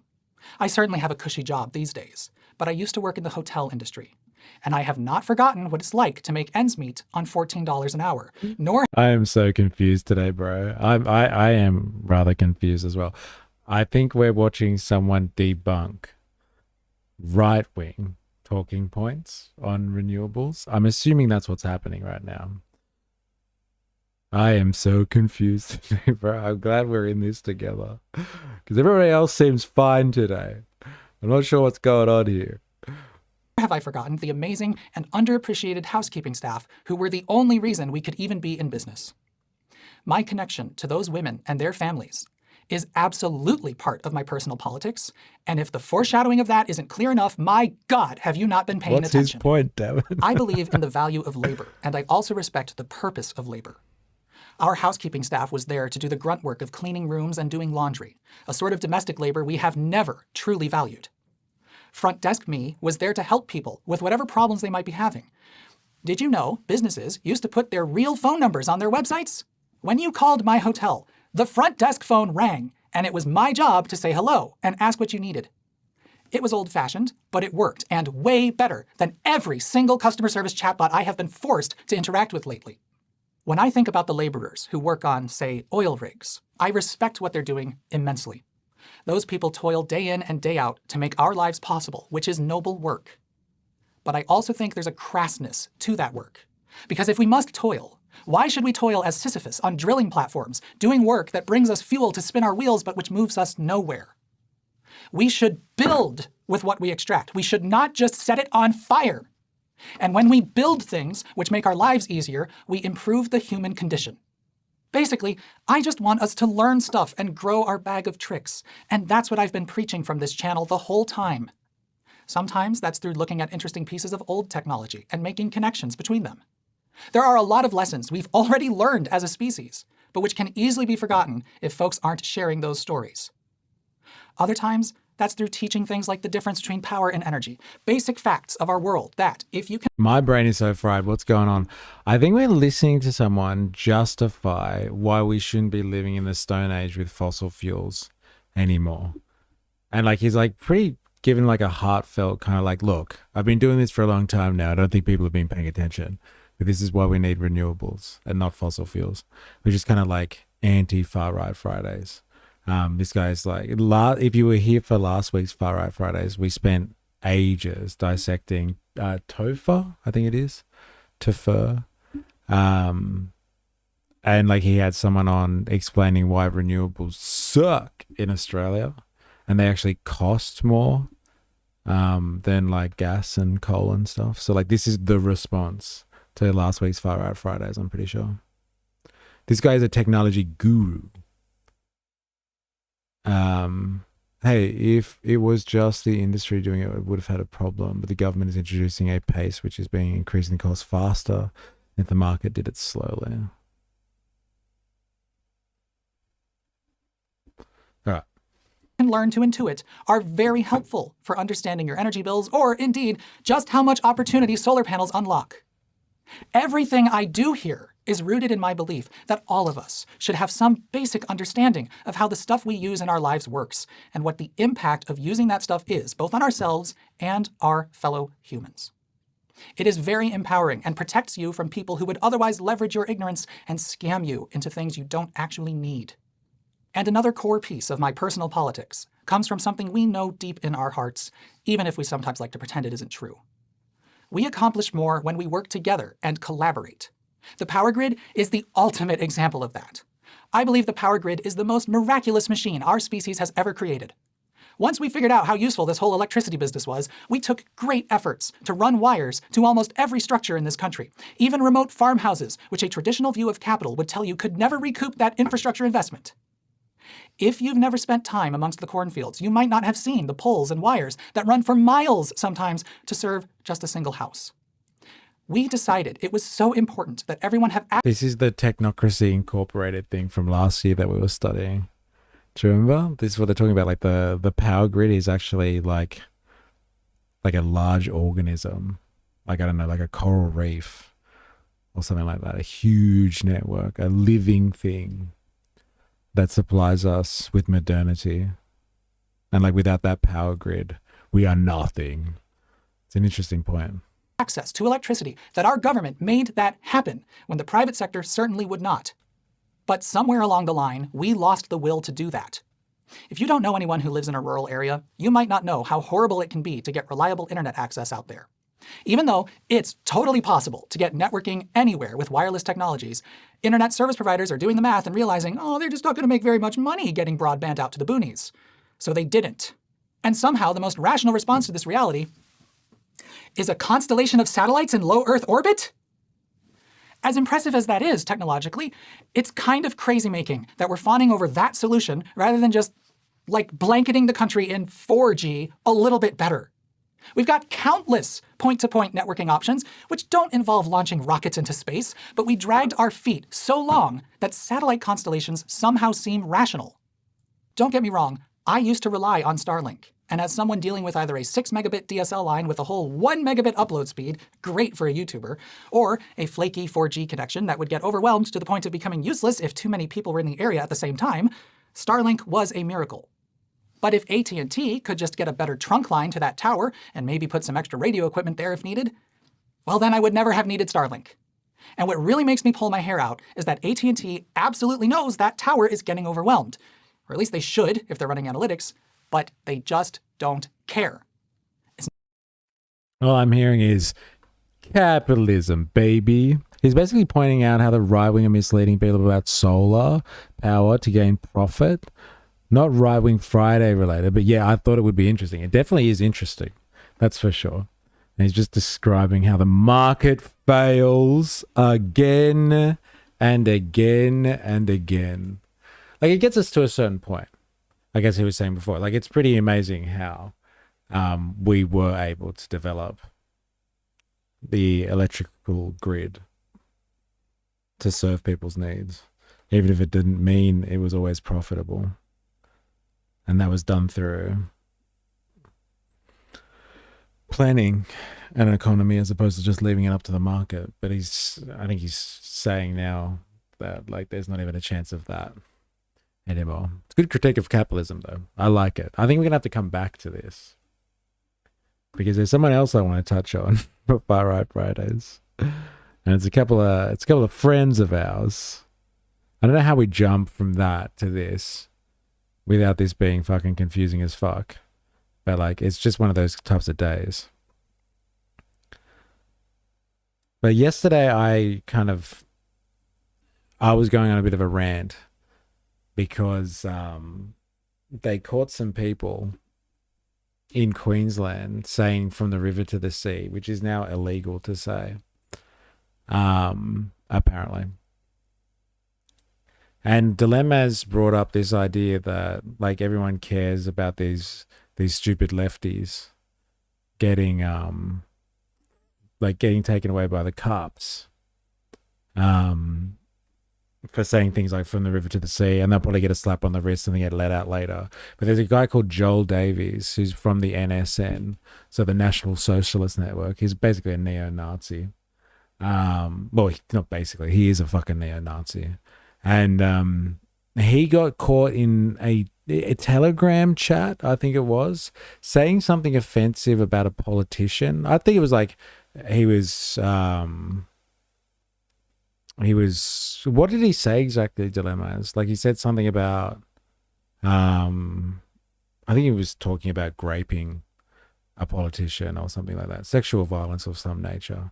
And so, like, he said that on his own kind of personal chat with someone else, and then or his Telegram post or something like that, and then he got arrested by the Australian police for what he said. Now, I think it's a little bit different to the whole from the river to the sea debate that we saw yesterday. So we saw people getting arrested in Queensland for saying from the river to the sea. I think they're kind of different scenarios. Finally, we have arrived. Yeah, we're back. But like, yeah, I think he got arrested for saying something that was upsetting, I think. So, like, Dilemmas was making the point that it's the same shit. Like, if you're going to arrest people from saying from the river to the sea, you So if you're worried about people getting arrested from saying from the river to the sea, and that's politically charged, then you should also be upset about neo-Nazis getting arrested for calling upon violence on politicians or like upsetting politicians. Now, I don't know if it's exactly the same thing though, because I can't remember the circumstances. I guess we could look it up actually. There is a member of the Australian National Socialist Network called Joel Davies, and he was arrested recently in Australia for saying something on Telegram.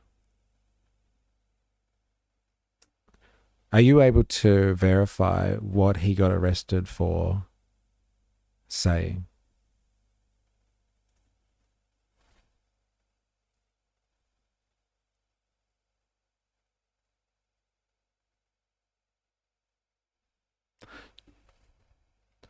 Did you know that the nightclub that had the Nazi posters taken away got given them back? No, I didn't realize that. Yes, according to multiple Australian news reports, Joel Davies, a member of the National Socialist Network, was arrested by the Australian Federal Police in November over a message he allegedly posted on Telegram targeting federal MP Allegra Spender. He allegedly posted a menacing message in Telegram group chat about Spender. The message reportedly encouraged others to send abusive and hateful messages to the MP. In another message sent by the media, he invited members of the chat to rhetorically grape the politician after she criticised neo-Nazi rally in Sydney. He was charged with using a carriage service to menace, harass or cause offence. Davies was arrested in Bondi, Sydney, and he was refused bail by a magistrate due to concerns that he would commit further offences. Lock his ass up. All right, so like I think it's a little bit different to like, you know, they've banned the idea of from the river to the sea, and what he's been accused of is inciting violence, I guess, sexual violence against a state MP. Now, what I think Italian uncles would argue, like Zionists, I guess, would argue is like, well, from the rivers to the sea is violent rhetoric because it's calling for the liberation of the Palestinian people, which then needs to be construed as the only way to liberate the Palestinian people is to get rid of Israelis. And so like it's being constituted as violence. So I think that's what Dilemma's point was yesterday, that like Joel Davies is taking this one on the chin. So then why the hell shouldn't they arrest these loony lefty pro-Palestinian people and throw them in prison? I'm assuming that's what we were talking about yesterday. Dilemmas, correct me if I'm wrong. The government uses the ABC to menace right-wingers, LOL. Ha, don't drop the soap, Joel. Yeah, everyone seems to be really upset about him going to prison. Wait, how is this comparable from saying from the river to the sea? As I've suggested, people have obviously lobbied the Australian government and lobbying governments all around the world to make this rhetoric illegal because it's anti-Semitic, and they find it to be a call to violence against the people of Israel. Double standards was my overarching point, but like it is only double standards if it's the same thing though, Dilemmas. And that's what I'm trying to get to the bottom of here is if saying from the river to the sea is as much of a call to violence as asking your friends to harass an MP and calling for her to be raped. Like, is that the same level of violence here? That's what we're talking about here. God, if this is the superior race, we're screwed. So I've gone straight to the source, and this is Joel Davies being defended by Blair Cottrell, another infamous neo-Nazi. And so like he's going to give us his clearly articulated and powerful insights as to why Joel Davies is basically a political prisoner. over a spicy internet post. Spicy. The two are completely separate ideas. Well, KK, hold on.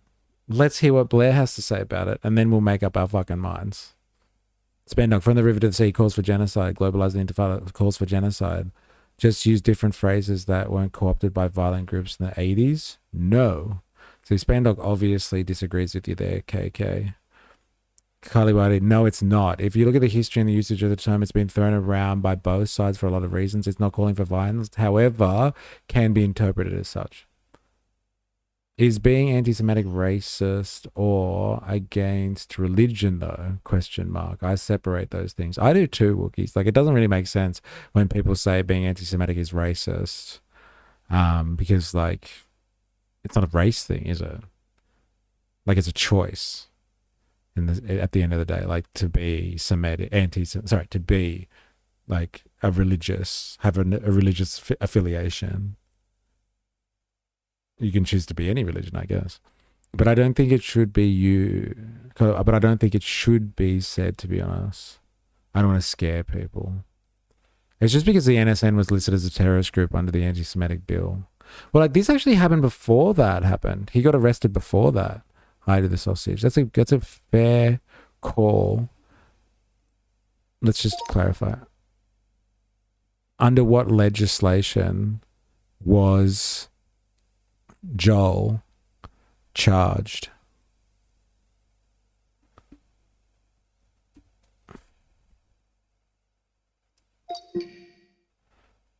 Criminal Code, federal legislation.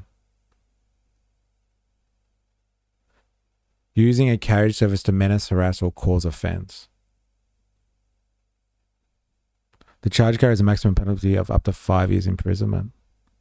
Police allege Davies used Telegram to post to post a message encouraging abuse towards MP Allegra Spender. Criminal Code, 1995. Interesting. All right, I'll shut up. Let's hear what Joel has to say. Last night I got a phone call, or a series of phone calls, from Joel, our friend Joel Davis. And this is the first time Joel's been able to ring me since he was arrested, I think 2 months ago, maybe over 2 months ago. I have to check the dates. It feels like it's been ages since he was arrested. But he's been held in Long Bay Jail in a punishment ward, in a cell without a shower or a TV. Some days he doesn't get to shower. They basically decide when he showers by taking him from his... It's so good. Captain Bucker is talking about the soap. Watch out for the soap. And this guy's complaining that he doesn't get to have showers. It's so good, man. What date was his post? Like, this one was two months ago. That can't be right.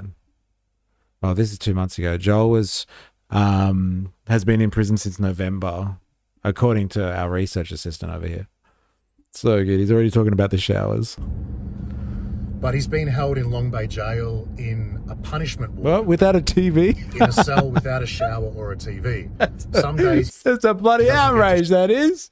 Give the man a TV and a shower. He needs a shower. They basically decide when he showers by taking him from his cell into a different block where there are showers. You see, Joel has been classified by the prison system as a national security threat, or risk. I don't know if they use the term risk or threat, but he's a national security threat. And what that means is he basically doesn't have any rights. He doesn't have the right to any books. He doesn't have the right to see a priest, a chaplain inside the prison. He doesn't have the right to anything. He just sits there. He doesn't even have a Bible, guys. They won't. He can't even access the Quran. Like, if he really wanted to get fucking radical, like, he can't even get his Quran out. My God, no shower? Give this man a thong. This guy doesn't seem to understand how prison works. Oh, man, so good. Give him a Bible. If you're just, like, landing on this story now and you don't know the details, Joel made a social media post criticizing a politician or directing people to criticize a politician. That's why he was arrested. That's why he's in jail. So no Bible, no shower. He doesn't get any yard time. He hasn't seen the sun in well over a month, he said. And he doesn't have the right to complain because of his classification. He doesn't get to see the sun. Oh, come on. I thought they've been advocating for so long. People that like should be able to have the type of melanin levels in their skin to not see the sun for a while and still be okay. Like that's like their whole perfect society, isn't it? People that can kind of be indoors for a little bit longer, not have to worry about their vitamin D levels. He has no right in prison. Can you believe this? Have I said the word shower enough? Like, honestly, this is outrageous. Quran's out for the boys. Quran's out for the boys. Get your Qurans out. As a national security threat. I've never really heard of a situation like that before, especially not for somebody accused of a crime that's really not that serious.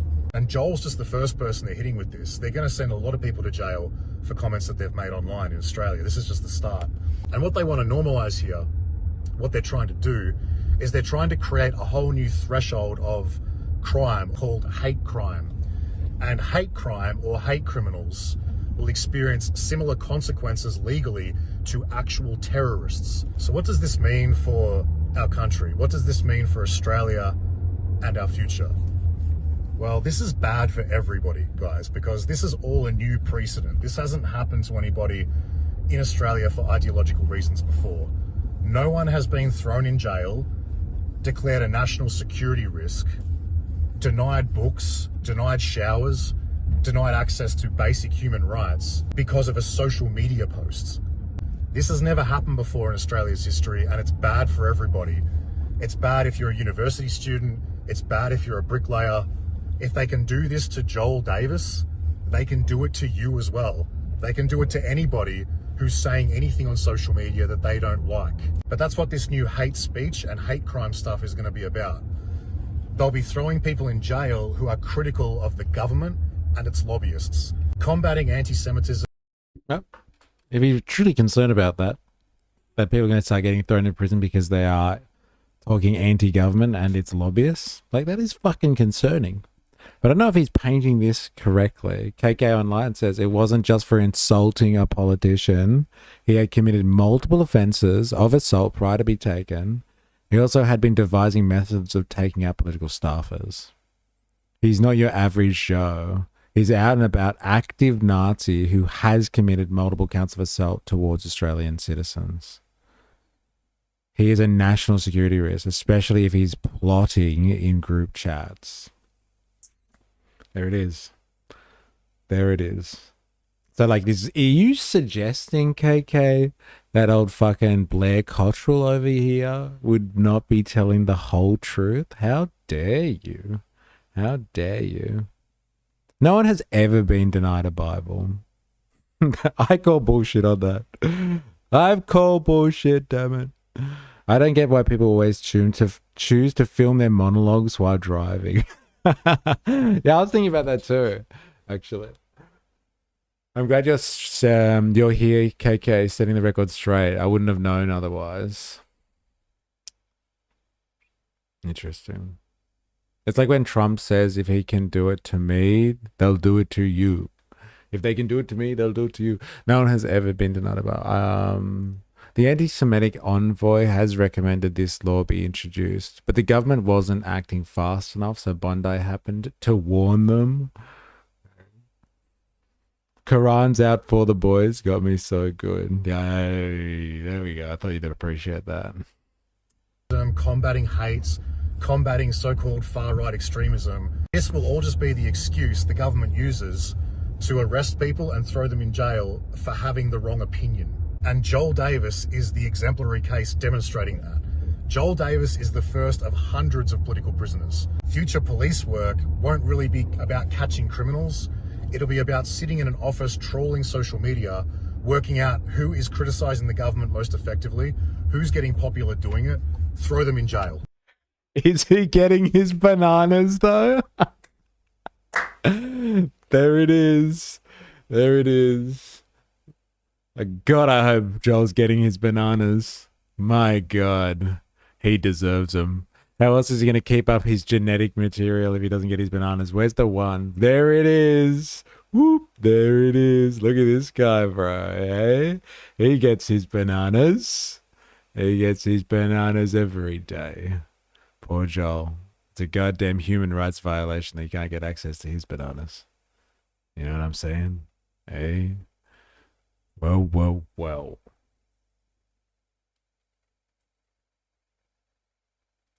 It's like Australia is competing against England and Western European nations for who can be the gayest communist country in the world. And this is how it's going to be for Australians in the gayest communist country in the world. What was it last week that Thomas Sowell was talking about? Brown gay communism, I think it was. We're all competing to see who can be the gayest communists out there. So good. Hold this, Kirk. Behold the atheist's nightmare. Now, if you study a well-made banana, you'll find on the far side there are 3 ridges. On the close side, 2 ridges. If you get your hand ready to grip a banana, you'll find on the far side there are 3 grooves, on the close side 2 grooves. The banana and the hand are perfectly made one for the other. You'll find the maker of the banana, Almighty God, has made it with a non-slip surface. It has outward indicators of inward contents: green, too early; yellow, just right; black, too late. Now, if you go to the top of the banana, you'll find, as with the soda can makers, they placed a tab at the top. So God has placed a tab at the top. When you pull the tab, the contents don't squirt in your face. You'll find the wrapper, which is biodegradable, has perforations. Notice how gracefully it sits. What the fuck is this? Over the human hand. Notice it has a point at the top for ease of entry. It's just the right shape for the human mouth. It's chewy, easy to digest, and it's even curved toward the face to make the whole process so much easier. Seriously, Kirk, the whole of creation testifies to the genius of God's creative hand. What the fuck? Oh my god. Not knowing banana is man-made. Oh man, this is great. This man knows how to grip a fucking banana. He knows how to fucking take it as well. Pointy end, yes please. Perfect for the human mouth. Get your lips around that one. Oh yeah. future. And this is what happens against in an office trolling social media, working out who is criticizing the government most effectively, who's getting popular doing it, throw them in jail. It's like Australia is competing against England and Western European nations for who can be the gayest communist country in the world. And this is how it's going to be for Australians in the future. And this is what happens when you disengage from politics and live in your own fucking bubble. This is what happens when you just sit around watching football and eating. Huh. Pretty sure monkeys open the banana on the opposite end of the stem. Yeah, what the fucking monkeys though, honestly. They piss me off. They don't even have enough of our genetic material. Stupid monkeys. I don't want to know what else he puts in there, if that is his reasoning. Now let's watch banana self-defense in the stream chat. No way, honestly. If you've got health insurance... We're gonna have to go full screen for this one. Sorry, Blair, you're gonna have to wait for this. I think this is actually a Monty Python reference.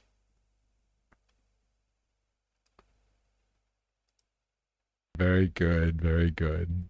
Haha. The pointed stick still gets me every time, yeah. Eating chips, millions in the jail. It's like Australia is competing against England and Western European nations for who can be the gayest communist country in the world. And this is how it's going to be for Australians in the future.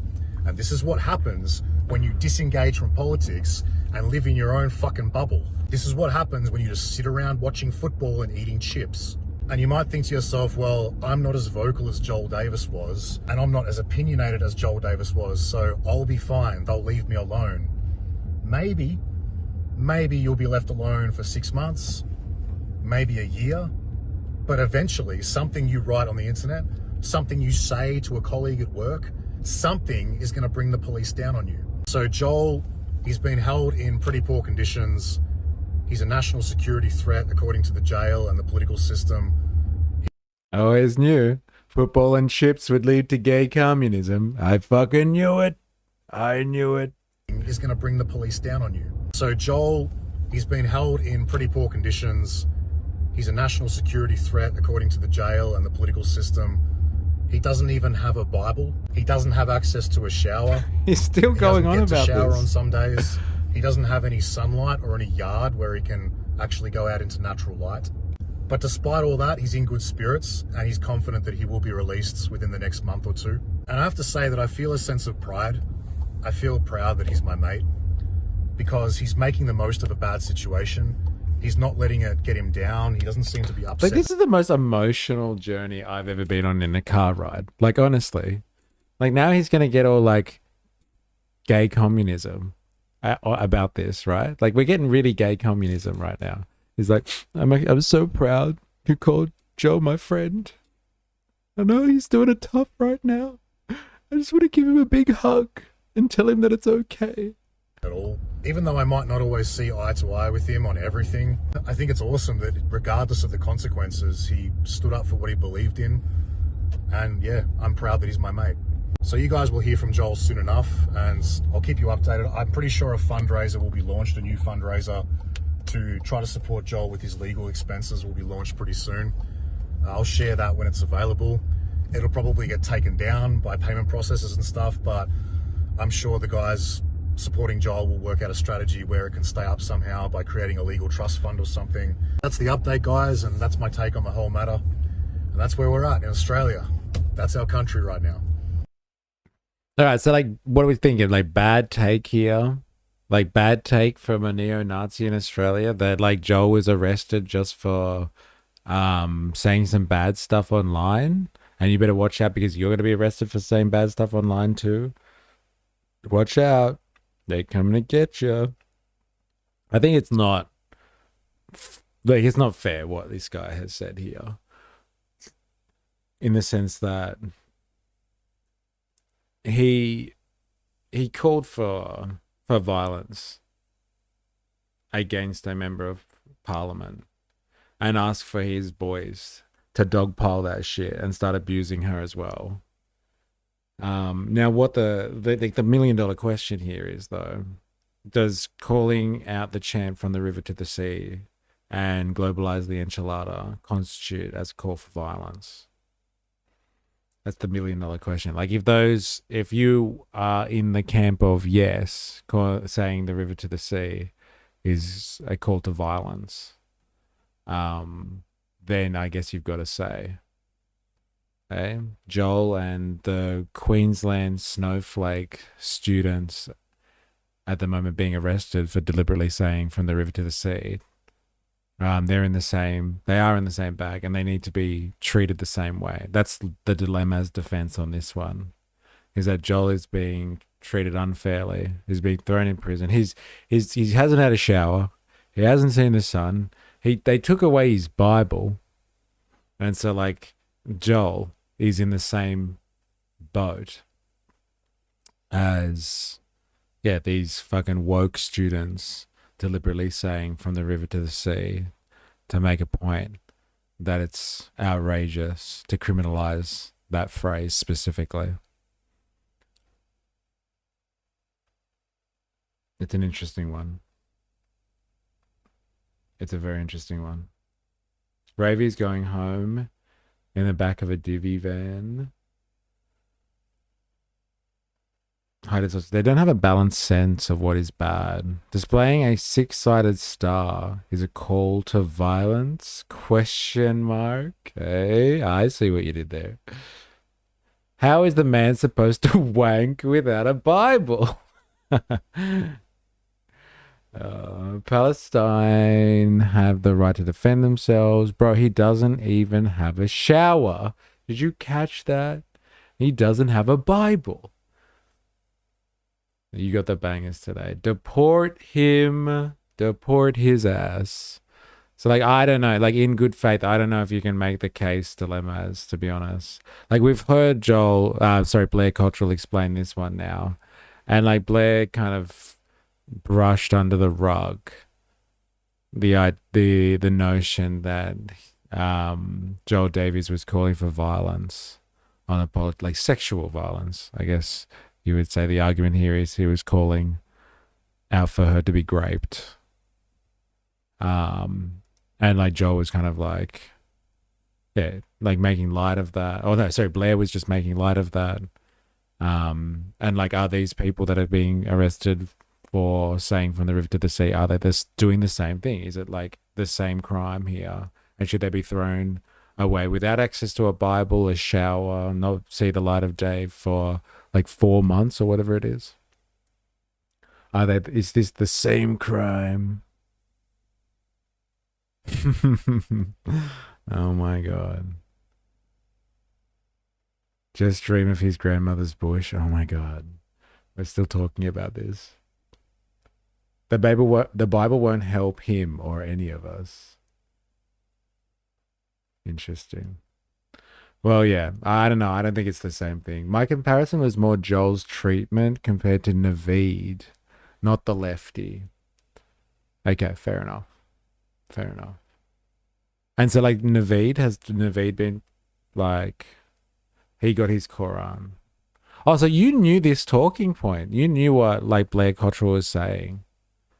That, like, he didn't get access, Joel Davis, I should say, didn't get access to his Bible, and Naveed got a Quran. Oh, so you've seen this content before then, I'm guessing. Eh? If the chick from before Abby had made the same threats, would they lock them up? Or just against the poly? It's an interesting question, actually. All right, 1 second.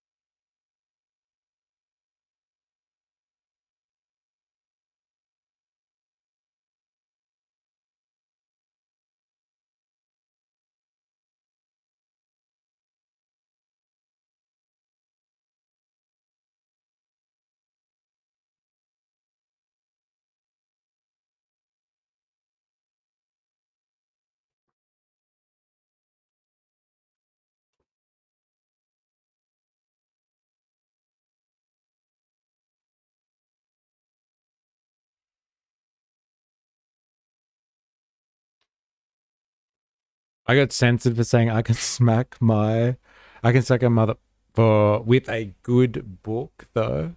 That's useful. Censored again? Well, what did you say? What car does a Nazi drive? That's a good question, actually. I was wondering what he was doing. It looks like he was driving manual, though. Guilty by law, same, but the law is a bit much. Just in my opinion. Calls for violence should be criminal if you ask me, unless there's an element of organization and intent at a bare minimum. Oh, sorry. Calls for violence shouldn't even be criminal if you ask me, unless there's an element of organization and intent at bare minimum. God forbid actually committing the violence. Yeah. Fair enough.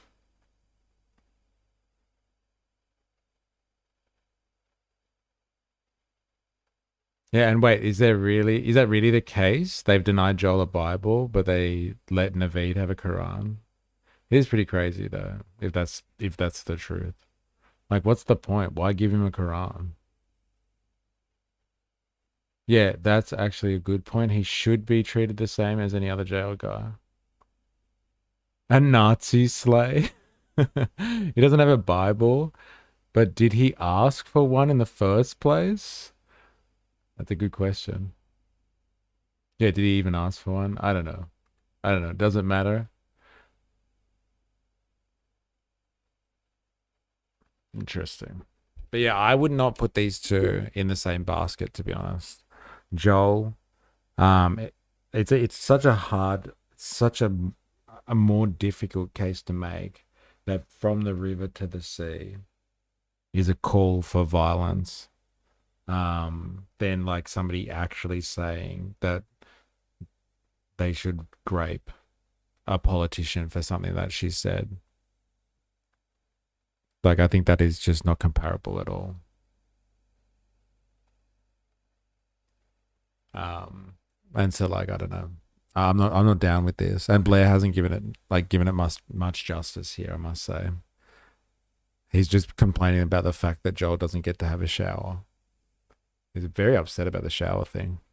I guess they really are gay communists at the end of the day. They really like the showers, if you know what I mean. We are inevitable. What I've unearthed here is a very young looking, baby-faced Thomas Sewell. So strap yourselves in, ladies and gentlemen. I think we're going to get a lesson in what it takes to be far right on Friday. Far right on Friday. And it's from this guy here, your mate and mine. Oh boy, here we go. Yeah. Yeah, this isn't like, let's go take a ride in the car while I complain about showers. This is going to be a science lesson. We're going to get an understanding of genetics here. Again, from Australian Nationalist, Thomas Sewell's historical speech. Okay, so strap yourselves in, ladies and gentlemen. We must be unified, converging together. I didn't hear that from Blake. I heard it on Carl's podcast that he doesn't get access to a Bible. Oh no. Oh, a new phrenology lesson? Yay. LOL. I think that we're actually going to get more of that. Like, look at this guy, eh? Baby-faced Tom. Hey, look at him. He's upset. Let's get into it. Why is Tommy upset today? It might have to do with bananas.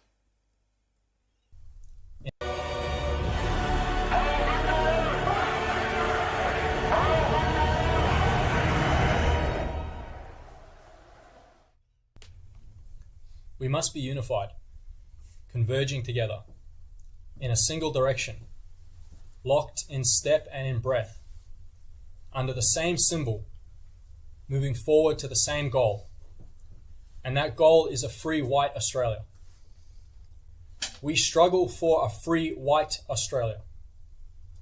Not free to do what we want, not free for the sake of being free, but free from poison, free from enslavement, free from subjugation. We must remember that we are just... You know when I said fuckless earlier? Bro, talking about ducking. That logo on his chest in the thumbnail is called the Black Sun, and it's actually an occult Nazi logo affiliated with orders. I can't remember what that specific one is called, but it's 13 something. Oh my god, this is like church. Yeah, it kind of is, right? Free from hairlines. Savage. Leave the younger Joel alone, bro. Not Joel, sorry. Thomas. Go back home, Kiwi Banana. but free from poison, free from enslavement, free from subjugation.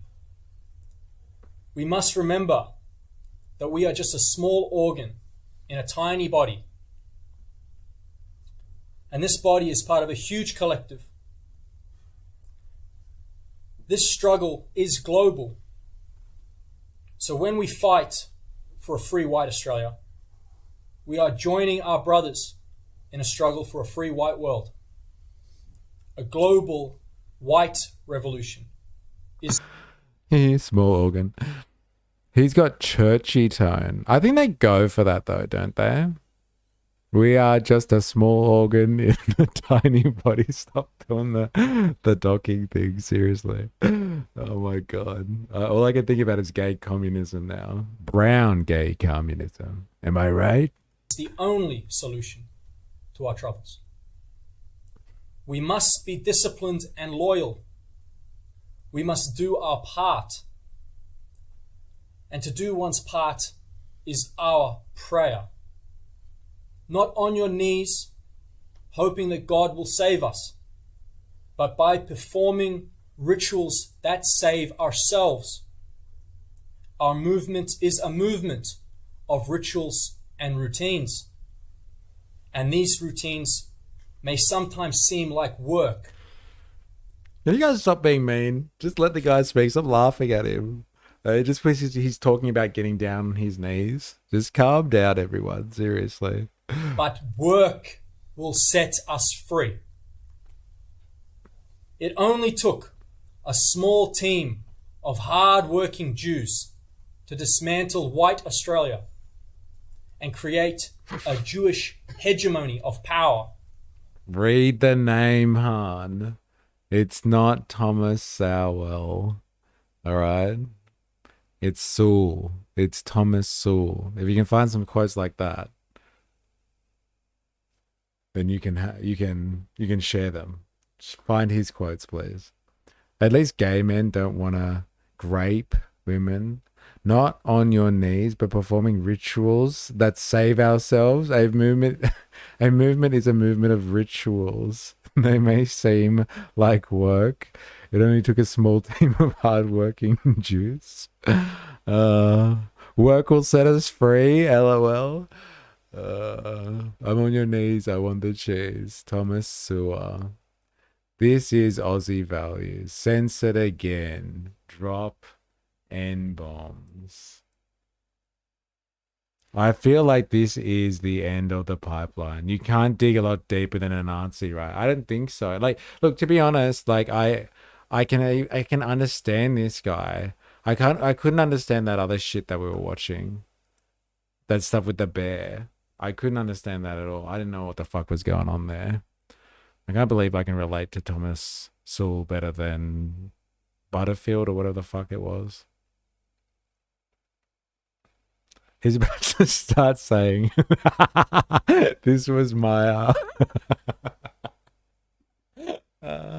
this was my, oh man.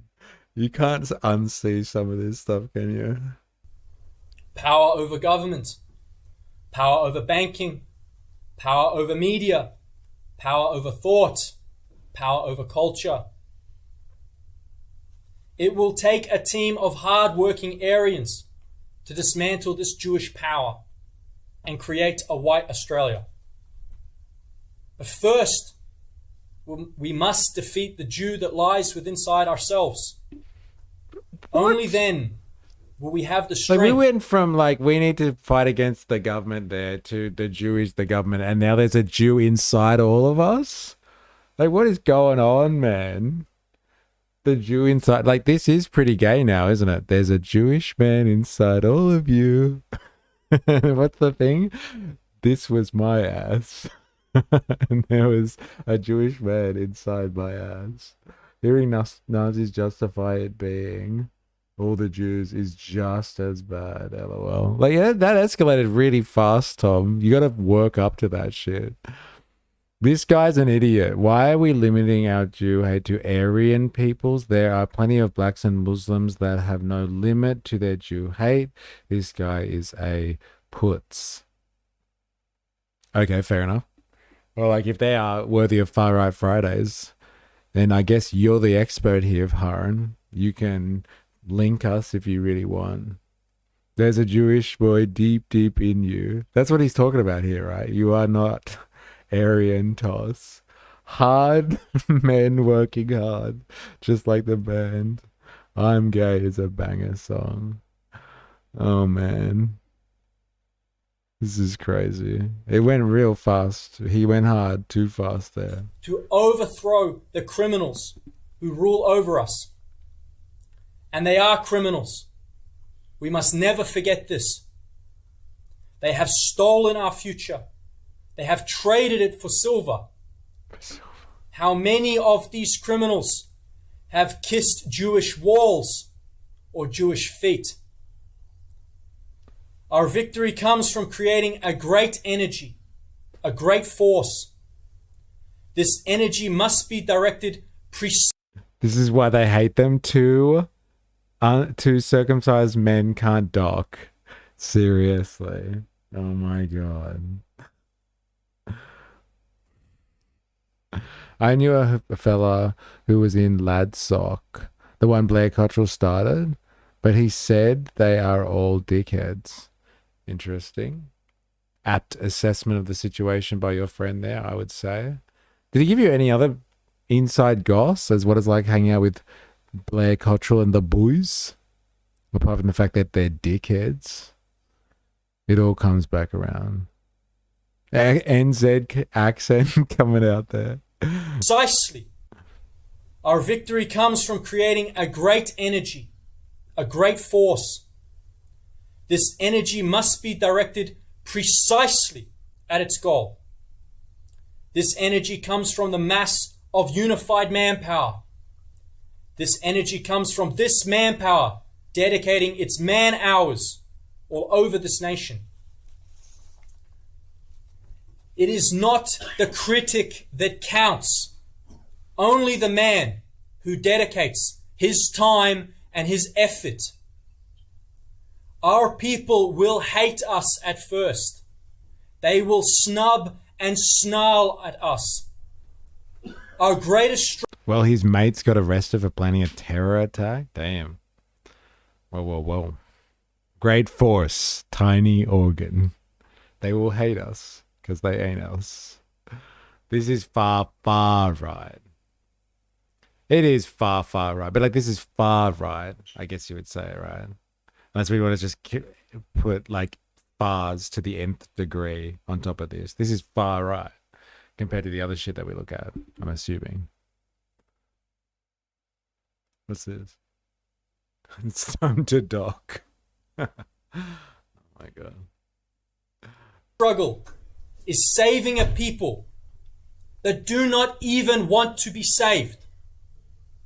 They are content with their debt slavery. They are content with their football and their maths. They are content. I've never heard people really put those two things together like that before. Did he say they're content with their football and their maths? Like arithmetic and football? I don't hear people put those two things together. Hey, after we watch footy, do you want to go do some maths? Yeah, let's do that. Or maths. Oh, okay. Married at first sight. Right, got it. Oh, God, I hope it's the latter. Save me, Thomas Sewell, with your bananas. They are Our greatest struggle is saving a people that do not even want to be saved. They are content with their debt slavery. They are content with their football and their maths. Yeah, maybe you're right. They are content with Jewish and Negro culture. They are content with overcrowding and traffic.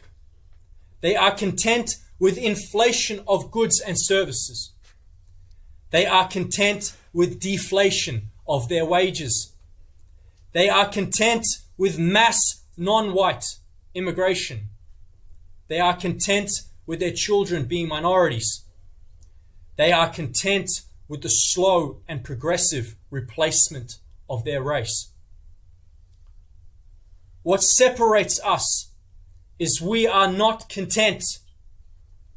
Everything in this world can be made into something better. We have a different vision of the future. And our vision is the opposite of theirs. And for that, we are called extreme. But we do not care what they call us. Like, I wonder how old this is, to be honest.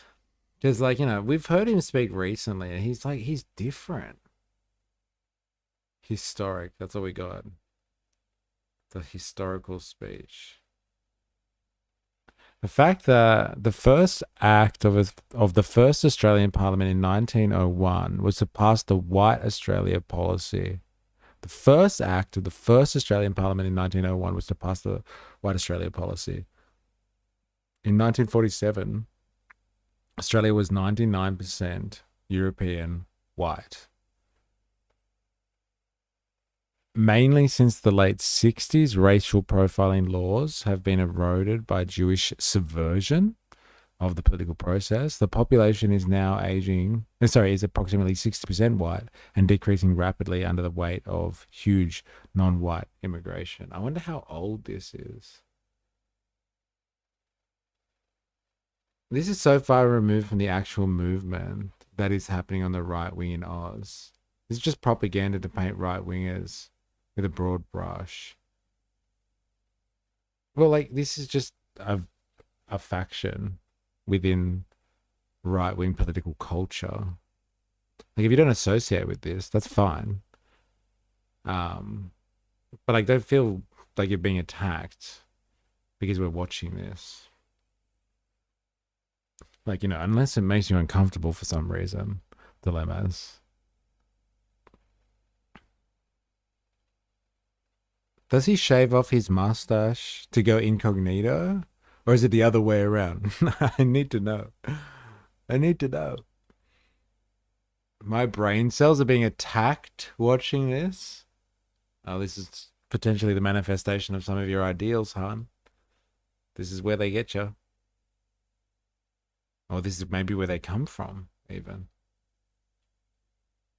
Yeah, I don't think anyone is saying that this is mainstream. Yeah, honestly. But this is part of right-wing culture.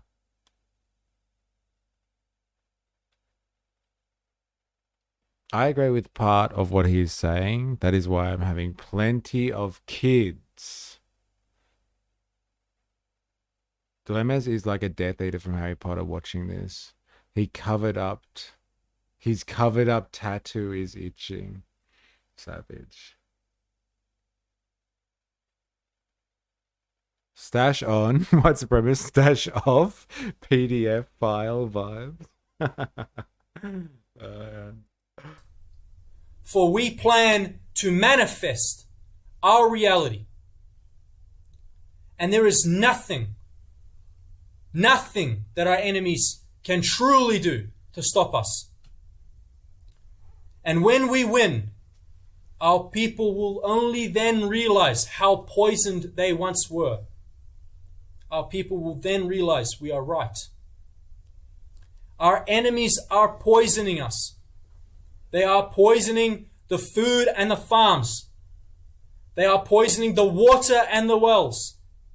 They are poisoning the culture. They are poisoning the race. They are poisoning the soul. This corona vaccine is a poison that is slipping into us, no different to how the Jew slipped into our nations. There are so many homoerotic kind of references going on here, right? There's a lot of manpower, a lot of things slipping inside and outside of Tom here. Okay? There's people inside Tom as well, if you know what I mean. Okay? There's a man inside Tom, and he needs to get him out. There's a lot of homoerotic stuff going on in this speech.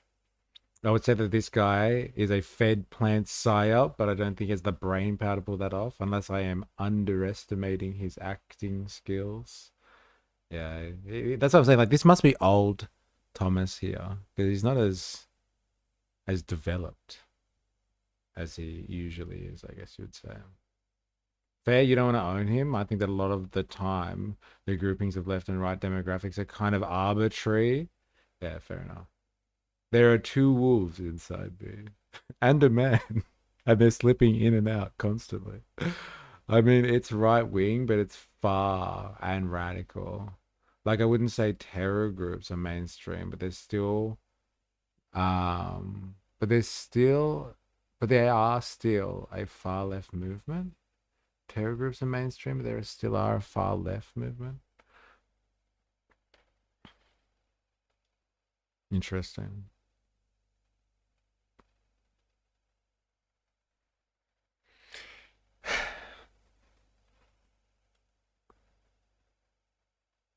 Terror groups are far left? What the fuck? Yeah, I'm trying to figure out what that last part is there.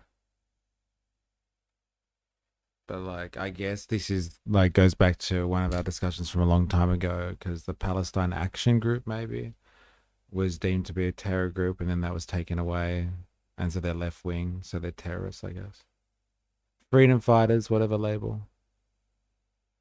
I felt that sigh in my soul. I'm trying here. Horseshoe theory. Aren't there more far right terrorists though? Let's not get into this. This rabbit hole goes way too far. It's just like, no, you're a terrorist. No, you're a terrorist, and it just goes back and forth. Lefties don't have kids. The ideology will die out. Lovely. Lovely. And how many kids are you planning on having / do you have already, Mamupa? Have you contributed to the continuation of right-wing ideology or righty ideology? Oh my God, that's got nothing to do with left and right. No, I just mean by definition, a freedom fighter or a terrorist is fighting an oppressive regime, which makes them more liberal before you get into ideology. Like as in liberal because they believe in freedom. That's why they're a freedom fighter. Like that type of liberal. Is that what you mean? I guess. Sees the poison that is in our society in a different way. Our mission is to explain to everyone that it all comes from the same source. We used to ask to be listened to. Oh my God, he really sounded like a New Zealander then. Did you hear that one? Who was commenting on that before? Was that you, Heidi the Sausage? Did you hear that? His Kiwi accent came out. I wonder if Voltatur's here. Or Mr. Art of War. That it all comes from the same source. We used to ask to be listened to. To be listened to. We used to beg to have our say. We used to... 2 kids in the last 2 years working on number 3. Hey? You keep working. Put in the fucking hard yards, bro. We need some manpower and you need to slip it in as much as you can do it. Mamupa. Just don't do it like him. Because like the type of sexual activity he's referring to, I don't think he's going to get you another child. So don't do it Thomas Sewell styles.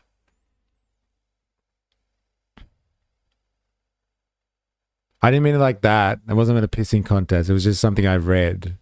I don't consider myself left, so I'm not hurling shit.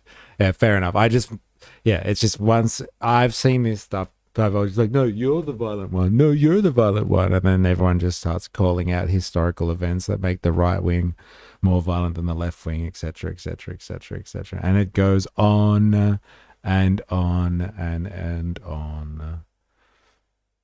I plan on having 3 kids. White, by the way. Well, just in case you were wondering, I just want to make it clear that the kids are going to be white or you're a white person having 3 kids.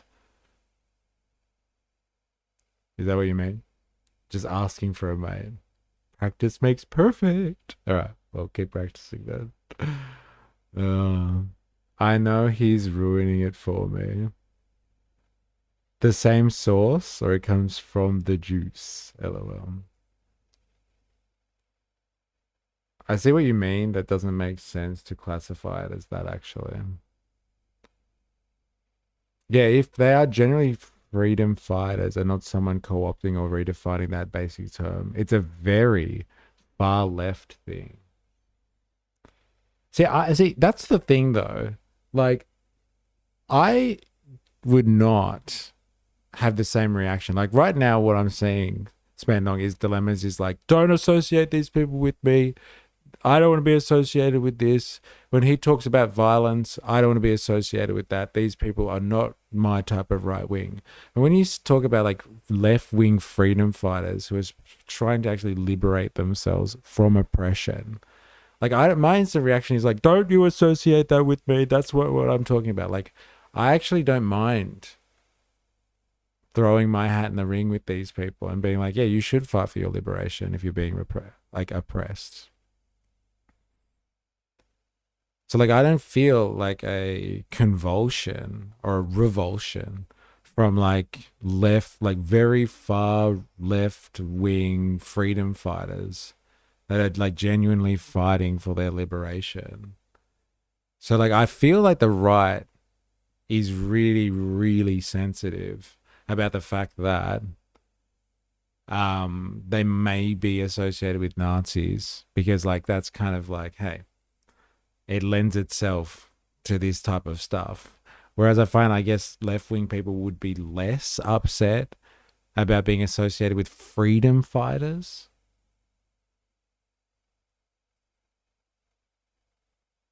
Like I guess I can't speak for everyone here, but like, you know, I know who I'd feel more comfortable being associated with. And it's not the Nazi type. It would be the freedom fighters every day of the week. Like, give me some freedom fighters. Why not? Like, that's a cause you can get behind, right? Fighting against oppression.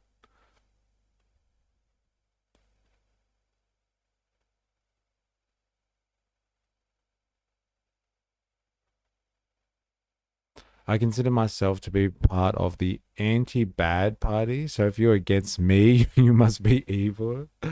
Being submissive is right-wing, ? Yes, compliance is very right-wing.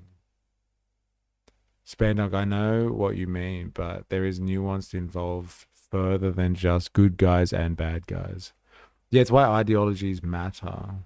I was just taking it at face value before. You got to get into the depth of the ideology. People call the American freedom fighters and look at all the death. People call the Americans freedom fighters, yeah. I hope they're not. I hope they are not girls. It's a man's world. Time to be corporate hive participant. Have a great weekend, folks. Wish me luck. Good luck. Good luck. Servicing capital. I can identify with parts of the far left and the far right and moderate left and moderate right. Okay. What good Aussie bloke wouldn't do the same thing? No, my dad would have. People on the left call it oppression. When someone doesn't use their pronouns. Well, are they freedom fighters though? Like, are they an armed group looking to free themselves from... Like, this is what we're talking about. We're talking about violence here. So, like, are you saying that people on the left who don't like it when you don't use their pronouns are going to take up arms against you and fight for their freedoms? I don't think that's what we're talking about here, Dilemmas. They're always good and bad in any ideology. Yeah. Hell yeah, man, I'm down. Fighting against people who bulldozed Antifa grave sites. Is that an ideology, getting locked up on your own land while it's being stolen? Freedom fighters turned into warlords pretty quickly, though. Fair enough. Absolutely, it's the theme of the channel. I guess my pushback is framing of the exploring of the right-wing pipeline and watching nothing that the right-wing actually consume regularly. Well, like, that's not true. That's not true. We have definitely watched stuff that you suggest. So unless you're saying that the stuff that you suggest, you don't actually consume, you're just suggesting it for the fun of it. Like, just because we get to this towards the end of the evening doesn't mean like this is the only thing that we do. That's not fair at all. We spent time looking at fucking Barnaby Joyce and Pauline Hanson for like 2 hours today. You don't think people consume Barnaby Joyce and Pauline Hanson? I don't know about that, man. People threw fascist and bigot around like it's nothing.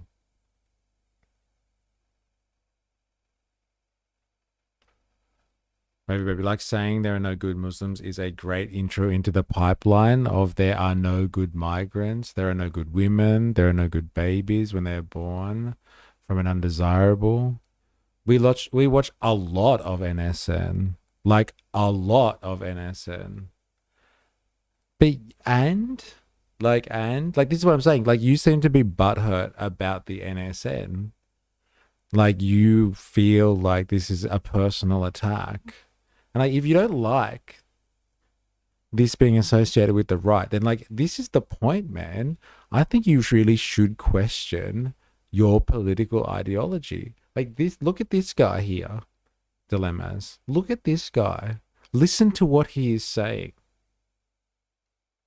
He was speaking last time we heard him about this type of talking points that you have on a regular basis with the people that you do actually consume, who are heavily anti-mass migration. And he said it word for word the other day when we were listening to him, and this is why it's important.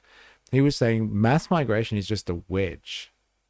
And once we get once everybody's on top of this mass migration thing and we start to get rid of the mass migration problem, then we can move on to other stuff.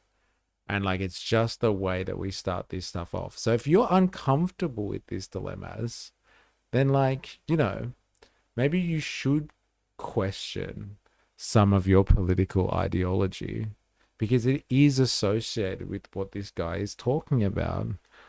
Like, I'm sorry, I can't do much about that. But like, again, and in fairness, we've spent so far in this stream, like, I'm going to be generous here and say the last hour on these NSN types. And we spent the good part of like 3 hours this morning at least. Like 3 hours on pretty mainstream stuff. Like stuff that comes, like basically it was just like One Nation style content. I thought that was mainstream enough.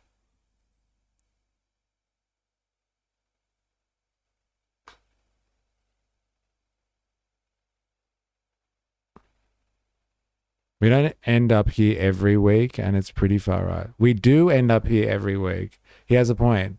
It's not a lot that we watch compared to other stuff, but it is frequent. I just think they are idiots and have nothing constructive to add to the conversation. Well, they are idiots. That's fair enough. But like, their ideology, whether it's what right-wing stuff ends up doing or what their ideology trickles in and causes the rest of it, they're associated. And that's why it's uncomfortable for some. Like, you can critique this or you can actually feel uncomfortable by it. Like, I'm sorry, if you feel uncomfortable by it, like, I don't know if I can do much about that. If you do truly feel uncomfortable by this, you might have to do a little bit of soul searching. I actually would like more Hassan and Destiny, honestly, the right watch, more of that than they do NSN. That's what makes people move right.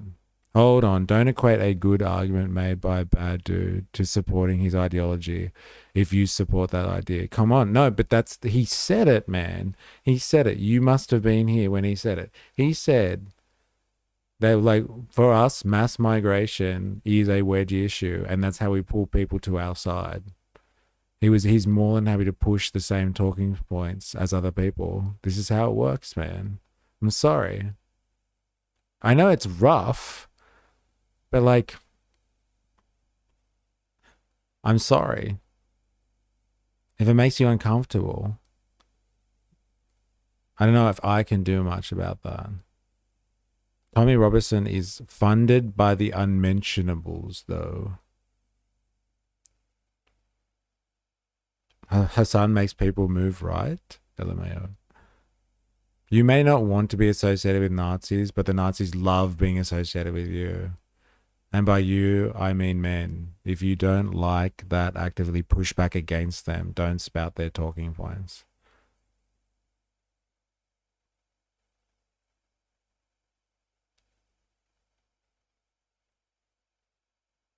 But you refuse to dig any deeper into mainstream left content like Abby, which is a major part of pushing people to the right. Dude, I watched it. I watched it for like 10 minutes, 15 minutes. I didn't like it. It was confusing. It's not even politics. It's just watching like celebrities like crash on each other. Like, they're not even, it wasn't even good content.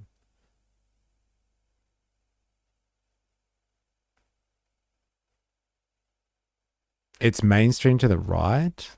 That's what people on the right connect with the left. Okay.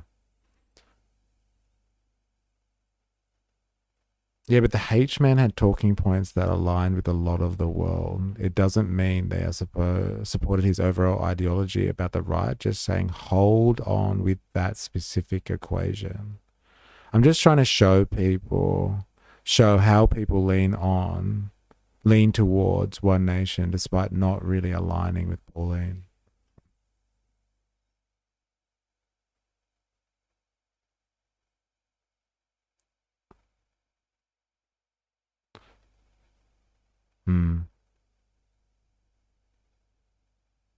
If you disagree with one aspect of progressive ideology, you're considered far right, though.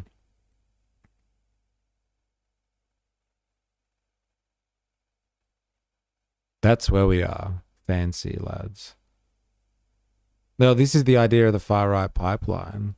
They really want to pick up the disenfranchised people and welcome them in. Look, again, like if you are honestly here, if you are taking offense to this and it's making you uncomfortable, then like, you know, you really got to reassess what's going on here, because this guy uses the same talking points that are associated with this type of political ideology, this side of the political spectrum. Hitler was a vegetarian, like a greenie. He also drank water. Okay, fair enough. So he's a human like the rest of us. He drank water. Get him. I better stop drinking water then. Not a boy fan, sorry. Clever guys, but definitely shillin'.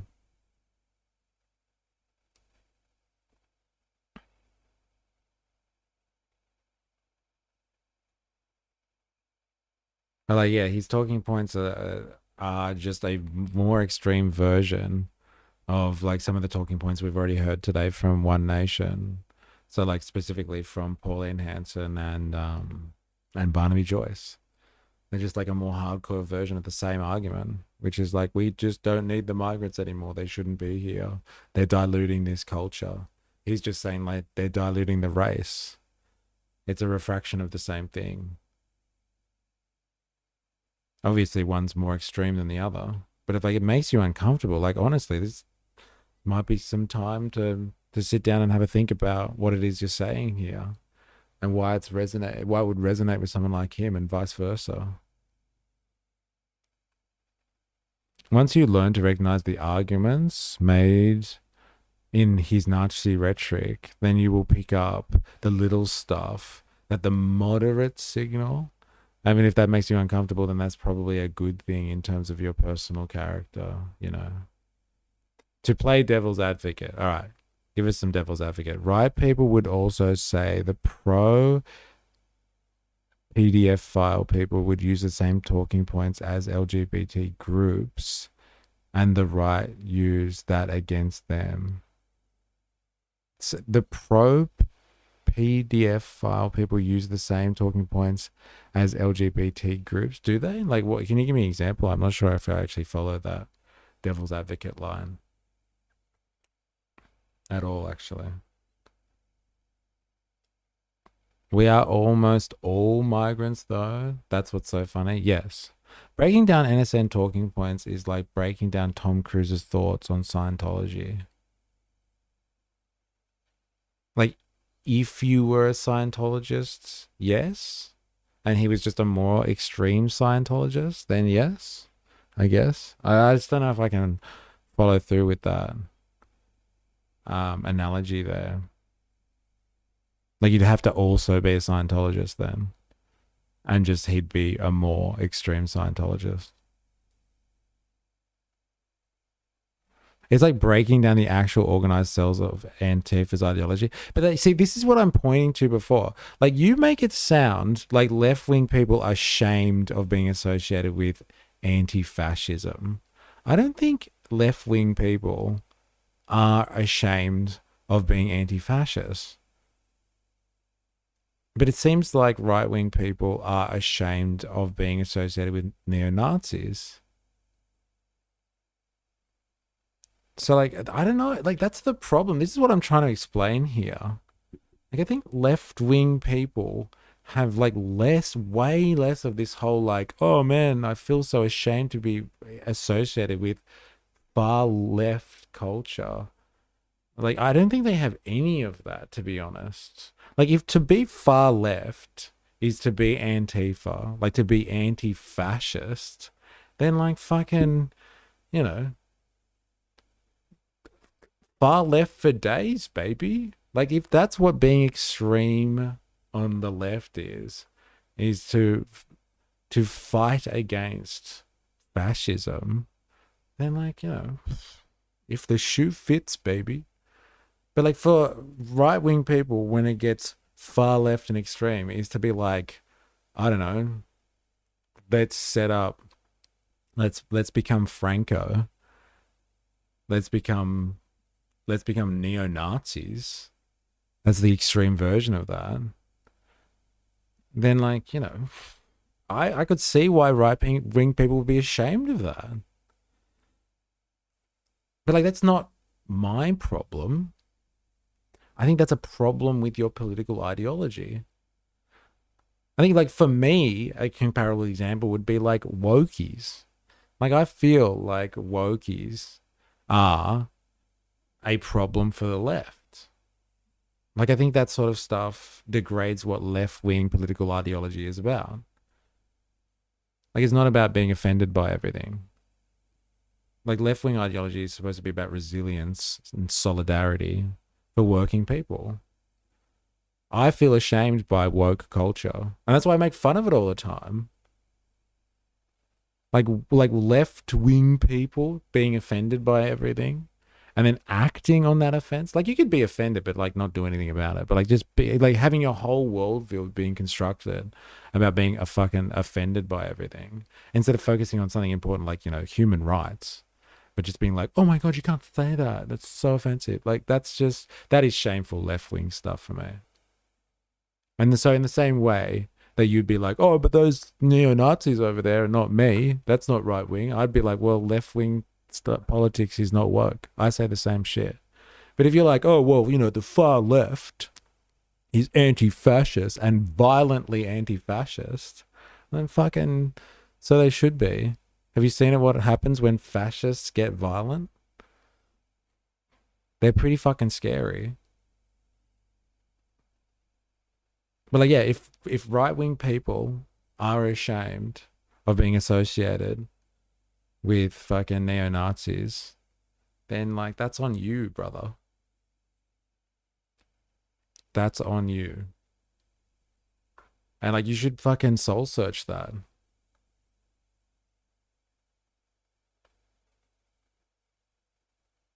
It's not an association per se, it's a focus on the NSN and their talking points instead of actual data-driven content. But again, that could be my personal bubble. Perfect juxtapositions. Wokies and the NSN are the same, really. The extremes that no one agrees with.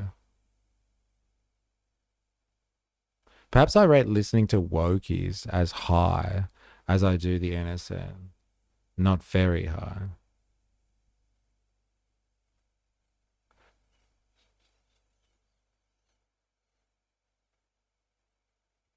That's the thing. I like the ideology. I don't like the actual organized groups. Yeah, like not AHQ, LOL. It's small groups. Like most bottom-up movements. But again, like I'm actually not ashamed of people that group together and call themselves Antifa and like go out there and like physically oppose neo-Nazis. I don't find that stuff shameful.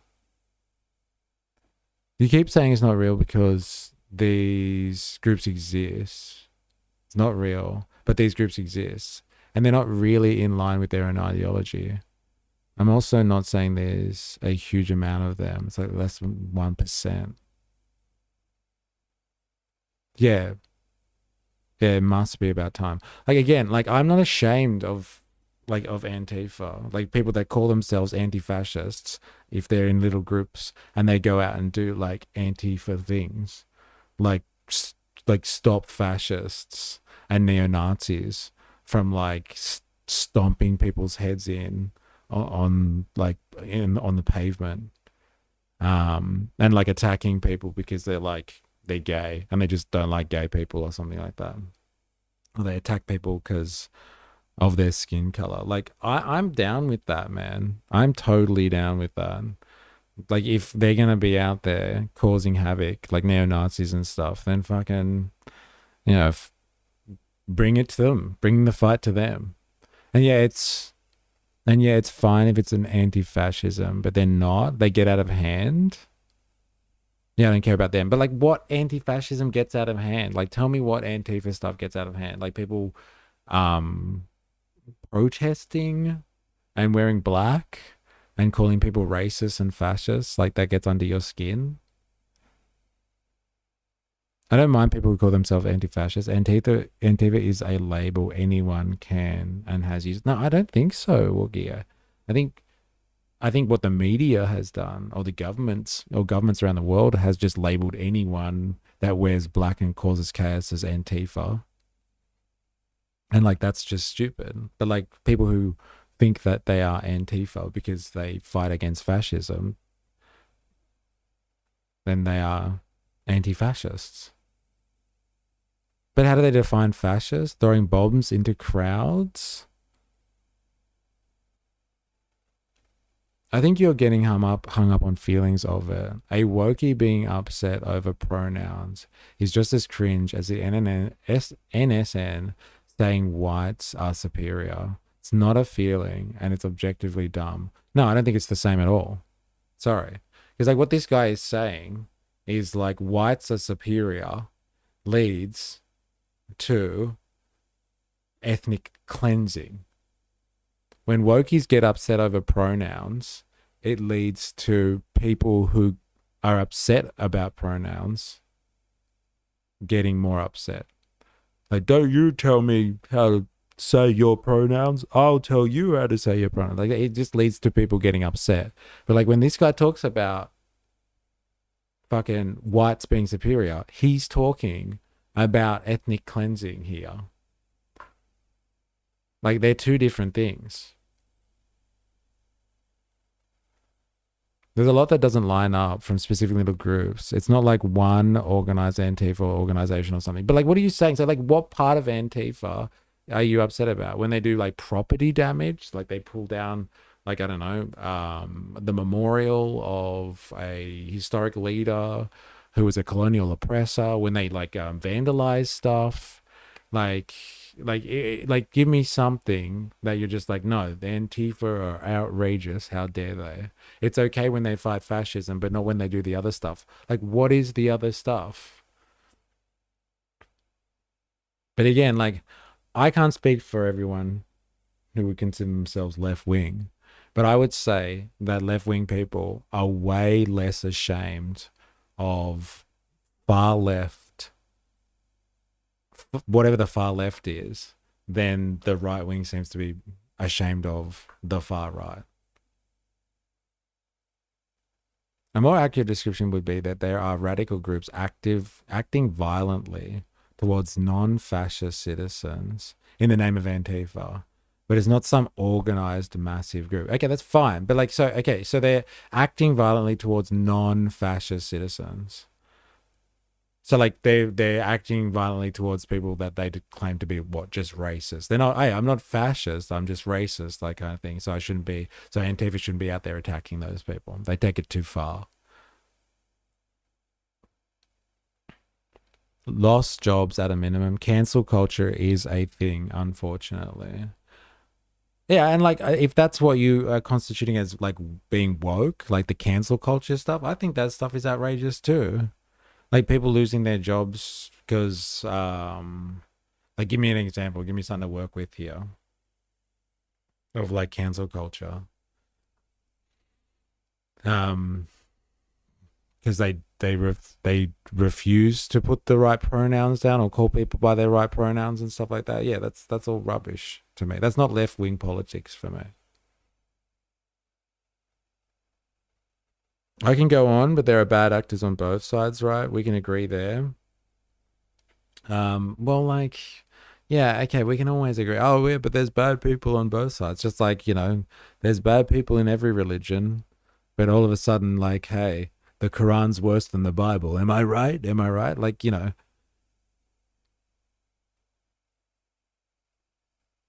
Come on.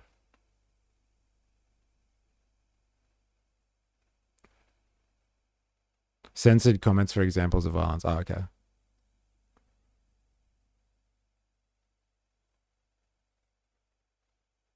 I did already say indiscriminate crowd bombing, acid throwing, poor targeting.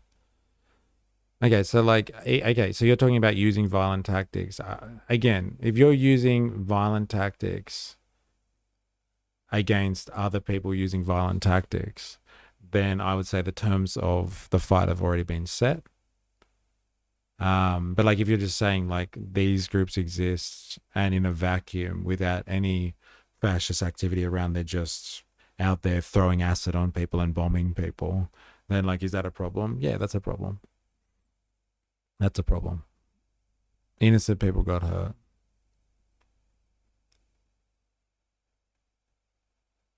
Wokies definitely ruin criticism. We couldn't even complain about ray gun being a disgrace without being called sexist. Dun, dun, dun. Yeah, it's very, very funny. Very funny.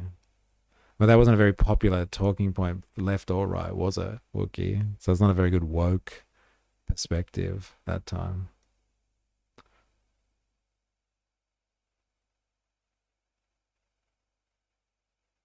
Acid throwing is also savage, even for an enemy. I already said that. I said, if you're saying that they're using violence that is not comparable to the violence they supposedly are fighting against, then that is not good. I just said that. But if they are fighting fire with fire and the terms have been set, then what do you expect people to do? Still going? Nice job. In and out for most of the day. There you go. Welcome back. Don't start defending ray gun. Eh? You were doing so well, E. Look, I'll defend it because no one defends that woman. I'll do it just for the sake of defending the completely defenseless. Oh, sorry. Yeah, I think you might have missed one of my early comments where I agreed with you on that. Oh, okay.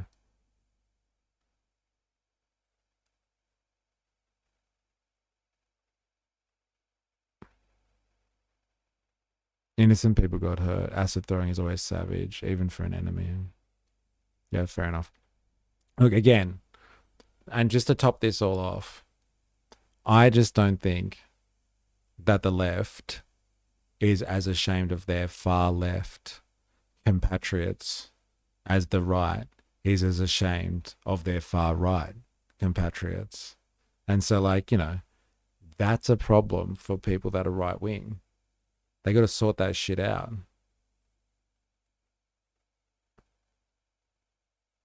Interestingly, one of the things Proud Boys attribute to their formation is specifically to become violent back to Antifa people because, in the founders' words, most right-wing people are pussies.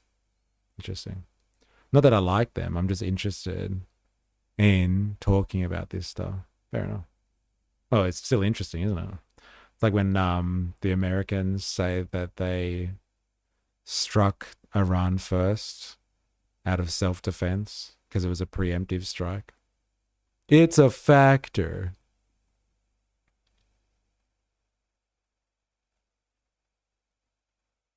We haven't even touched on transitioning of kids, but we will just spiral again. But like, you know, what's that got to do with, like, honestly, like, no, you want to go there? Let's go there, dilemmas. The transitioning of kids? What's that got to do with left-wing politics? That's like, that's honestly, in my opinion, that is fucking, that's medical. That's medical discussion. That's got nothing to do with left-wing politics. And if that's like, if that is like lefty stuff, then that is woke rubbish to me. That is woke rubbish. How that's got, like, how transitioning kids has got anything to do with the fucking liberation of the working class and working class issues, I have no idea. If you're talking about the morals of whether we do, how we do medicine, like, that's got nothing to do with left-wing politics, if you ask me. And that's what I'm saying. Like, I am well ashamed of woke politics.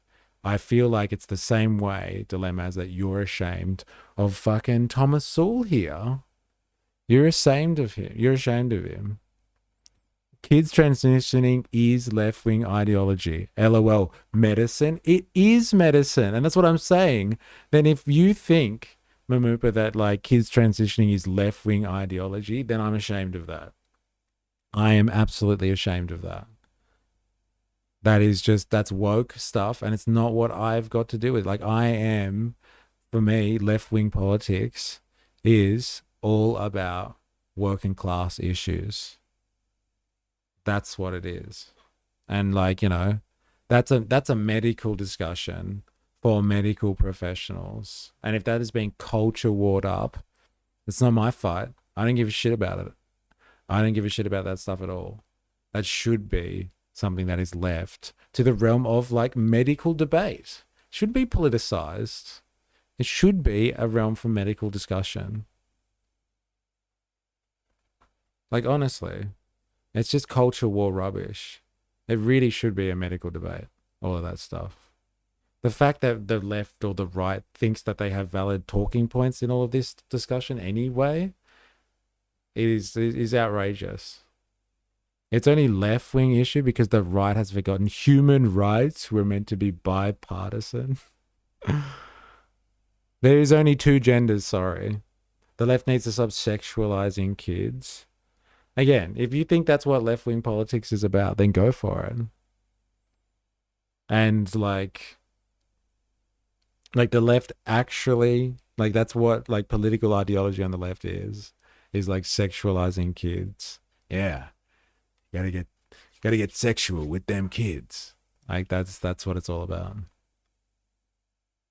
I think that's Dilemma's point. The right identify with Thomas about as much as you identify with trans and woke talking. Yeah, but like that's the thing. And I owned it. I said I'm ashamed of it. I'm ashamed of woke politics being identified as left-wing politics. And you're saying you're ashamed of the right wing being associated with this guy. That's fair.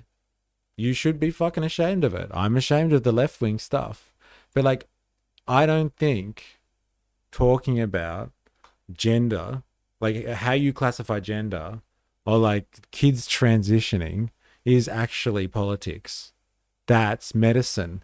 This guy, though, is fucking politics every day of the week. Every day of the week, this guy is fucking politics. Every day of the week. But like, yeah. Kids transitioning. What was the other thing that you talked about? Defining someone's gender. Like, that is the realm of medicine for me, or science, or whatever you want to talk about it. And that should be treated as such, but it has been dragged into the culture wars to distract us from politics. And the politics of, like, real politics is class politics.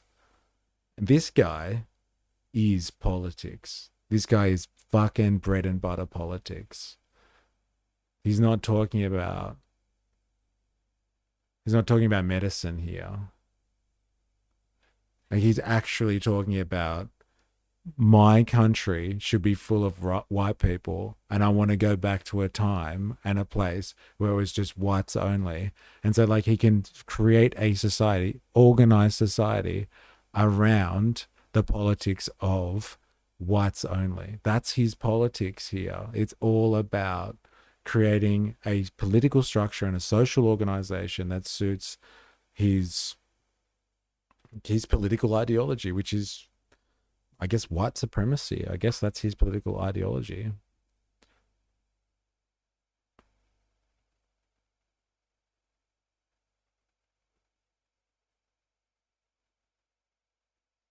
Why should anyone else be ashamed of someone else's actions unless you agree with them? And that's kind of what I've been saying, right? Like, if you feel ashamed by what this guy represents, then, you know, maybe there's part of you that's like attached to it.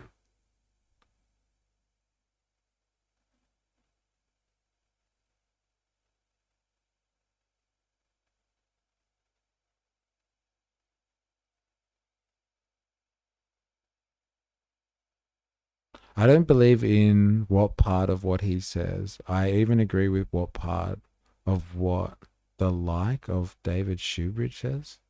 Wait, I don't get it. So we agree, woke and the innocent are both equally on the outer extremes, and everyone in between them condemns them the same. No, we don't agree. That's not what this is about. What we can say is there are parts of right-wing and left-wing politics that people are ashamed of. That's what we can agree on. Now, are we saying that like woke stuff, which leads to people being cancelled, is as bad as someone's political ideology that leads to basically racial supremacy and the extermination of entire cultures because they're not the right skin color? I don't think they're the same thing. I don't think they're the same thing at all. I'm sorry. I think, like, you know, if you really wanted me to pick, then, like, you know, white stuff, woke stuff seems like less severe than what this guy is talking about. Like, woke stuff before, the example that was given before is just like, woke stuff upsets people because people fight over pronouns. Nazi stuff, like, we're talking about, like, this guy saying he's better than other people because of his genes. Not because of his pronoun, like words. Like, he's saying he's a superior human because of his genetic makeup. I think, like, if you really wanted to grade that shit, like, he is worse. He is much worse, to be honest.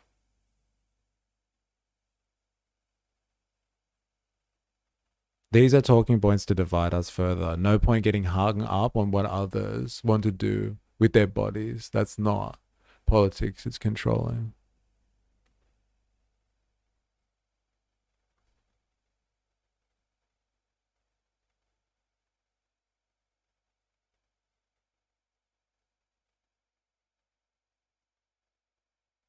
Yeah, our Japanese camps, speaking of shame. I know what the reference is there.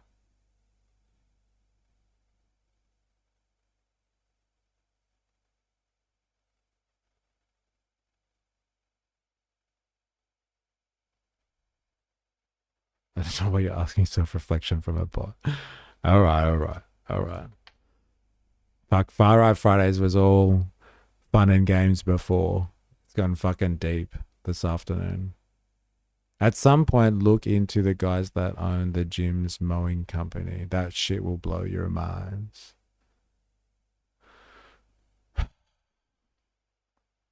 Look what you've done, Thomas. But, like, look, at the end of the day, if this is embarrassing or causing you shame, then, like, I can empathize with that. Because there are parts of what is considered to be left-wing ideology that I am ashamed of. But, like, I do think, in terms of severity, like, I know which one I'd pick at the end of the day. I know which one I would pick, to be honest. But, like, if this guy doesn't represent you, that's fine. It's not a problem.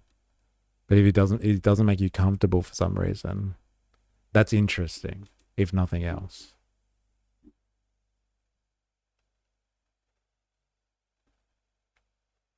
At least you're out here talking to everyone, eh? Even if I don't agree with everything you say, I'm still listening, which is a win for you. Yeah, fair enough. That's a fair point. Like, that's the one thing that, you know, it's the redeeming quality of this stream, to be honest, that we can get people in that have very, very different political views and still speak and still talk about stuff. It's the redeeming quality of the stream.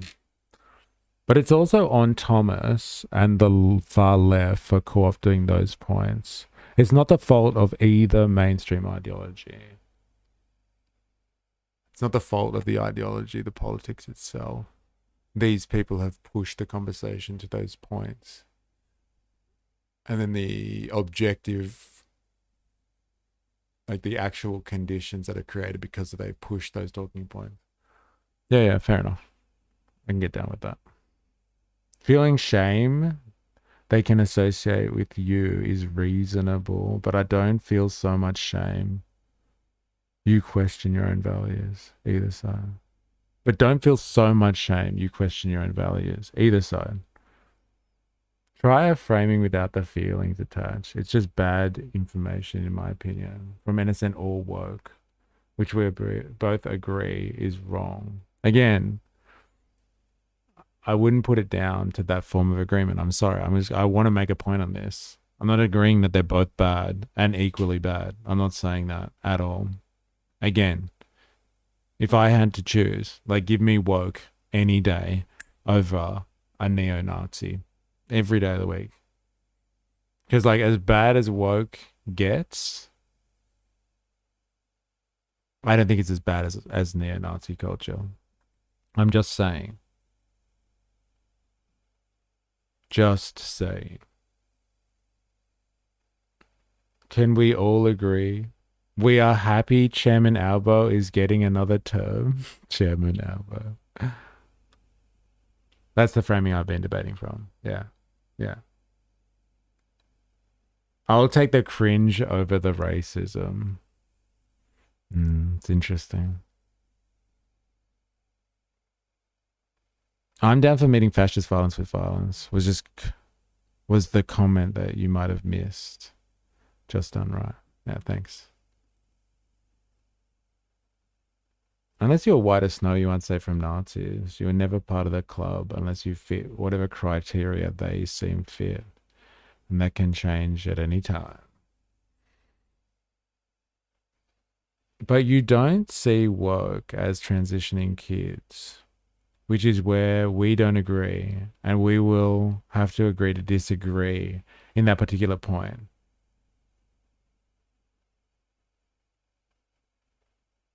I don't see woke as transitioning. No, I don't. You're right. I don't see woke as transitioning kids. I honestly see that as medical science. Like, I see that as like an actual medical discussion that has been co-opted in the culture wars to be, here's a left-wing position, here's a right-wing position. But this guy is not talking about like medicine.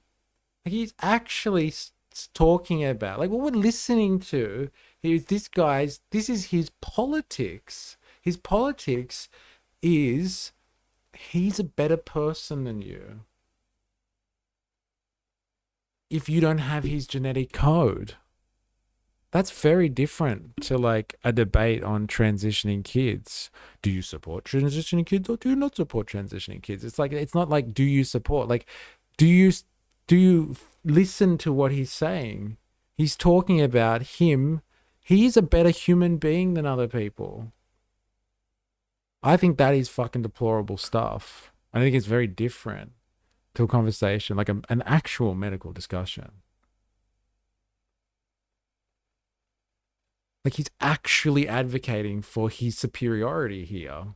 Like, transitioning kids is like, literally like, oh, do you support it or do you not? That's the culture war. That's the extent of the politics involved with transitioning kids. Do you think it should happen? Do you not think it should happen? I guess there's a variation in between that. This guy's literally talking about supremacy here. And like, you know, you want to talk about the politics of that. Do you support supremacy or not? But like, if that's what right-wing extremism is, and you're ashamed of that, then fine, be ashamed of that. And I am ashamed then of like woke stuff that gets pushed around like it's left-wing ideology. This is why I said agree to disagree. No, I don't agree to disagree with you on this one, because you're setting the terms and the terms are wrong.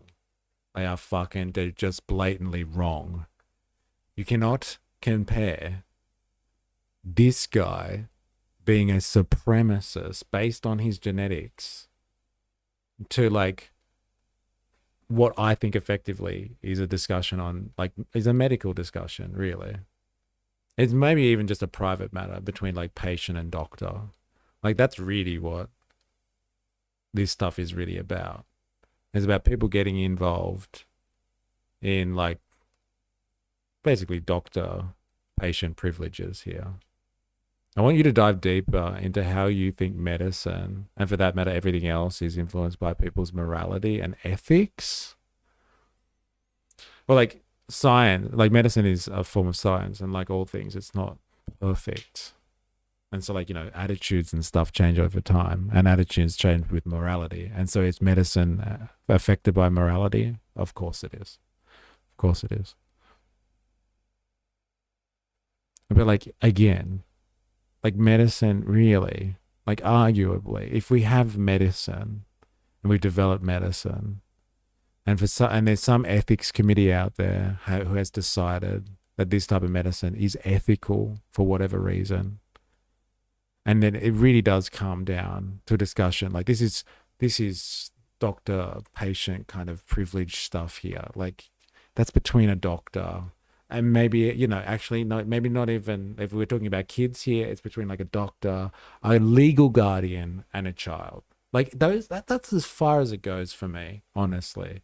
All of the stuff about like transitioning kids, like those people can sort it out. It's all fucking, they can sort it all out. Genetics aren't medical. Yes, it's part of science. But like, he's not arguing on that line. He's not saying, okay, I've done the genetic research here, and like I can prove to you why I'm superior. I don't know if he's actually got some real science behind that. He just is saying, I don't like you if you don't have the same genetic code as me, and my race is better than yours. My genes are better than yours. I am genetically superior. I'm sure there is a science behind why he thinks his group of genes are actually better. But I don't agree with that at all. You're building an argument on a mute comparison. If we could find an equivalency, then maybe, this is what I'm saying. It's not equivalent.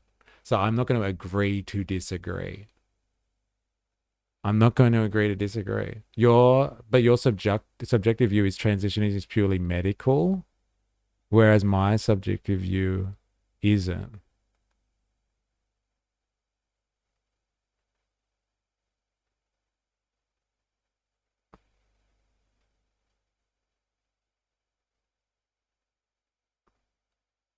Do you think doctors can't be wrong and we shouldn't have a say in what they do?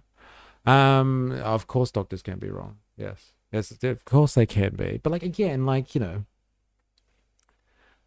we leave other things when it comes to medicine up to like doctor, patient privacy. Like it's a privilege that they have and no one else gets involved. They discuss it amongst themselves. If you don't like your doctor, go and find another doctor, get a second opinion.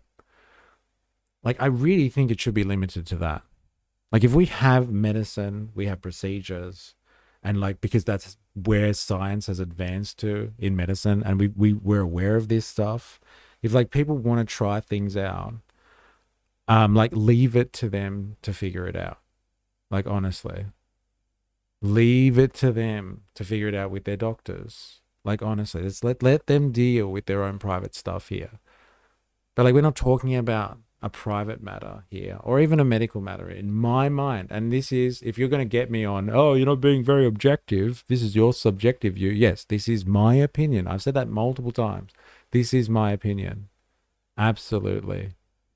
This is my opinion. I do not speak for everyone here. I do not speak for everyone here. This is my opinion. It's my opinion about being ashamed of woke too. There's a lot of people on the left that love woke, whatever the fuck that means anyway. But like, this is just my opinion kind of stuff. This guy is talking about supremacy. He has decided he is better than other people. He has decided in his infinite wisdom that he is the best. He is supreme. Like, look at this guy. Look at him. Don't you think he is the best? Look at how supreme that motherfucker is. Oh, yeah. I could get behind that.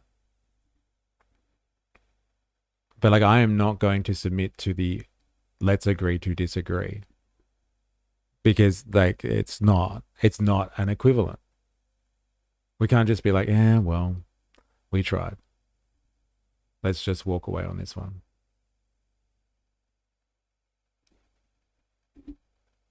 I don't think they're equivalents at all. I don't think they're the same thing.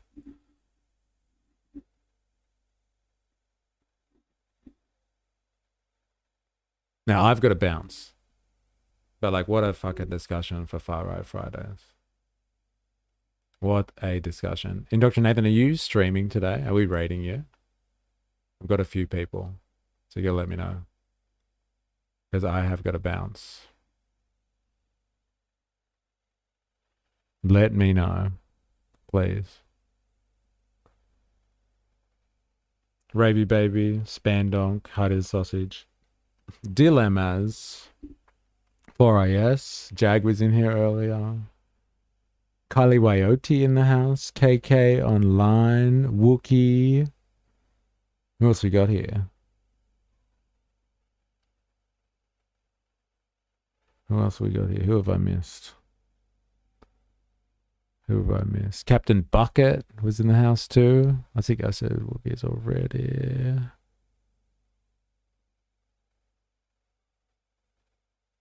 No, I said Jag too. Mamupa as well. I know there's people that were in here earlier than I've missed. Woozle was in the house earlier too. Rogue, chilling out today. Oh, 2040 high. Did I say that right? 240 high. Thanks for coming in on the chat. Who have I missed here? Anyone else? Nah, busy. Okay. But yeah, I've got to bounce. But thank you, everyone. Heidi the Sausage as well. Yeah, thank you, everyone, for chilling out today. Hobo Joe. Voltateur as well in the house too earlier. Yeah, thank you, everyone, for your interaction today.